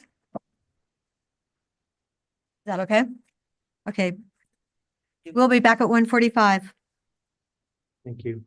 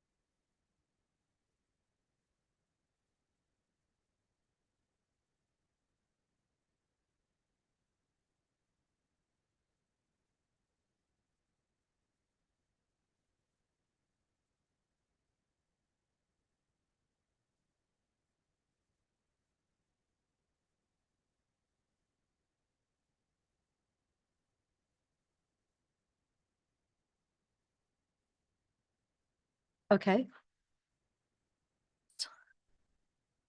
All right, ready to go. Thank you so much. 1:45, let's reconvene our meeting of Deschutes County Board of Commissioners. We are now actually at item number 12, the public hearing on the Community Development Department draft work plan. Thank you, Peter. Thank you, Commissioners. For the record, Peter Gutowski, Community Development Director. And as Commissioner Dare noted, today's agenda item is to take testimony on the Community Development Department's fiscal year 2026 work plan. Want to note that the Planning Commission held a public hearing on March 27th and deliberated on April 10th and made recommendations for the board's consideration on Monday of this week. On May 5th, the Historic Landmarks Commission also reviewed the work plan from a historic preservation standpoint. For anybody that might be watching at home, typically it's the planning division's work plan that generates the most comments. The board did convene a work session on the work plan in late April, and just to honor our other divisions, we had representatives from the building division, on-site wastewater, coordinated services, including code enforcement, as well as planning, provide just a brief overview of their responsibilities and items noted on the work plan. There's a lot in the work plan that are worth noting. CDD's mission statement is referenced, the board's goals and objectives for 2025. We do describe CDD's different divisions and the responsibilities that they undertake on a regular basis. And we also describe CDD's operational and fiscal structure. What informs the work plan is the Community Development Department's, we have carryover projects from year to year that are duly noted. We try to align our work plan in relationship to the board's goals, which I mentioned their goals and objectives were recently updated for this calendar year. We also recognize changes to state law. Earlier today, this morning, the Board of County Commissioners adopt by first and second reading recreational vehicles as rental dwellings. That's an example of a work plan item that was made available first with the legislature, carving that out in certain zones, and then the Board of County Commissioners directing our staff to initiate amendments to take advantage of it. And that touches all of our divisions, and I'm very excited on this opportunity that the board made possible today, and that is in effect as soon as the board officially signs the ordinance. The last thing or two other things just to note is our work plan also recognizes projects that do receive some grant funding. So our historic preservation program receives funding that's passed through the State Historic Preservation Office to serve our Historic Landmarks Commission.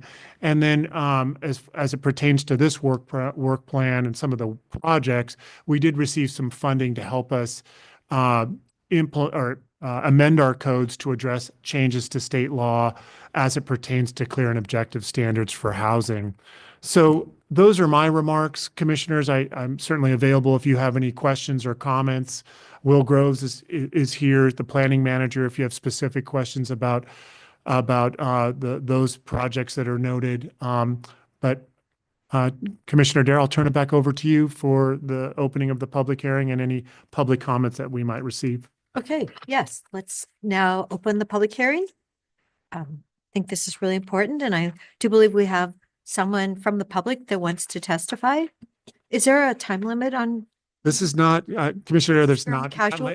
a land use matter, so it's to the discretion, Just talk as long as they want then, right? to the discretion of the acting. Till I throw my phone at him or something. Okay, all right.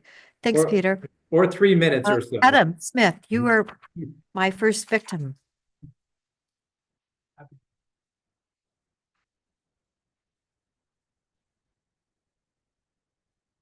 Good afternoon. Adam Smith. I'm a land use attorney with Robbie Williamson and Wyatt. Address is 360 Southwest Bond Street, Suite 500, here in Bend, Oregon, 97702. I am testifying on my own behalf today, but I do have clients who have been impacted by this issue. Happy to talk through some examples and really talk through some of those experiences. I'm testifying specifically advocating that what was listed as item number 5 on the low priority zoning text amendment, I think it's table 3 in the staff report, be elevated to a priority project. This text amendment is regarding lot line adjustments. This is a known issue in Deschutes County. Staff's been dealing with this for a number of years. And frankly, I think they need some help. I don't think this issue is ever going to get resolved and lessened until there's some direction from the county commissioner. So staff has some coverage to, go and prioritize this project. As noted, it's been on CDD's work plan for years, and staff's not able to get to it for good reason. I mean, CDD is extremely busy. I'm very well aware of that. I think, I'm very sympathetic to it. I mean, more than anybody else, I think I've been on both sides of that fence and understand how busy CDD in fact is, and the high priority projects and all these different issues that they're dealing with. But I would classify this one as an easy win, right? Like, this is a pretty simple text amendment, but it will have profound impact on Deschutes County property owners. And I could get into why and how all that works out. But it's pretty nuanced. And I think that's why it's never risen to the top, and why it's not becoming like this high priority issue, is simply because it's pretty nuanced, esoteric issue that, although has implications, it comes up probably on a weekly basis throughout Deschutes County. It's just not one of those easily spotlighted issues. And I think that's why there's the consistent struggle to really get something done about it. So what is that issue? So really, quite simply, the Deschutes County Code, the way it's been interpreted over time, is now substantially more restrictive than state law when it comes to lot line adjustments of EFU properties less than 80 acres. And that's very common. There are lots and lots of properties throughout Deschutes County that are zoned EFU that are less than 80 acres.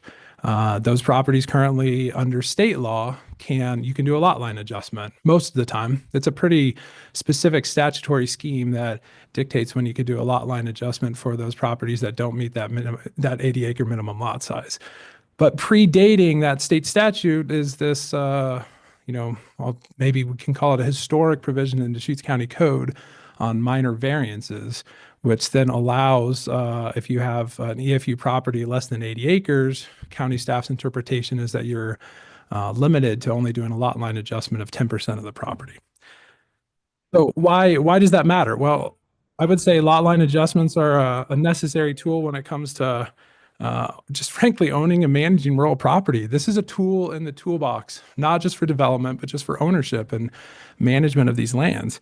I mean, as you know, I mostly represent developers, and so I can certainly speak to that perspective. I mean, I've had property owners who have had multiple lots of record, and they want to isolate a portion of their property for a non-farm dwelling from the property that they intend to continue farming. And they don't qualify for any number of reasons for a non-farm partition. And they're precluded from doing so without paying some pretty serious adverse tax impacts. And that stops these kinds of projects in their tracks. And that's because they're not allowed to do a lot line adjustment because the EFU property is not, doesn't meet that 80 acre minimum lot size. Oh, correction, they're limited to the lot line adjustment that they could do to only be 10% of the acreage. But it's more than just that. I mean, lot line adjustments prevent, in some circumstances, people from selling either a viable parcel for non-farm dwellings or a parcel for continued farming. I mean, it's pretty common that somebody wants to do a lot line adjustment to isolate property for one purpose versus another purpose. I've had a client who needed to do a lot line adjustment with a neighboring property owner to address a historic setback issue, right? Like decades ago, a property was built too close to the property line. And the only way to practically solve it, I mean, they weren't going to move the building, was to do a lot line adjustment with their neighbor, and they ran into this issue in that circumstance. You know, I've even had clients who've had fence issues, and the easiest way to solve it was to do a lot line adjustment with neighboring property owners. Admittedly, with the fence issue, we could probably find a way to get it under the 10%, but I think these are all demonstrative of just how necessary the lot line adjustment tool is when you own rural property. And right now, under the Deschutes County Code provision, we're being much, much, much more restrictive than required by state statute. So I'm here today mostly out of respect for my colleagues in CDD.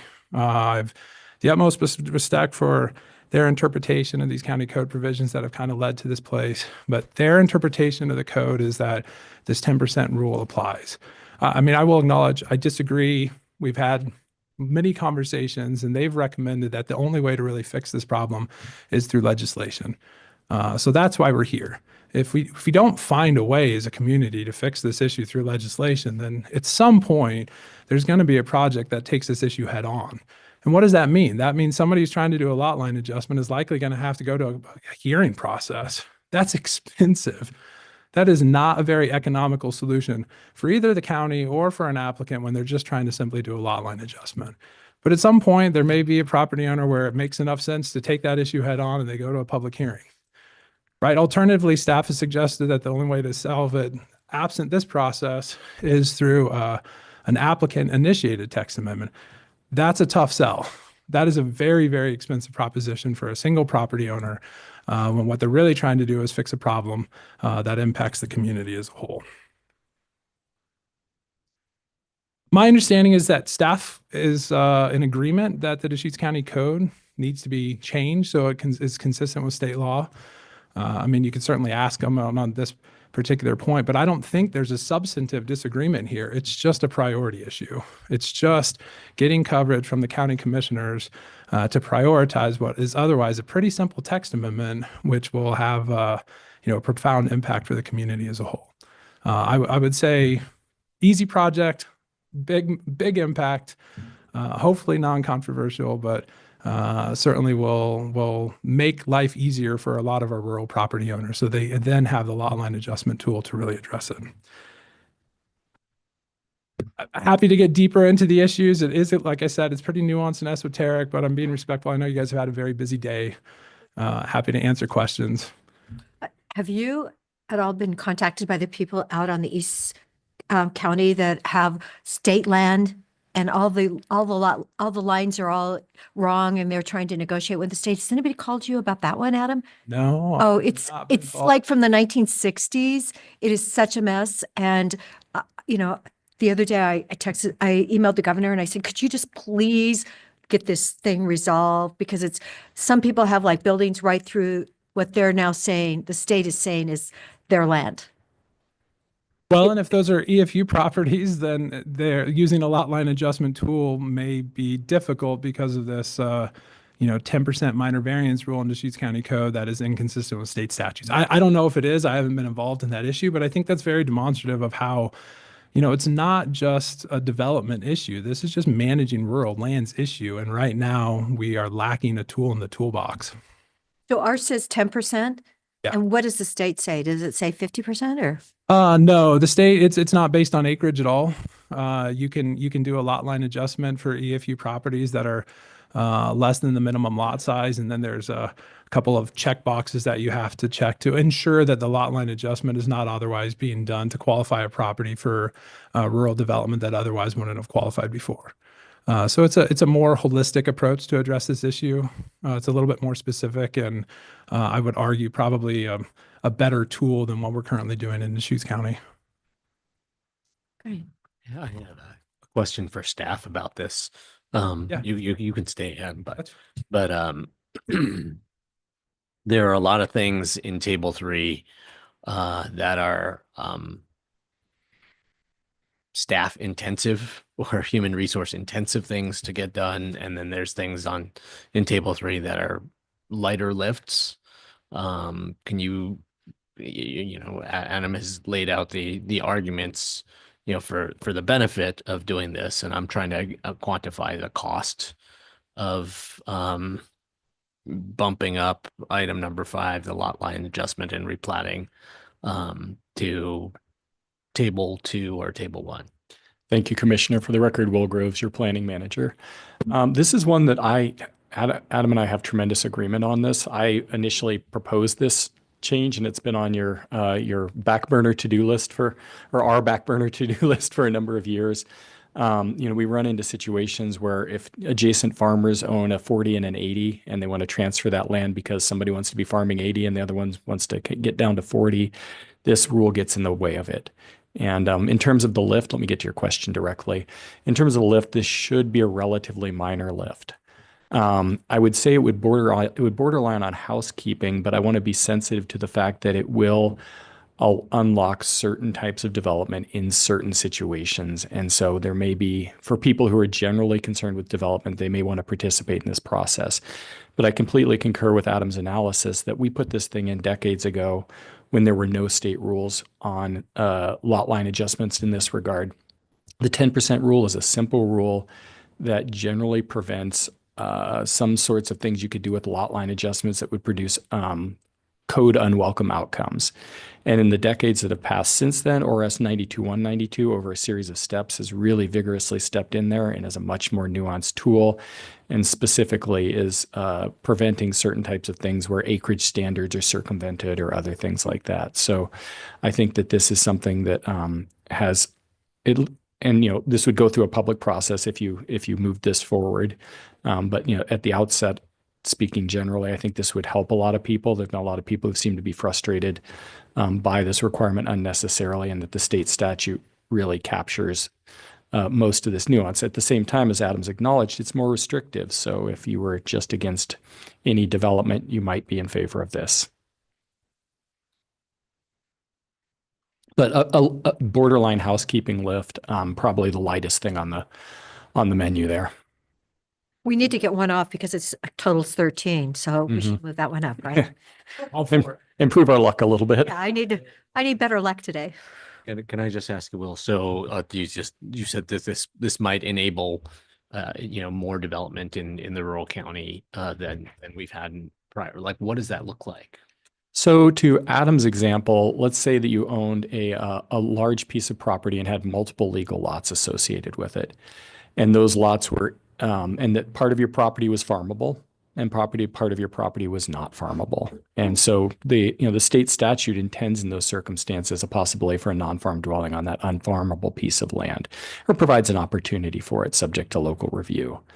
And what happens is that when you are applying for that non-farm dwelling, you are required to bring the entire parcel out of tax deferral. You've basically come to the state through a local government and said, this is not a farm and I don't want my taxes. I recognize that I'm not going to receive favorable tax status, but I'm going to pay back taxes for 10 years.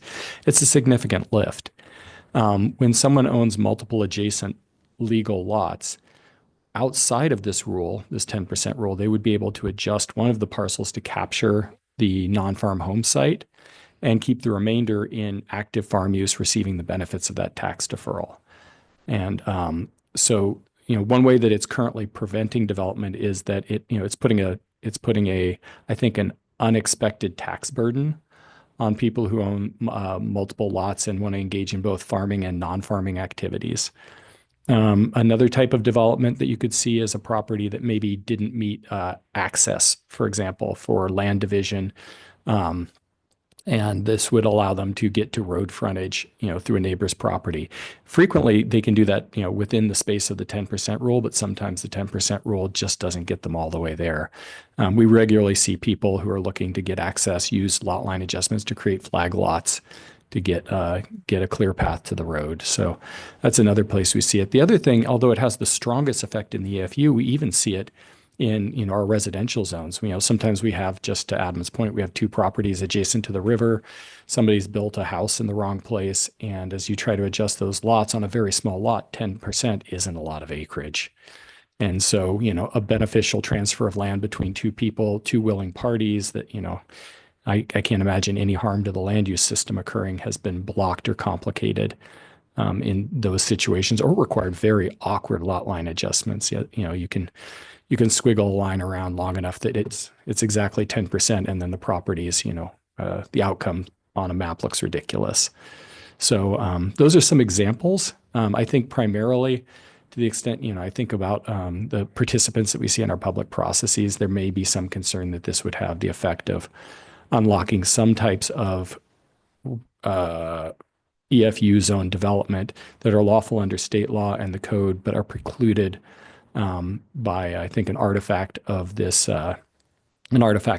old provision trying to limit the inappropriate use of lot line adjustments. Commissioner, is it okay if I So Will's examples are actually, those are real examples. He's borrowing from our past conversations on projects I've worked on. And I would just seek to clarify one point, like, I wouldn't describe it so much as unlocking development that is otherwise prohibited. It's unlocking development that's otherwise impractical. Will is 100% correct. I mean, on both of the examples he's talking about, we could go forward with a non-farm dwelling, and then my clients could continue farming the rest of the property. It's not just an adverse tax consequence going forward. It's they have to pay 10 years of back taxes. So we're talking about a $60,000 to $80,000 price tag on top of everything else to do the non-farm dwelling. So it can still occur today. It's just not economical. And in those circumstances, just being able to do the lot line adjustment will allow us to isolate the buildable, the poor quality land so it can be built upon, and then isolate the rest of the property, which will continue to be farmed and continue to receive that farm tax deferral. So it's just an economic issue that's getting in the way. It's not allowing something that's otherwise not allowed legally. It's just practically a $60,000 to $80,000 hit on top of everything else is pricing out some of these projects. Okay. Well, this doesn't really fit in table 2, does it? I mean, If I may. So we're talking about either bumping it to table 1 or, up in the order in table 3. Is that what we're considering right now? Thank you, Commissioner. CDD works in tandem, of course, with you to choose work projects, and we come back first, at this primary meeting here in the beginning of the year, and usually return in the fall to talk about the resources that we have and what we can allocate. We generally, at these meetings, you provide some guidance about the relative priority of projects. And to the extent that you indicated that this one was interesting to you and you'd like to see it advanced, that would be sufficient for us to, in a moment, this is a smaller project. It's more than housekeeping, but it isn't, as cumbersome as dark skies, which, is something that we've all wanted to get to for a while, I believe.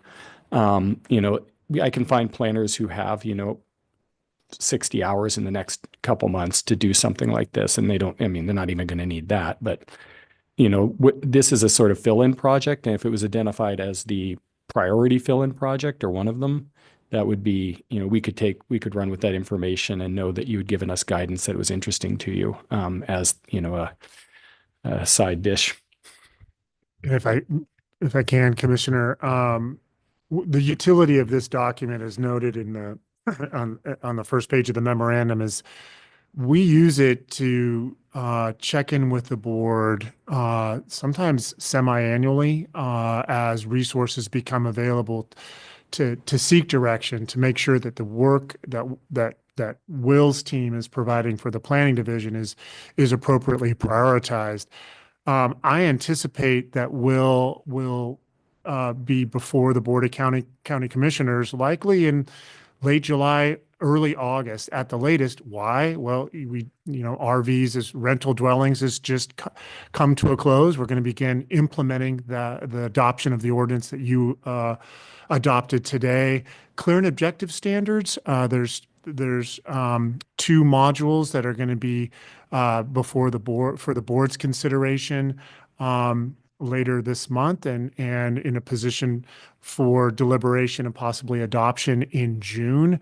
And so those are just a couple of examples where this topic, to the extent that you see relevance in it, can come back and lay out the entire work plan. There's a lot of notable projects on it already for those that are, watching from home. Will mentioned dark skies. We've got the Newberry Country Plan update, comprehensive plan reconsideration. That hearing's been continued to May 21st. That likely will also be, the board will make a decision on the reconsideration, early this summer, early to midsummer. So the timing to come back and engage the board this summer, looking at the work plan as it's presented today, provides the opportunity for the board to acknowledge, if there's an amendment, and it's, as Will noted, that it's very, very manageable, then we can seek that direction and fit it into all these other large projects that are noted on not just table 1, but our ongoing duties that are noted on table 2 that deal with regional coordination and collaboration with our partners. So more to come on that, but we're really going to be looking for direction in just a few months, and that'll afford the opportunity to make sure we're doing the work that the board wants us to do. Sounds good. Yeah. Okay. I mean, if we were contemplating moving this, the item that Adam just talked about somewhere else, it doesn't seem like it rises to the level of the table 1 projects. So, I want to make sure that we're using our limited human resources to do the highest priority things first. But I'm not opposed to trying to if this is a nice fit in a convenient 60-hour availability somewhere, I'm not opposed to that. Well, thank you, Commissioner Dare. I'm not sure I know that we've had colleagues or members of the public come into the Barnes and Sawyer room. I'm not sure that we have any more parties that are interested in testifying. So Let me ask, Yeah. anyone else in the room that cares to testify? Or is anyone with a raised hand online? Eric, there are no raised hands online. what I might offer, just again, in the interest of time, is I'm speaking as if it's land use, allow the members of the public to offer any additional thoughts or perspectives for another week to May 14th.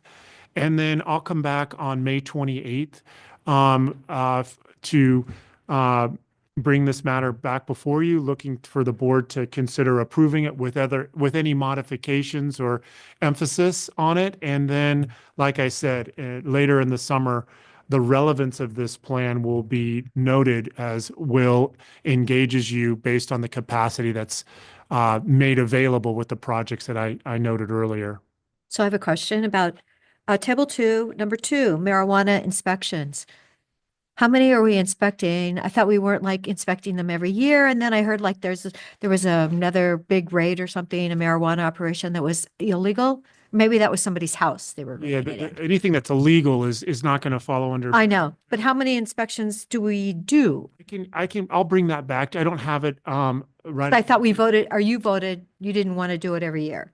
I think that what the board did, the direction the board provided is for those marijuana operations that were lawfully established, that are operating and have had, as I recall, I want to say 2 inspections that showed that they were complying with the conditions of approval. That then eliminated the need for any further inspections unless we had a complaint. So the inspections I think that Kyle Collins, our senior planner, is doing now are for those that still have a land use entitlement, but have not perfected it. It's not a vested use yet. So there's a handful that have. Like, you mean less than 5 or something?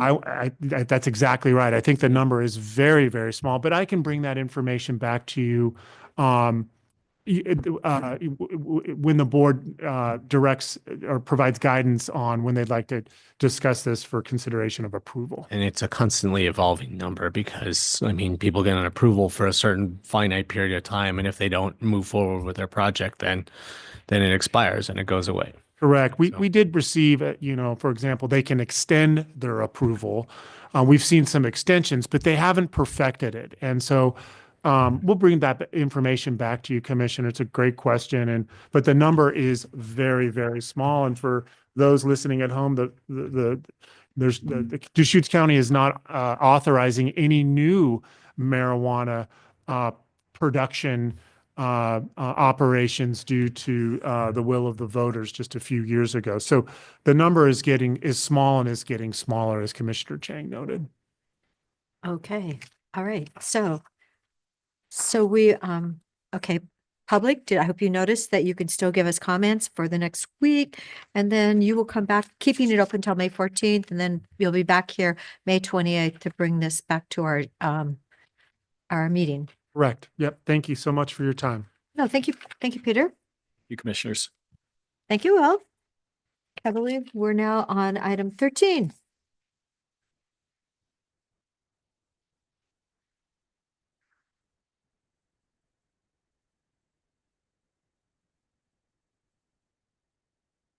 Mr. DeBonne, you didn't have anything, did you? I didn't see a raised hand. You're okay? Yes. Yes, I'm fine. Yep, thank you. Okay. Commissioners, good day. I'm Eric Kropp, Deputy County Administrator. Bollinger, Deschutes County Property Management. I would like to provide just some basic information before we get started. But after I provide the basic information, I'll ask the commissioners if they wish to discuss Rickert Road properties specifically, or broader county-owned property in this context. But just to start with some basic information, I think it's very helpful for particularly the public who might be listening. I know the commissioners have heard this before, but it's really important information for the listening public as they listen into this policy discussion. When it comes to county-owned property, if somebody is living on county-owned property, before we close it, a couple things have to happen. The board or the county administrator need to approve the closure of the property, or the other option is to limit it to day use only. Then we have to verify that nobody is living on the property. If they are living on the property, What's the definition of living on the property? Can they be there for 24 hours and that's considered living? I mean, where does that generally, definition come generally if the county closes it to day use only, then being on the property at night would be in violation. Okay, but somebody that just went there 5 days ago and they've been there for 3 days, is that considered living on the property? Yes, I would consider that living on the property. Is that legal? I think there's a definition as far as at what point they become established on the Right. property. But I think that once they are on the property, I think that we have to go through the motions of removing them through our code, which requires an alternative location. I think Eric's about to get to that. Yes, so if people are on the property overnight, living on the property, before we're able to require them to leave, we have to provide an alternative location. If the board or the county administrator closes county property and nobody is currently residing on it, then the process is to put up signs and notifications so that people are aware of the closure or the limit to day use only. We would then take pictures to document the signs. Then should somebody come and reside on the property after that happens, we have an enforcement mechanism. So that's just some basic information in terms of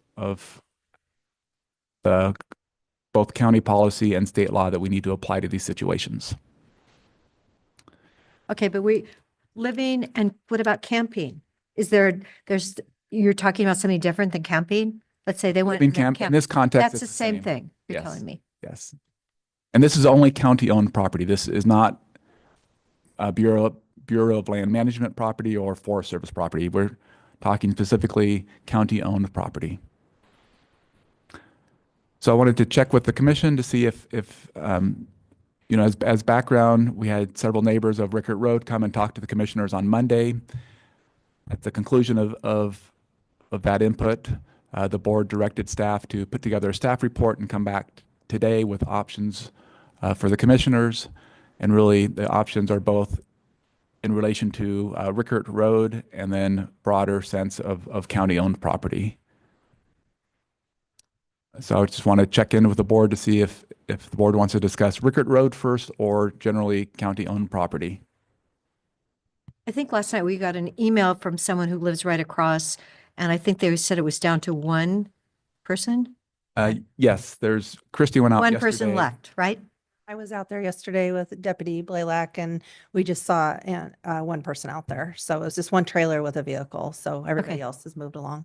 Great, okay. So I'd like to mention, we have several staff from the sheriff's office are here in case there are any questions about enforcement. And so, okay, I'm trying to mentally stage out the, declare it's a no camping area, have alternative places for people to go. So if there's only one person out there right now, if we, set up the no camping rule now, we would need to provide an alternative place for someone to go for one person. But if not for, if other people arrive there in the next 20 minutes, or, you know, if people arrive after we've set the rule, then we do not, you know, those people, we can say, you know, we have a rule that you can't camp here and just ask them to leave. Is that? My understanding is that we have to have signage up, but I'll defer to Kim on that to confirm. Correct. You would need to have signage up. Okay, so do guess we have what the I'm- signs made? What John might have some- what I'm asking is if there was one person there before we declared it, you know, off limits, that doesn't give anyone else who arrives after we close it the right to have an alternative place to go that we need to provide My as well. understanding is we would have to provide an alternate location because once the board provides the motion to either limit the use or close the property, we have to get the signage up. And once the signage is up, then it's enforced. Okay, and it's enforceable. yeah, I guess I just, you know, well, what I'm trying to understand is, you know, just because it's been used by someone, it doesn't mean that we need to provide an alternative place to go for anyone who arrives there anytime after we get the signage up. Correct. After the signage. Okay. Okay.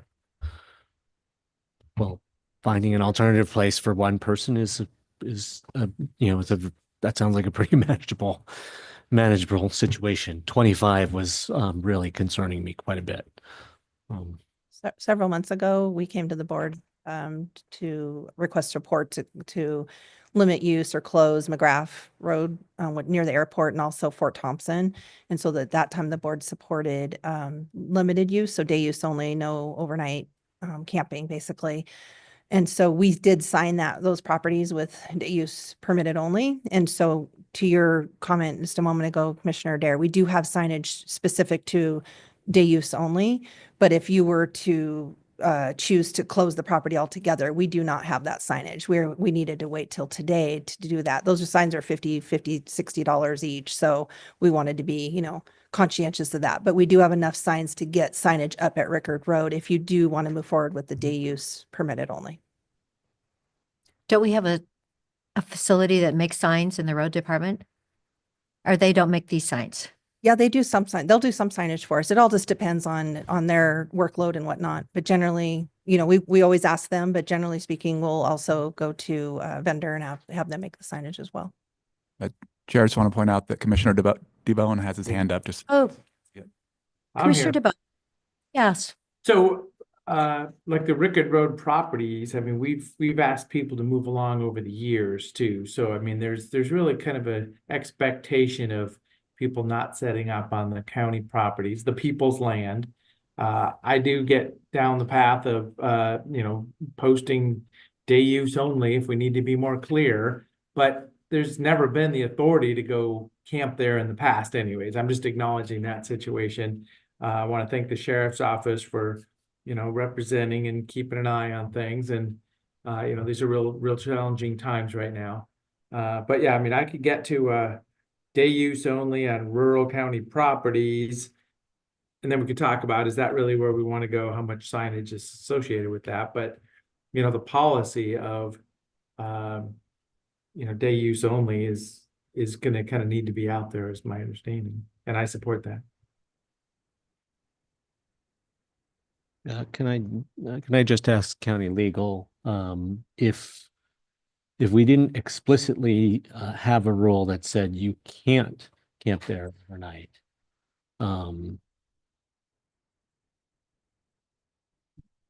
then we haven't, you know, we don't have a rule that says you can't camp there overnight, right? Is that, I mean, It hasn't been closed, the property hasn't been closed to public use. Again, public use is a broader term than just camping overnight. It's public use for recreational purposes, et cetera. So once you have land that is open for public use and that where you have homeless encampments that have become established, then that falls under state law where your policies for removal of those encampments have to be objectively reasonable. And yeah. No, but Commissioner DeBowen was saying, well, you know, we've told people that they can't camp at Rickard Road in the past. yeah, it's not limited to whether or not we've allowed camping. It's whether or not it's open to public use. And the fact is, in my understanding, it's been open for public use. Well, I mean, I'll say I'm supportive of the idea of moving towards day use only, at least for the Rickard Road property. I mean, to do this for all county property, I think, that's a pretty significant signage project, basically. And I'm not sure if it's necessary. There are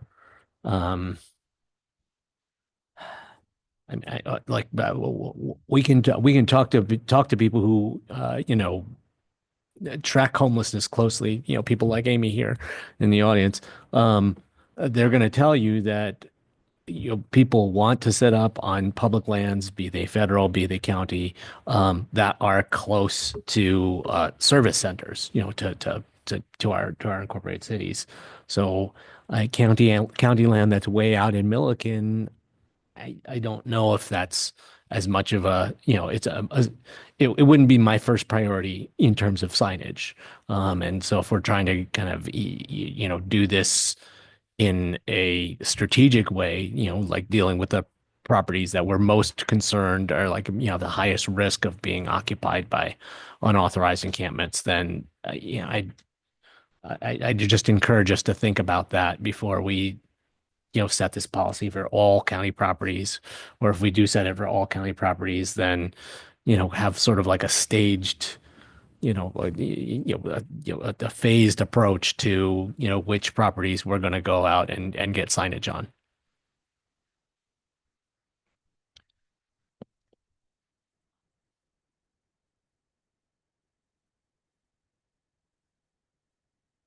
Isn't it interesting? What a dilemma.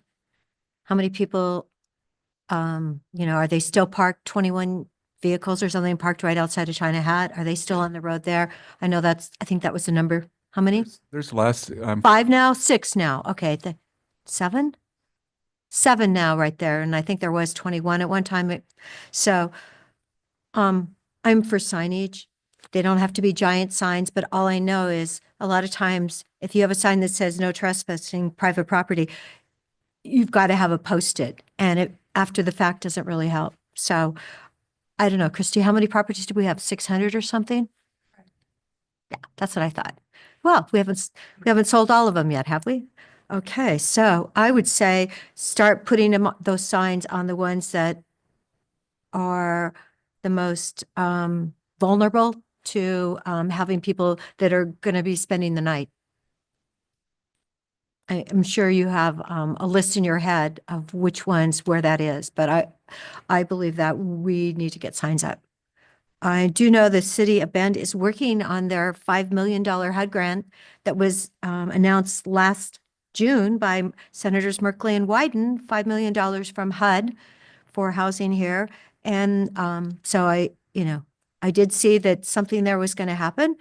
And I did talk to some people in the neighborhood. Apparently there's 20 tents right outside of Weimart down in that neighborhood. That's what I heard from someone today. So I haven't personally witnessed it yet, but I just know, we're seeing a lot of things happening in the county and in the city.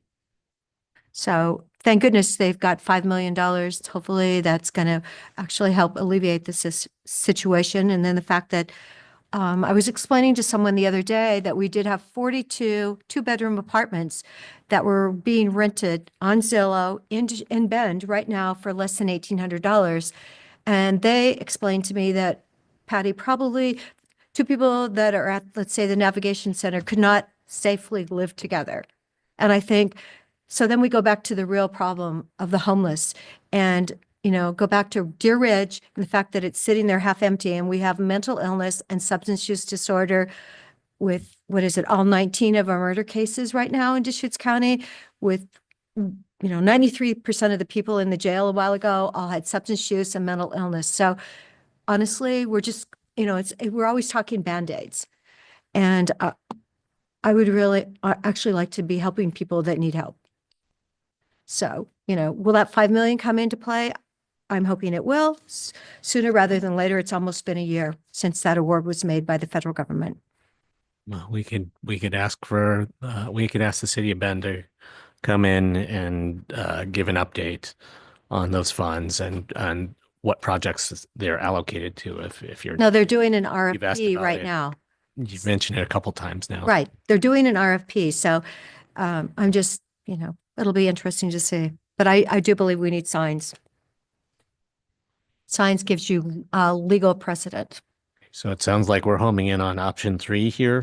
Motion to limit access to day use only for all county-owned property and post signage accordingly, understanding that there'll be higher risk or higher probability for unauthorized camping properties that we should sign first.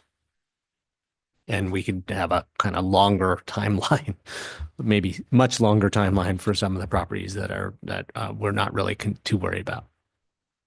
If I could How does just that sound? clarify, one, it should be for any county-owned property that does not currently have any encampments. So I want to make sure that that is clear. And then, because obviously there is county-owned property where there are encampments, and an alternative location would have to be identified if you're going to close it even or just keep it open for day use only. So you're talking East Antler. Correct. Correct. TSSA, the Yes. TSSA property. Yes. All of those. We- Correct. So we I do- think some Yes. additional direction might need to be provided by staff, whether there's a list of properties that is eventually provided to the commission for them to review. Are there any others, Christy, besides those major ones? Not that we're aware of, but if we were to go to sign a property. Anything in Lapine on county property that homeless are camped on? Not to my knowledge. There was somebody at one point on Newberry neighborhood, but that they had moved on. And that was some time ago. So not currently that I'm aware of. But if we were to go to sign a property and we found out that there was folks living on there, we would have to handle it differently. We understand that. My other question would be about, the 1,600 acres in East Redmond. I know that there's a lot of people scattered in a lot of places within those 1,600 acres, but I'm guessing not all of the 1,600 acres. And I'm wondering about kind of the possibility of essentially closing portions of that, preemptively. And I know that, the other day when we were talking about, the managed camp proposal for East Redmond, being able to provide people with a notice and telling them where they can't camp, where they're not allowed to go. So coordinating with that process and just trying to kind of carve out portions of the 1,600 acres that would not be available for overnight use. And when we take an action like this, does it have to be assigned to a property with specific property boundaries? This is this lot, not that lot, or things like that? Or could we out of a 1,600 acre area, could we I think you can designate? You can designate certain areas for them to stay. Technically, under the code, the county administrator has the authority to provide closure notification. But I know historically that they've wanted the commissioners to come in, but again, the county administrator can designate certain areas of the property to close. Okay. Christy would have a better idea than I do, whether there's actually portions of the, big, blocks of the 1,600 acres that are not being used overnight currently, but. I mean, there's definitely sections, there's pieces here and there, but I wouldn't say that there's big blocks that don't have some level of. Encampments. Yeah. Well, there are, because when I went back with Deputy Blaylock, it was a while ago, not that long ago, we actually drove for a little while and I wasn't seeing anything. And I thought, oh, this is really improving. And then all of a sudden there was the corn that was 5 feet tall with the whole operation. So there's definitely in there are pieces that are not being utilized, but how to mark them off, I can't imagine. Yeah, delineating that would be interesting. I mean, Yes. certainly something we could look at to do. Yeah, I mean, if it's like some kind of Swiss cheese map, like I'm not that sounds like a huge hassle, but if there was, big chunks that were, currently not being camped on, it would be nice to just get ahead of it, but. So do we need a motion then for option 3 with the clarification? I would think if you're going to look at option 3, I think that there would probably be a list that's brought back listing what county properties you're looking at closing that do not currently have encampments, just to provide clarity to everybody as far as what properties are actually being closed. Okay.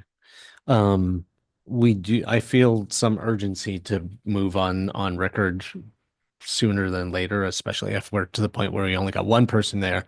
Get those signs up as soon as possible. So would it make sense to do one motion for the Rickard property and then have a list come back later? You can, again, like I said, the code technically allows the county administrator to do that. I don't know if he feels sufficient based on the direction that he's receiving from the commissioners today to make that decision, or if you'd prefer a motion. I feel like there's enough support to proceed with closing Rickard immediately. I think my question is, if the board, I'm hearing board support for this, and I want to make sure Commissioner DeBonne has any final comments as well. If we feel comfortable with that, if we had a sign available, could we go, for example, post it tomorrow, even with one person there, and then we work on that person moving, relocating, finding the other location? Can we go that quickly, or do we need to? Posting tomorrow. Yeah, okay. So, and we can work. That's great. Okay, good. So I appreciate the clarity from the board. And again, I want to see if Commissioner DeBonne has any. But what if somebody hears us right now saying this and they go out and just like I heard in the rumor mill that, oh, yes, this church group says to go so-and-so somewhere. What if they go tell all these people to go to Rickard Road, and then tomorrow when she goes to post the sign, there's another 20 vehicles there? I mean, can't we go today, this afternoon with that sign? Is the sign made? Yes, we can do that. We can get a sign up today. Okay, thank you. Thank you so much, because it's 2:37 and I really, I know that entire neighborhood is really concerned. Thank you. Looks like Commissioner DeBonne's off mute. Commissioner DeBonne. Yeah, so I'm supportive. Once again, if we just make a motion talking about the general plan of day use only, with Nick's support and the response for China Hat or for Rickard Road, I'm comfortable with where we're going.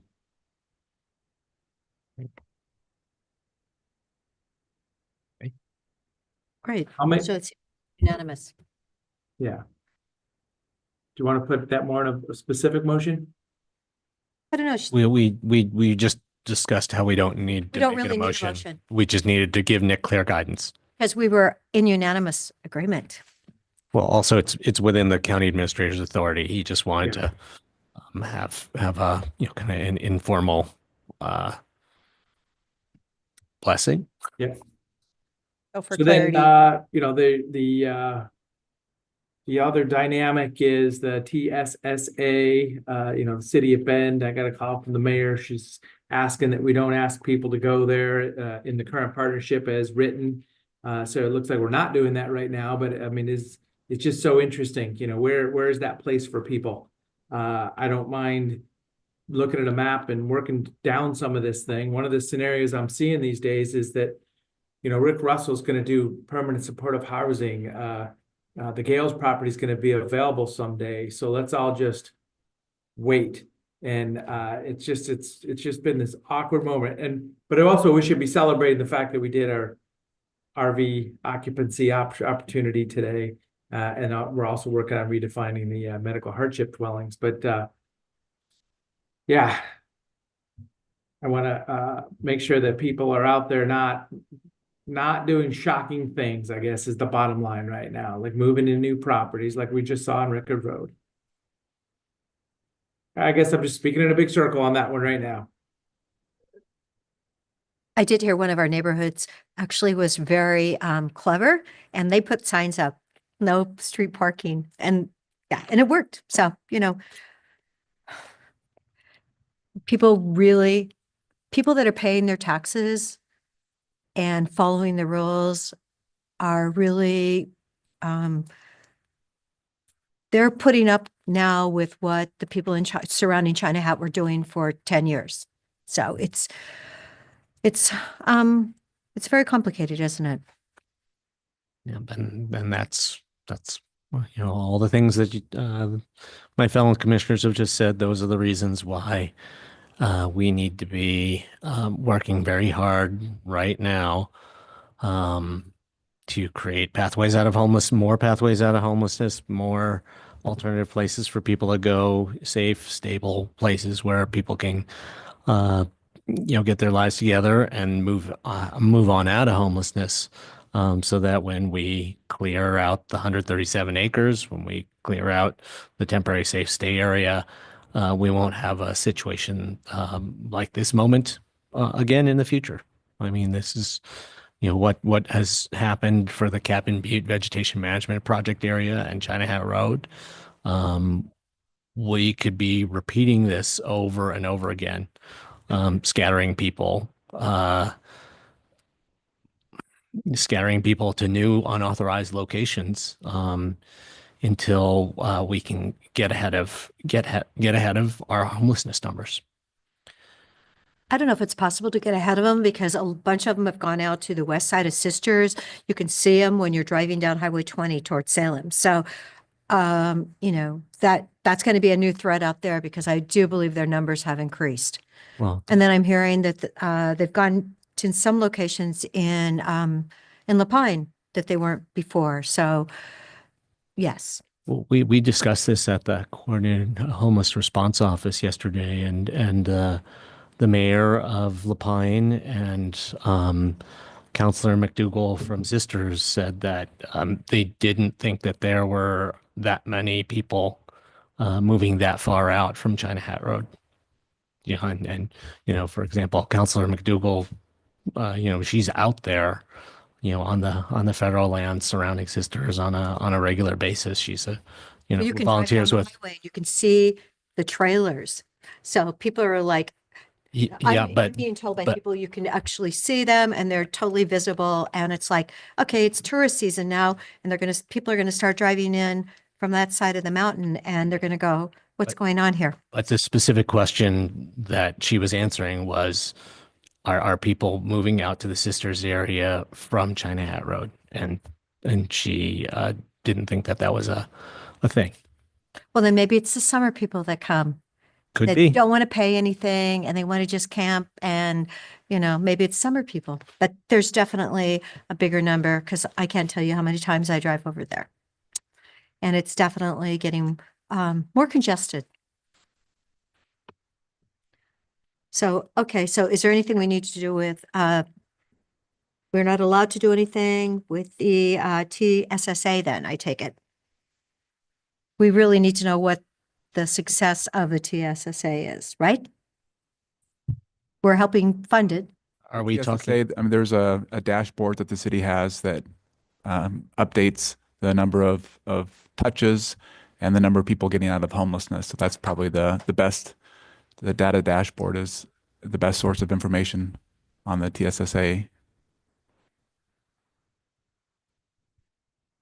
Well, I thought we were moving on to talking about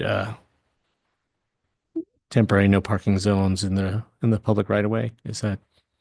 That's the next agenda item. Are we done with item number 13? Clarification, just so we're going to move forward with signing Rickard Road, day use only, no overnight camping. We'll get first sign out today. Rest of them will be shortly. And then the second part of that is Nick, being the county administrator, has the authority to close any additional properties as we identify moving forward. Which we will coordinate on. That we'd come back to the board with those properties. For sure. Okay. Is that what the board? Okay. I think that was recommendation, but I wasn't. I'd like to see the list. Yeah. Okay. Very good. Yeah. And I mean, I guess it maybe the discussion of the TSSA was, raising the question of whether that's going to be the alternative place that we encourage the one person out at Rickard Road to go. And I spoke to members of the Bend City Council as well, and they were concerned. I think they were concerned about 25 people leaving Rickard Road and going to the TSSA. and, strongly encouraging, please don't tell people that that's where they can go. But if we are talking about one, I think the TSSA is a reasonable place to direct that one person, as an alternative. And if our colleagues on the Bend City Council don't like that, then I'm happy to talk with them about it later. But one is a lot different than 25.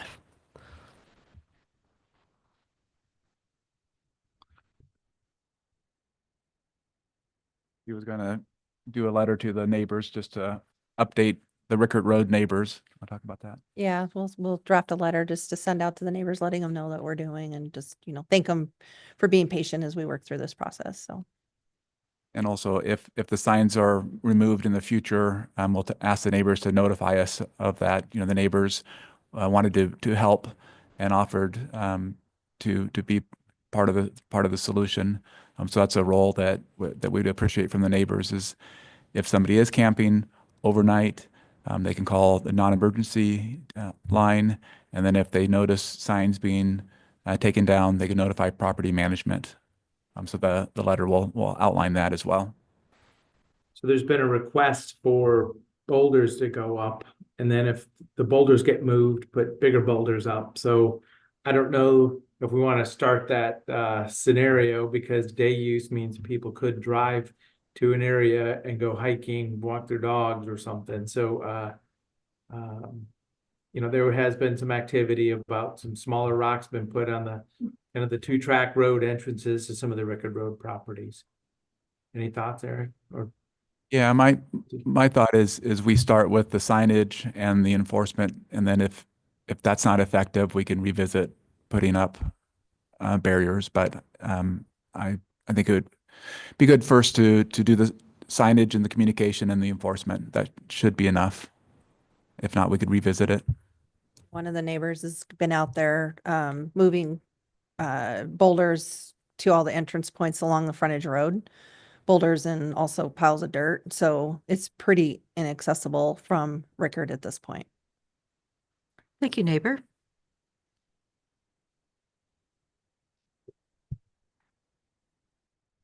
Well, thank you, Christy, for volunteering to do that sign, or if you need.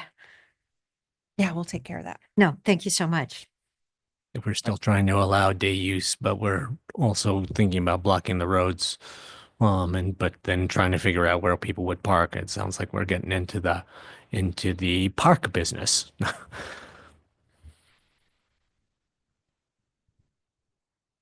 Okay. All right. Thank you, commissioners. Thank you. So.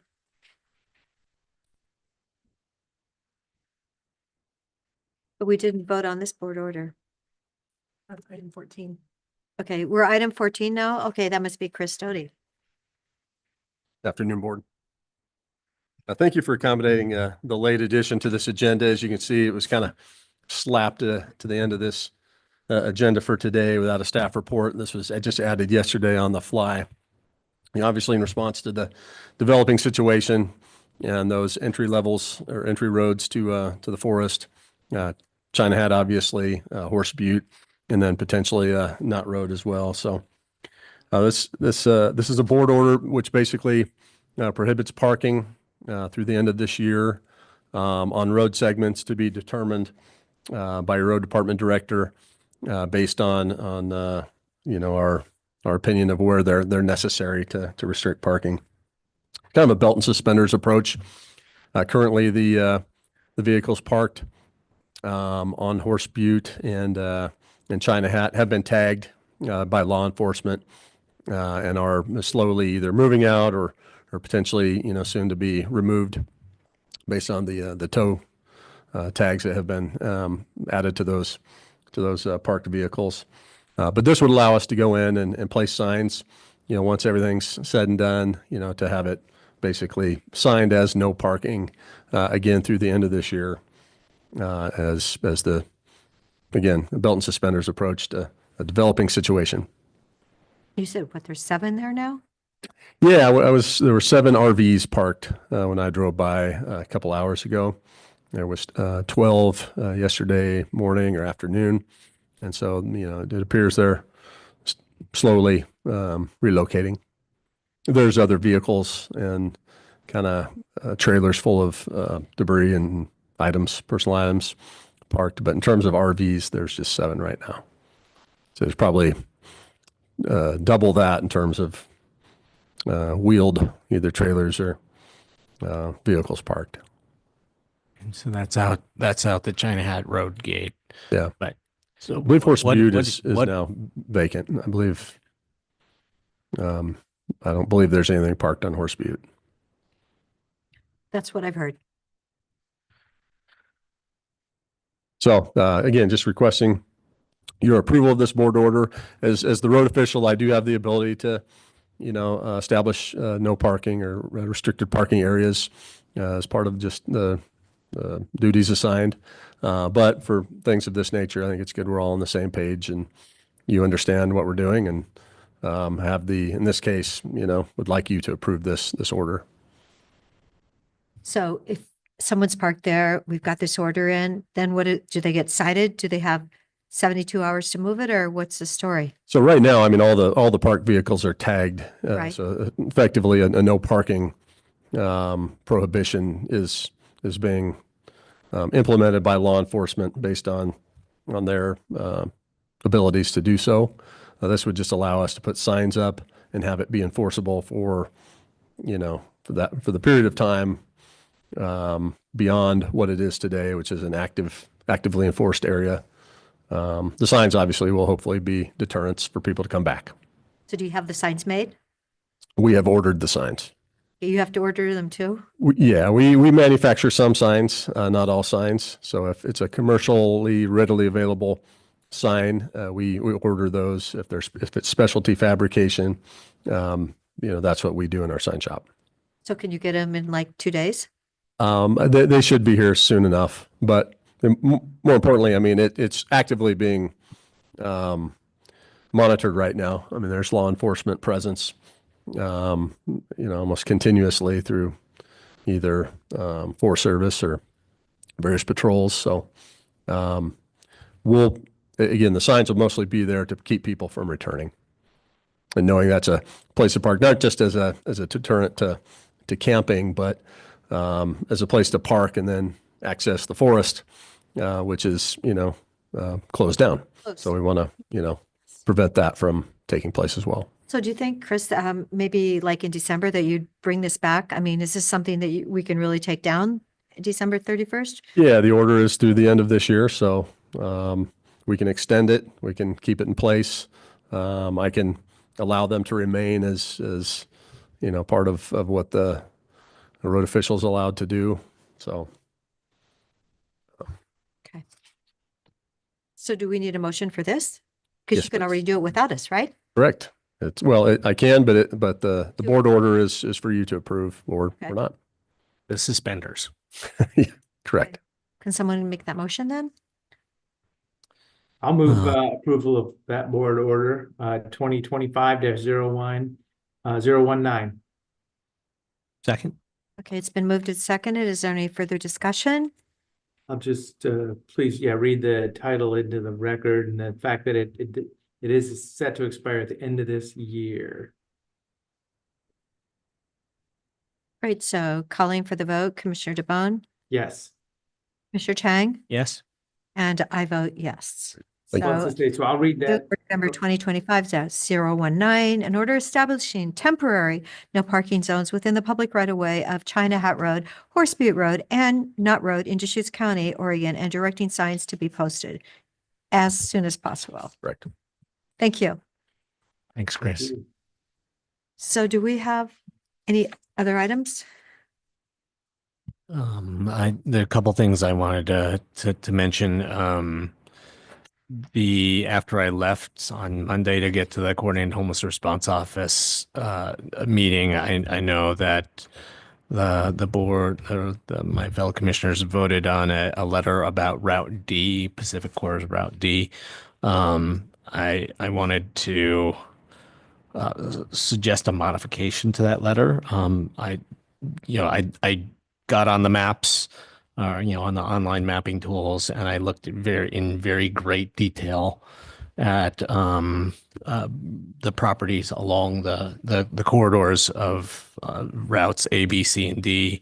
I think Route D is a decent route. It looks okay. I mean, is barely in Deschutes County, and for almost a mile of the way that it's in Deschutes County, it could be on our property, on the north end of the 1,600 acres in Redmond. So I'm not opposed to Route D. It's a reasonable option. I did want to say though that I studied Route B and C more.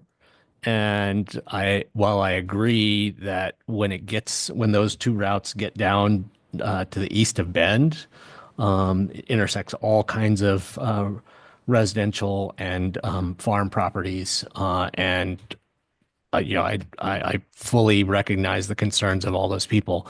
But at the very beginnings of routes A and B coming out of Redmond, you could follow routes B or C to the first existing transmission corridor that kind of cuts diagonally from the northeast to the southwest, and then just follow those transmission corridors and get onto existing transmission corridors and head the rest of the way south. So I would like us to add that, the very, very beginning portions of routes B and C might be reasonable options as well.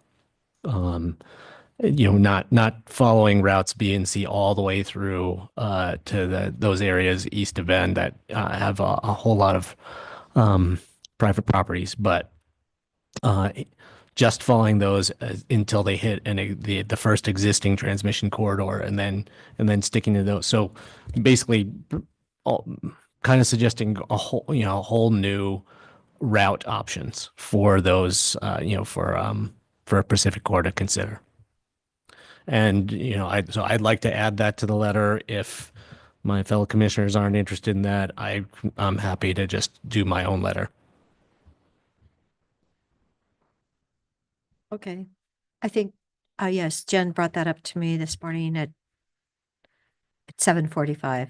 So, but I did go ahead and sign the letter. So if you want to make those points, perhaps Commissioner DeBonne will join you. Well, I don't mind going down that path. I'm comfortable with the letter we put in. So I mean, I'm just kind of offering, if you want to write something up and send it in, that's fine too. If you want other support, I'm not opposed to that conversation also. Okay. I mean, would it be, are you open to asking staff to draft us a second letter to consider? Yeah, so as I say, maybe we're sending in two letters. I may sign both of them. Okay. Is it okay to? Thank you. Yeah, I mean, I would offer to do it, but I got to hit the road to the Oregon Transportation Commission after this is done today. So That's it's fine. not going Yeah, to get understood. done Yeah, in a while. so I support that. Yep. What is it due? Isn't it due like the 9th? The letter's due May 9th, this week, this Friday. Yes. But I mean, all ideas are okay at this point in time. I mean, they're looking for input, they're looking for feedback. But I mean, the letter that that we looked over on Monday, it just expressed a real strong, clear preference for Route D, and I just want to be a little bit more open than that. Well, and saying that there may be even other alignments in there that could be evaluated. That sounds like what you were saying. Yeah. So that, and then I just wanted to clarify. I know that it sounds like the letter to Congressman Bentz was voted on Monday after I left, and I did have a chance to meet with Vic Russell and Senator Merkley and Senator Wyden's staffers yesterday, and I think that there is a a potential land exchange opportunity that I would be willing to support, but I'm not signing on to the letter as drafted, and I'm not interested in just that single one-way conveyance. Well, at this and I time. support the fact that, you know, the House and the Senate, right? So you're talking to senators and the congressman is offering to start the process. So if there's discussion that follows, that's fine. Yeah. But just wanted to clarify that, I mean, the draft letter that was in our board packet had all, signature spaces for all three of us. And if that letter is moving, I won't be signing it. Understood. So you might want to go back and do another draft with just 2 signatures on it. Thank you. Okay. Commissioner DeBonne, did you have anything you wanted to bring up?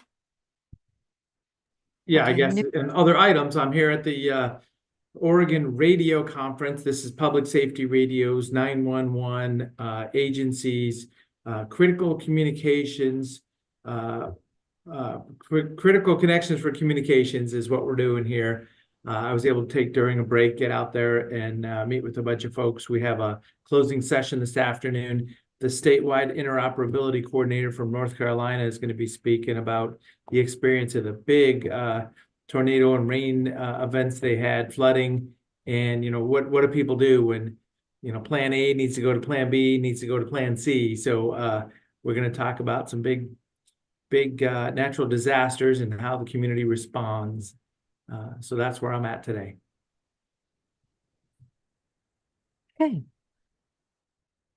So, and we did have the Visit Central Oregon meeting yesterday with a complete discussion on what we can do, where all of our communities at the moment, as far as visitors go, what they're expecting the summer to be. It's has a lot of direction, and then I think we recognize that we need to do things off season for different parts of our community that could use more help with their visitors at this moment, because some of the numbers are good, some of them are not so good. And yeah, it's a challenging moment.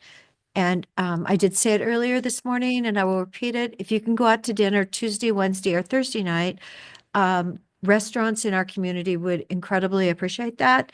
And Sherry Held did bring up that their restaurant is open on Monday nights, and they are very busy because they're like the only one that's open. So I just think it's really important. We don't want to lose more restaurants that have been part of our community for 17 years. I think that's really a tragedy. Nick, did you have anything else for us on top of that? I do not. Thank you. If we're reporting on other meetings from the week, I'll also just share the managed camp work group with the city of Redmond met yesterday. The next meeting will be either next week or the week after. It's not a full month till the next meeting, and so just wanted to say that I got that one, or I got the one yesterday, and so the next one. That one is your turn, Commissioner Dare. The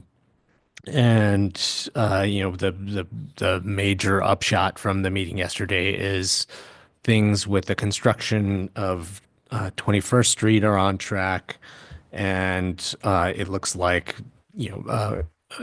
construction of the managed camp itself should be in motion in August.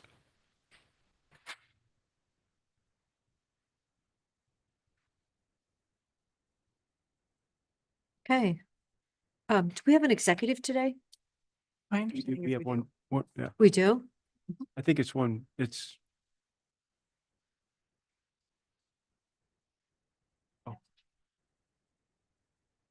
So, and we don't have any paperwork on it? I have no idea. She's right outside. I can see she's right outside the door. So this meeting is now, you have to do your reading. Yes, I can do the statement and then we can recess. Upstairs. Go upstairs. Okay, the Deschutes County Board of Commissioners will now convene an executive session pursuant to ORS 192.660. The specific authorization for this executive session is ORS 192.660 subsection 2E, which allows the board to meet in order to discuss real property negotiations. Designated staff and the media are allowed to remain during the executive session. However, the media may only report that the board met in executive session and the identified basis for meeting in executive session. No recording devices are permitted. No final decisions will be made, and at the conclusion, we will open the doors and invite the audience back to the meeting.